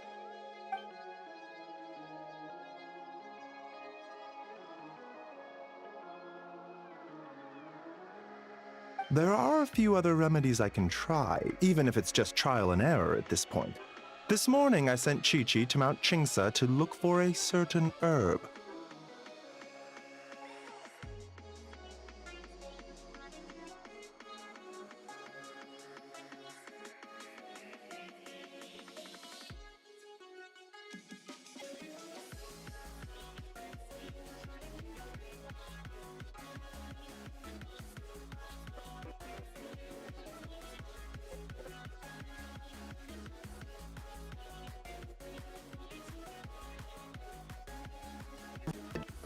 During his journey.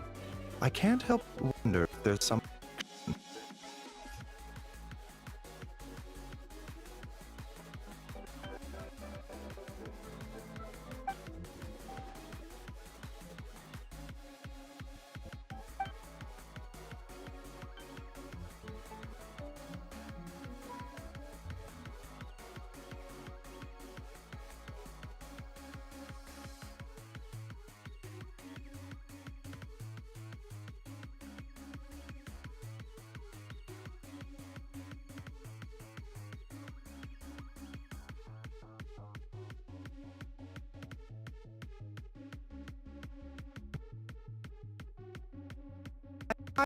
that got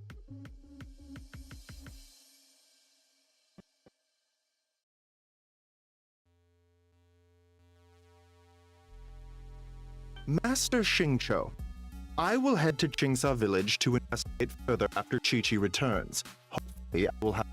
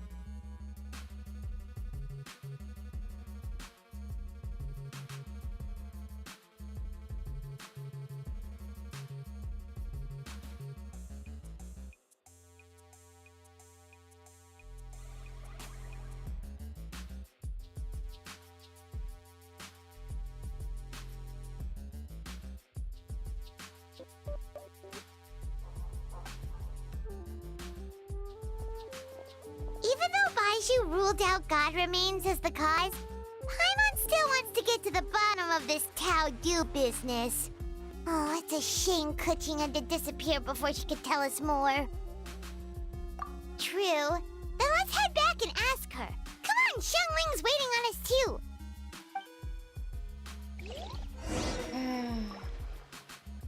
Gotta love it when you're looking for something all the way on this side of town and the game teleports you to the opposite side of it entirely.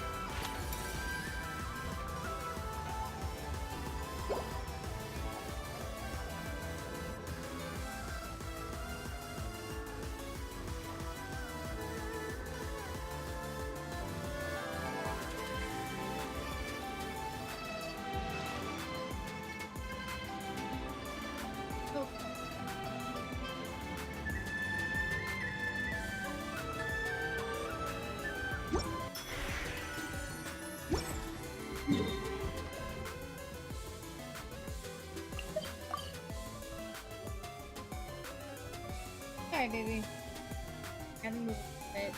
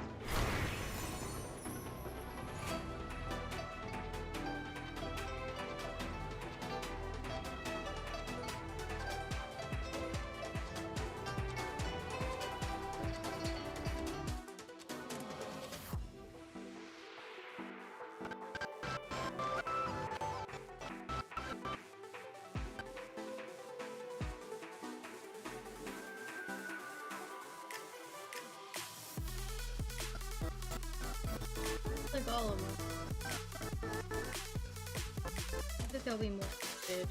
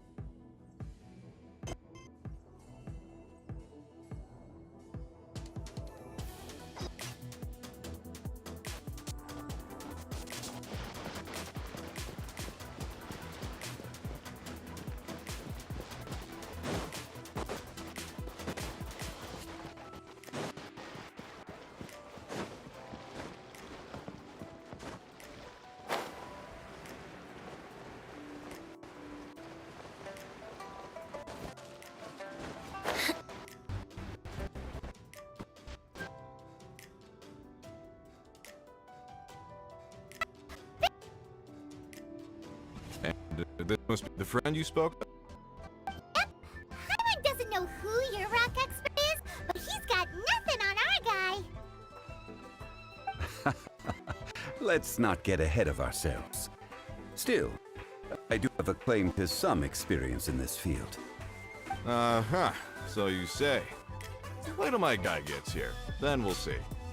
It's no use me singing his praises. You'll have to see for yourselves. Is this the place?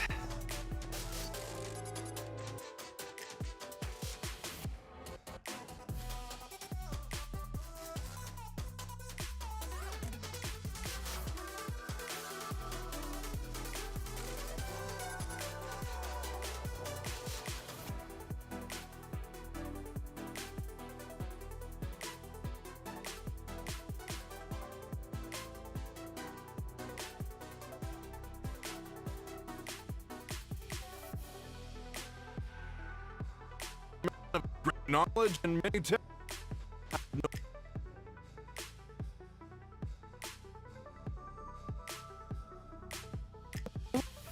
Wait, I've never been to the parlor.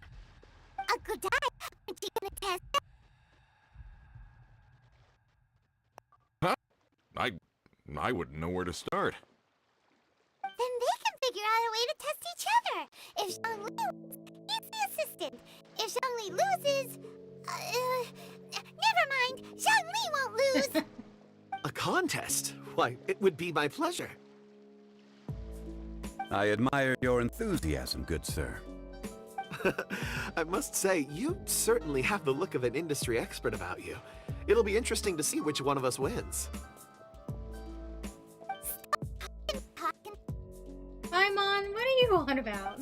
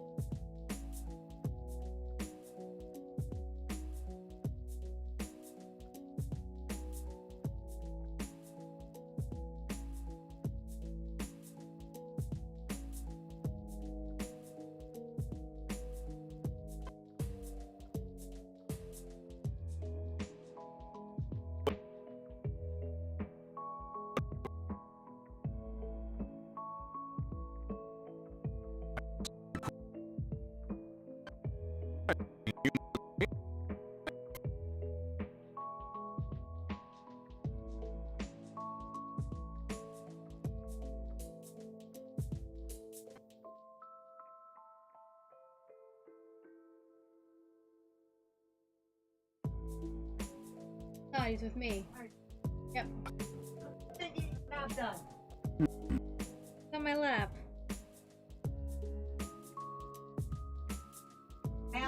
House. Maybe it's not here anymore.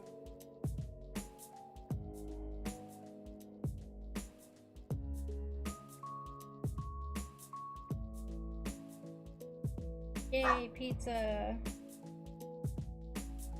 Okay.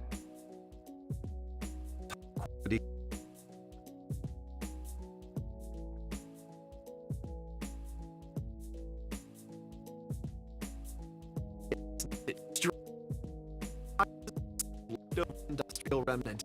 They had no inkling of the treasure that lay within. Purity.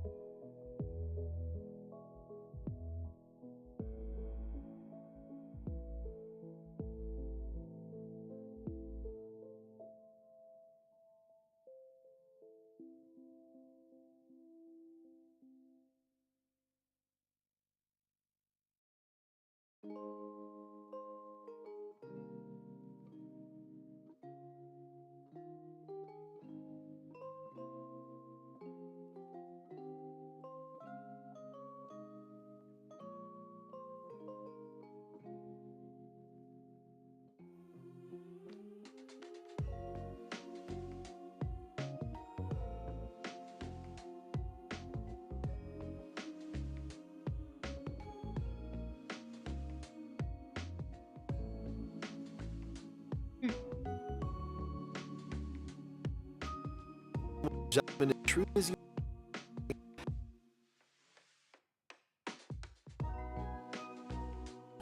in my time.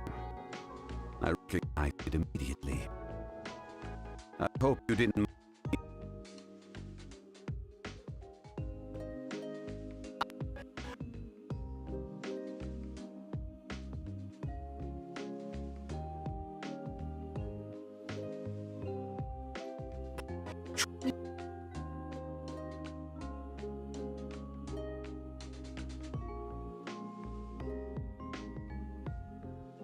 There's strength in numbers, after all.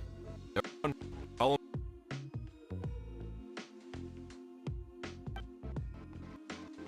Yeah, I'll get to that later.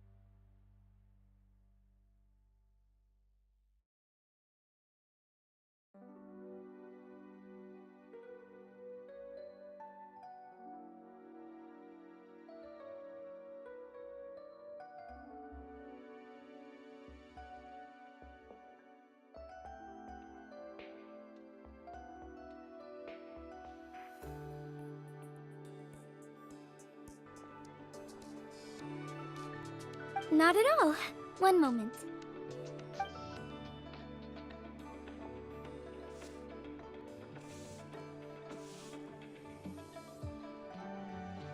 Here. Is this what you're looking for? If I'm not mistaken, it's used exclusively for ritual purposes.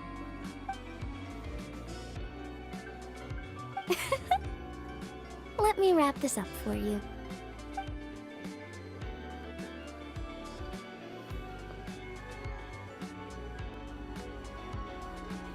Huh? How can you tell?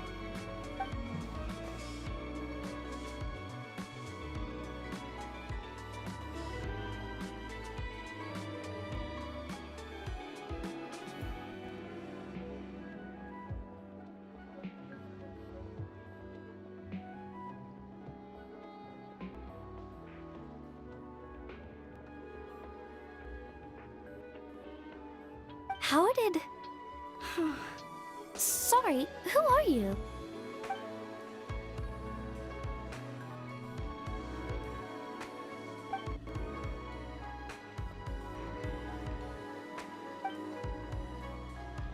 Huh? Grandpa's right.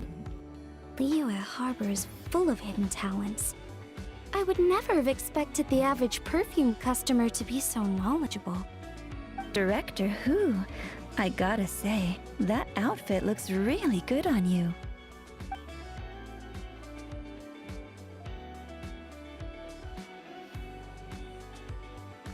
Oh, that's good to hear. Wait, Director Who? Hey, we're back. Thanks for watching the store, Madame Lan. Miss Yingar, that person you spoke to just now. Who was that? Hu Tao. Director Hu Tao of the Wangshun Funeral Parlor. Huh? But I thought she wore the funeral parlor uniform. With the Harmony hexagram hat? I guess she just changed into something more festive for the festival. Shoot! I was face to face with her, and I had no idea. Sorry, Miss Yingar. Something's come up. Please let the others know I had to leave. Huh? What could possibly be so urgent? And then she just ran off after Hu Tao. Weird.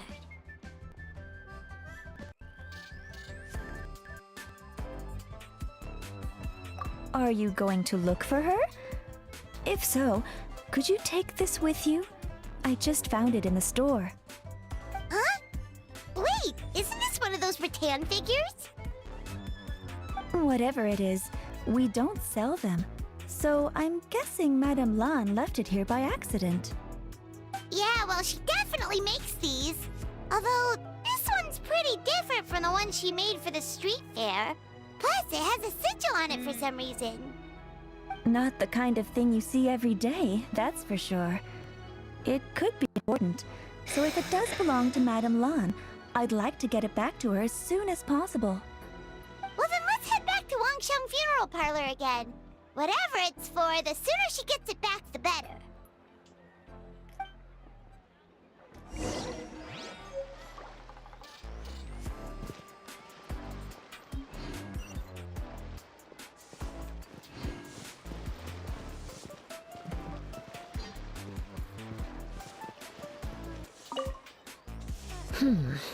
This should be enough. This is for me? Thank you. This is the first time I've received something like this. I didn't expect to run into you here. Amber and I just split up to go shopping. We're bringing back gifts for everyone at the Knights of Favonius. Some small trinkets and toys. Oh, and some tea for Jean. It's from Chaoying Village. I heard that tea also has an energizing effect, so I thought it might be a nice change of pace for her. Still, the brewing process for this kind of tea is pretty complicated. The vendor had to spend a lot of time explaining it to me. Thankfully, I already knew a bit about tea etiquette, so I caught on relatively quick. Here, this tea cake is for you. It's from Chaoying Village. Amber really liked it, so I decided to buy some. We're going to check out the Mingxiao lantern later. Maybe we'll ask someone to take a picture for us. I would do it myself, but unfortunately, neither of us brought a camera.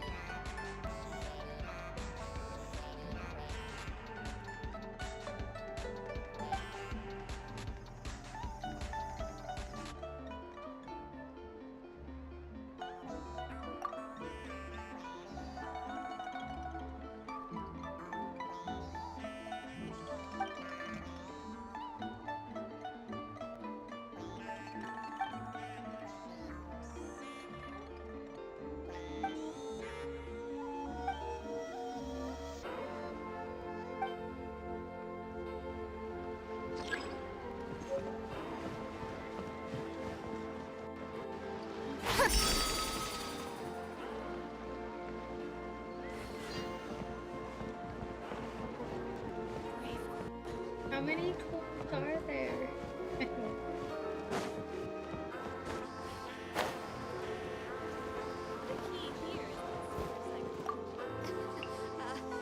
Join the Adventurers Guild.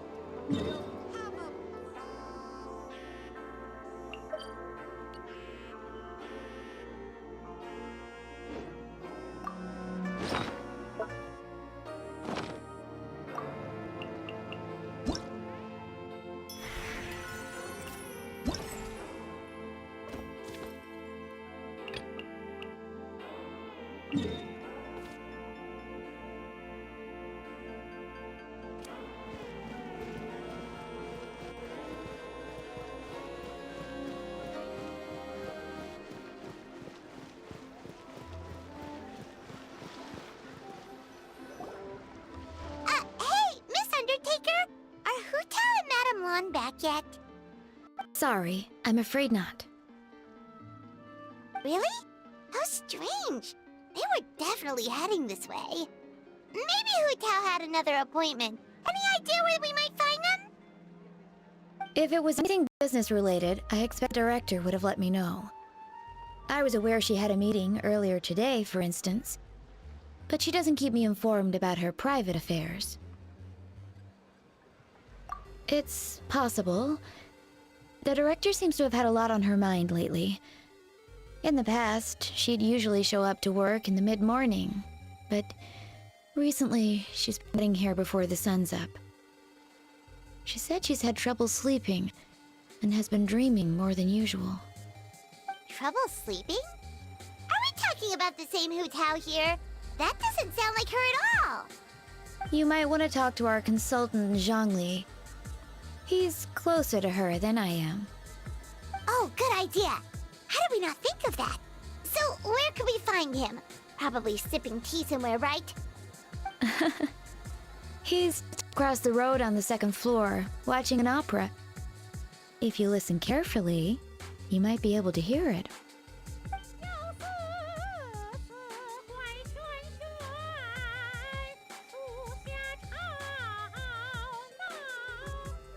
Oh yeah! Paimon here's singing!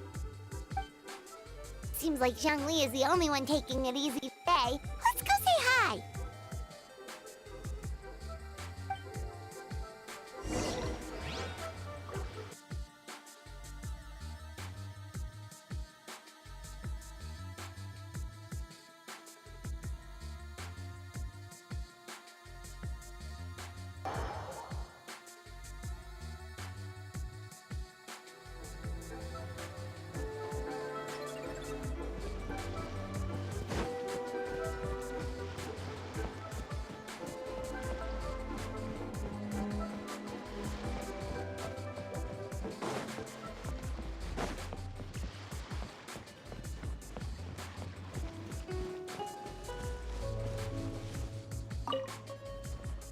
Gift envelopes.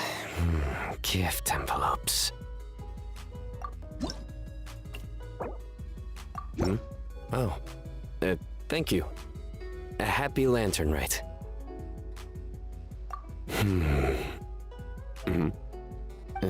What's with the look on your face? No, not at all. I'm just following local customs. Well, considering your gift, I thought it best not to push the envelope.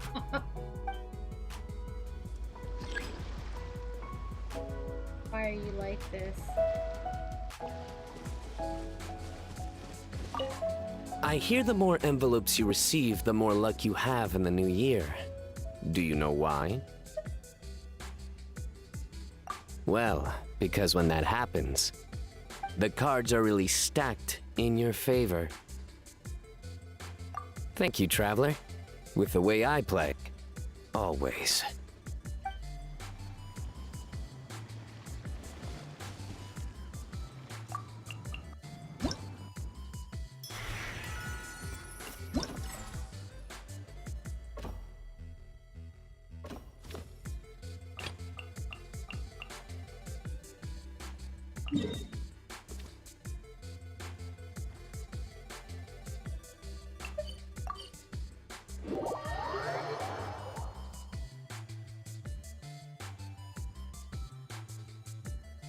Really funny how the game just assumes that I've met all these characters and they're treating me like we've known each other for a while, even though I haven't met most of them yet.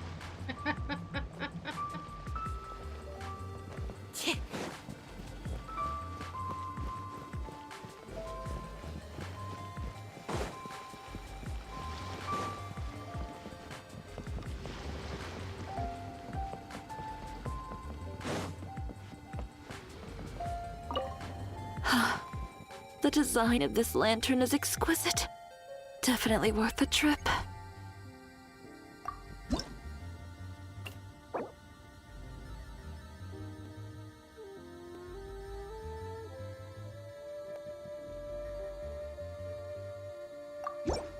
Oh, for me? Thank you. Ah, lovely detail around the border. Looks like you put a lot of care into this. Thank you. Flower on it. I'll take good care of it. By the way, do you know who designed this lantern? It's beautiful, and the way the light shines through is so imaginative. Huh. I wonder if the design took inspiration from some of Liyue's ancient legends. I feel like I've seen a similar pattern in a book before. Oh, I'd love to speak with the person who made it. I might even get some ideas for a new collection along the way. All right, I'm going to ask around.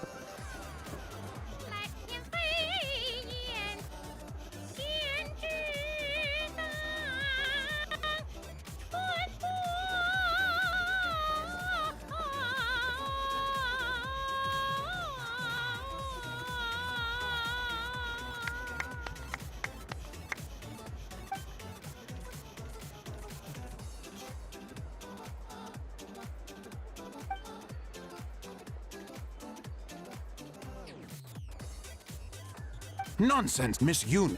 You are as stunning as ever. And if that was you out of practice, well, the official Lantern Rite performance is sure to be truly sensational. Hey, Zhongli! Hey, Yunjin! How's it going?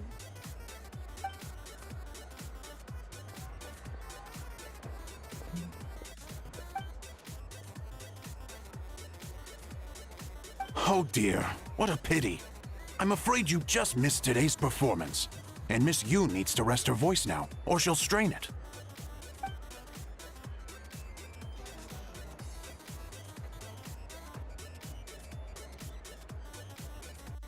Aw, thanks, Yunjin. But hopefully you don't think we came here just to show up late and demand a private performance.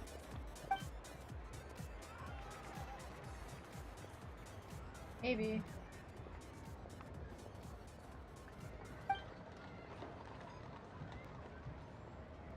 Okay, so a friend of ours left something behind that I should return it to her, and all we know is she's probably with Hu Tao.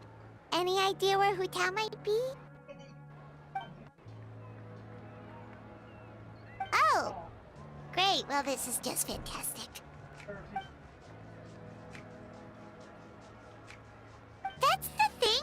We don't know what it's for, but we want to get it back to her as soon as possible, just in case she really needs it. Satan has been on my lap. Say bad.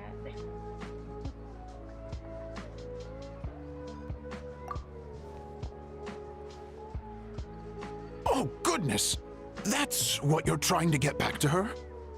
But isn't that a pentad rattan?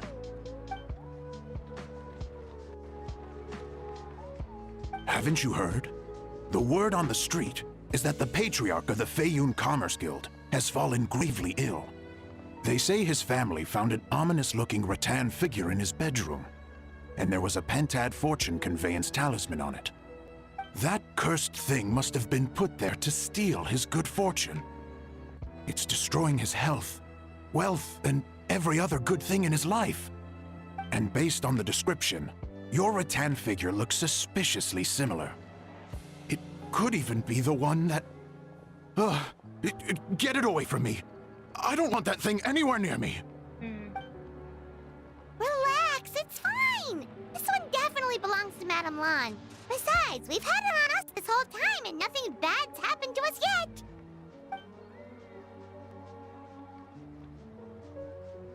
Oh, now that would explain a lot. The Lans of Chenyu Vale practice Chi-Men magic. This pentad fortune conveyance business would be right up their alley. This leaves only one question unanswered. Namely, why would the Lans of Chenyu Vale have a bone to pick with the Feiyun Commerce Guild? What? Will you listen to yourself? You can't seriously believe all that.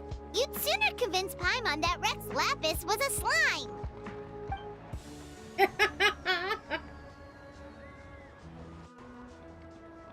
Oh? Please enlighten me, Mr. Zhongli.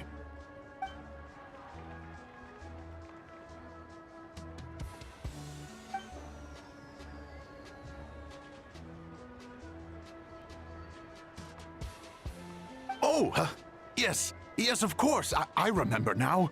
And thank you for jogging my memory, Mr. Zhongli. I am humbled by your superior erudition. This makes way more sense than Madame Lan going around trying to curse people to death.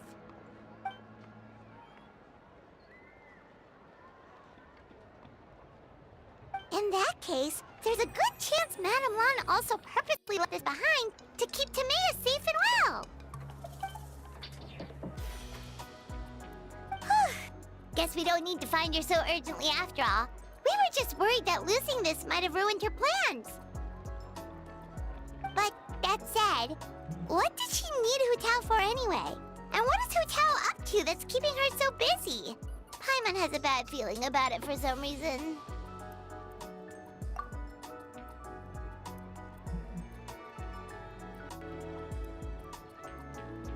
Are any of those thoughts the kind that might keep someone up at night?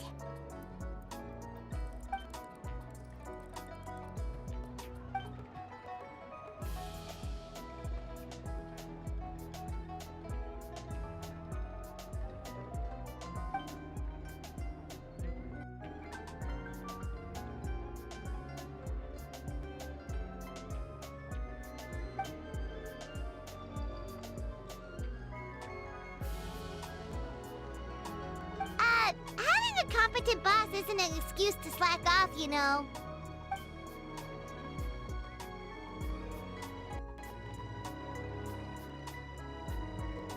Fair point. Somehow seeing how calm Zhongli is about the whole thing does make Paimon feel much more at ease.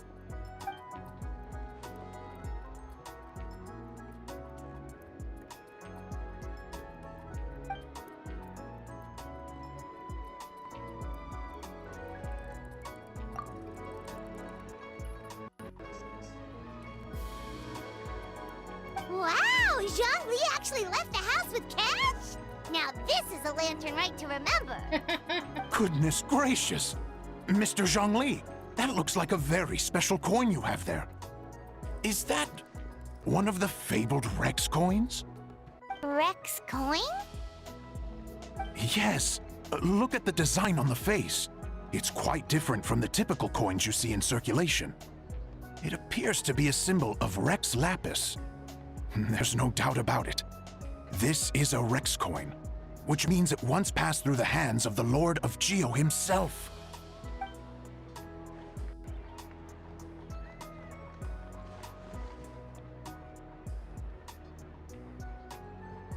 Oh, so it's just a souvenir then? I assumed it was a family heirloom of great value. Oh, right, if only you knew. So it's an anti-anxiety coin? How is that supposed to work? Ah, well, even if the coin itself is a replica, the symbol of Rex Lapis is still genuine. And if the symbol is real, so are its effects. So as long as you have this coin, Rex Lapis will always be with you. Yeah, he always is anyway. Mr. Zhongli, would you mind showing me to the vendor from whom you acquired this coin? I wouldn't mind procuring a little of the Lord of Geo's good fortune for myself.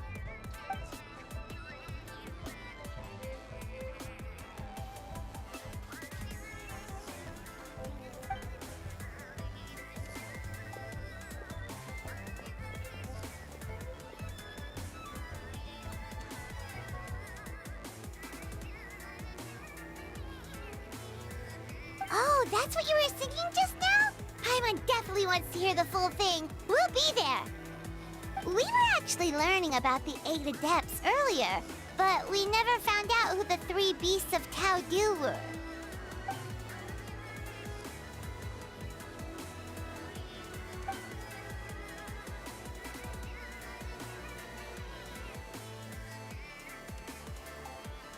Oh, so they really weren't human, huh? The Lone Butterflies sound pretty self-explanatory, but what about the Silverwing and Celadon Mare? What kind of creatures were they?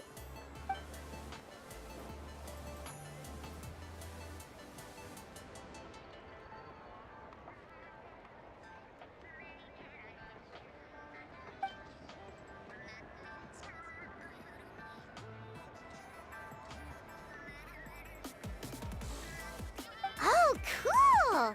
So, what about the butterfly? What did they get up to?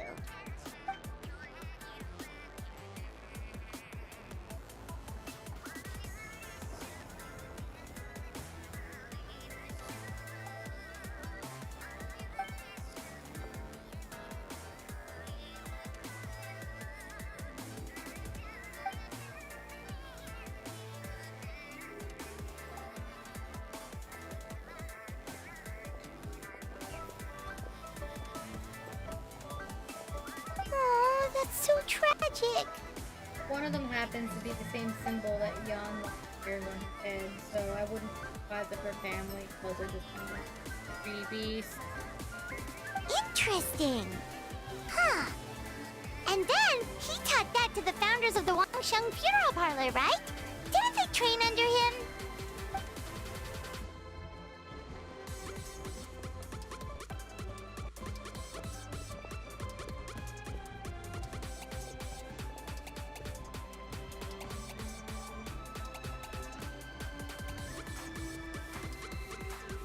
Now we finally have names for the full roster. Thanks, Yunjin.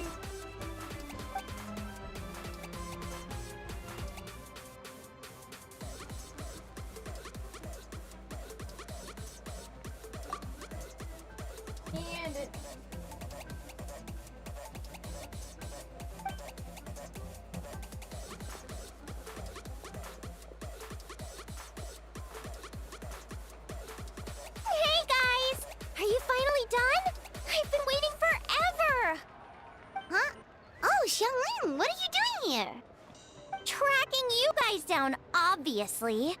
You really made me work for it, too. It's honestly a little rich that you're out here telling everyone else to take care of themselves and keep a good work-life balance when you are apparently too busy to eat. Keep this up and I'll have to drag you to the dinner table and force-feed you my delicious cooking against your will. Here we are. I present to you Chef Xiangling's newest creation, Drunken Plums in Snow. You must be starving, surely. Go on, dip in. Wow, this is so nice of you, Xiangling. Paimon hadn't noticed how hungry she had gotten, but smelling that food is making Paimon ravenous. Sounds like you have a tough life, hey Paimon? Sometimes you feast, but sometimes the traveler lets you go hungry. You should ditch the traveler and hang with me from now on. You'll never go hungry again. Ooh, now that is a tempting offer.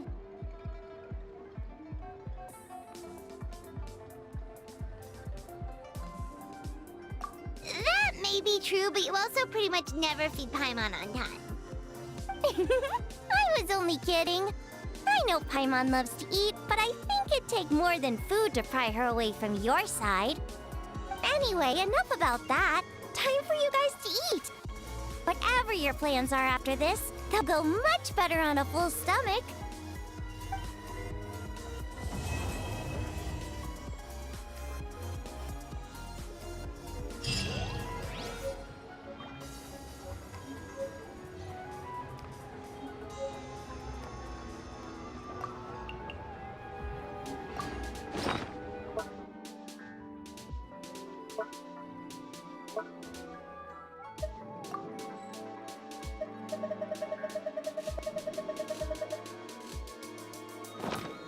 Tea is ready.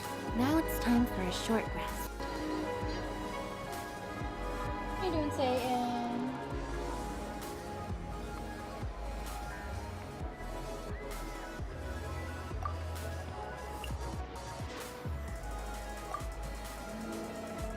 I think he's just getting cozier and cozier. My hip.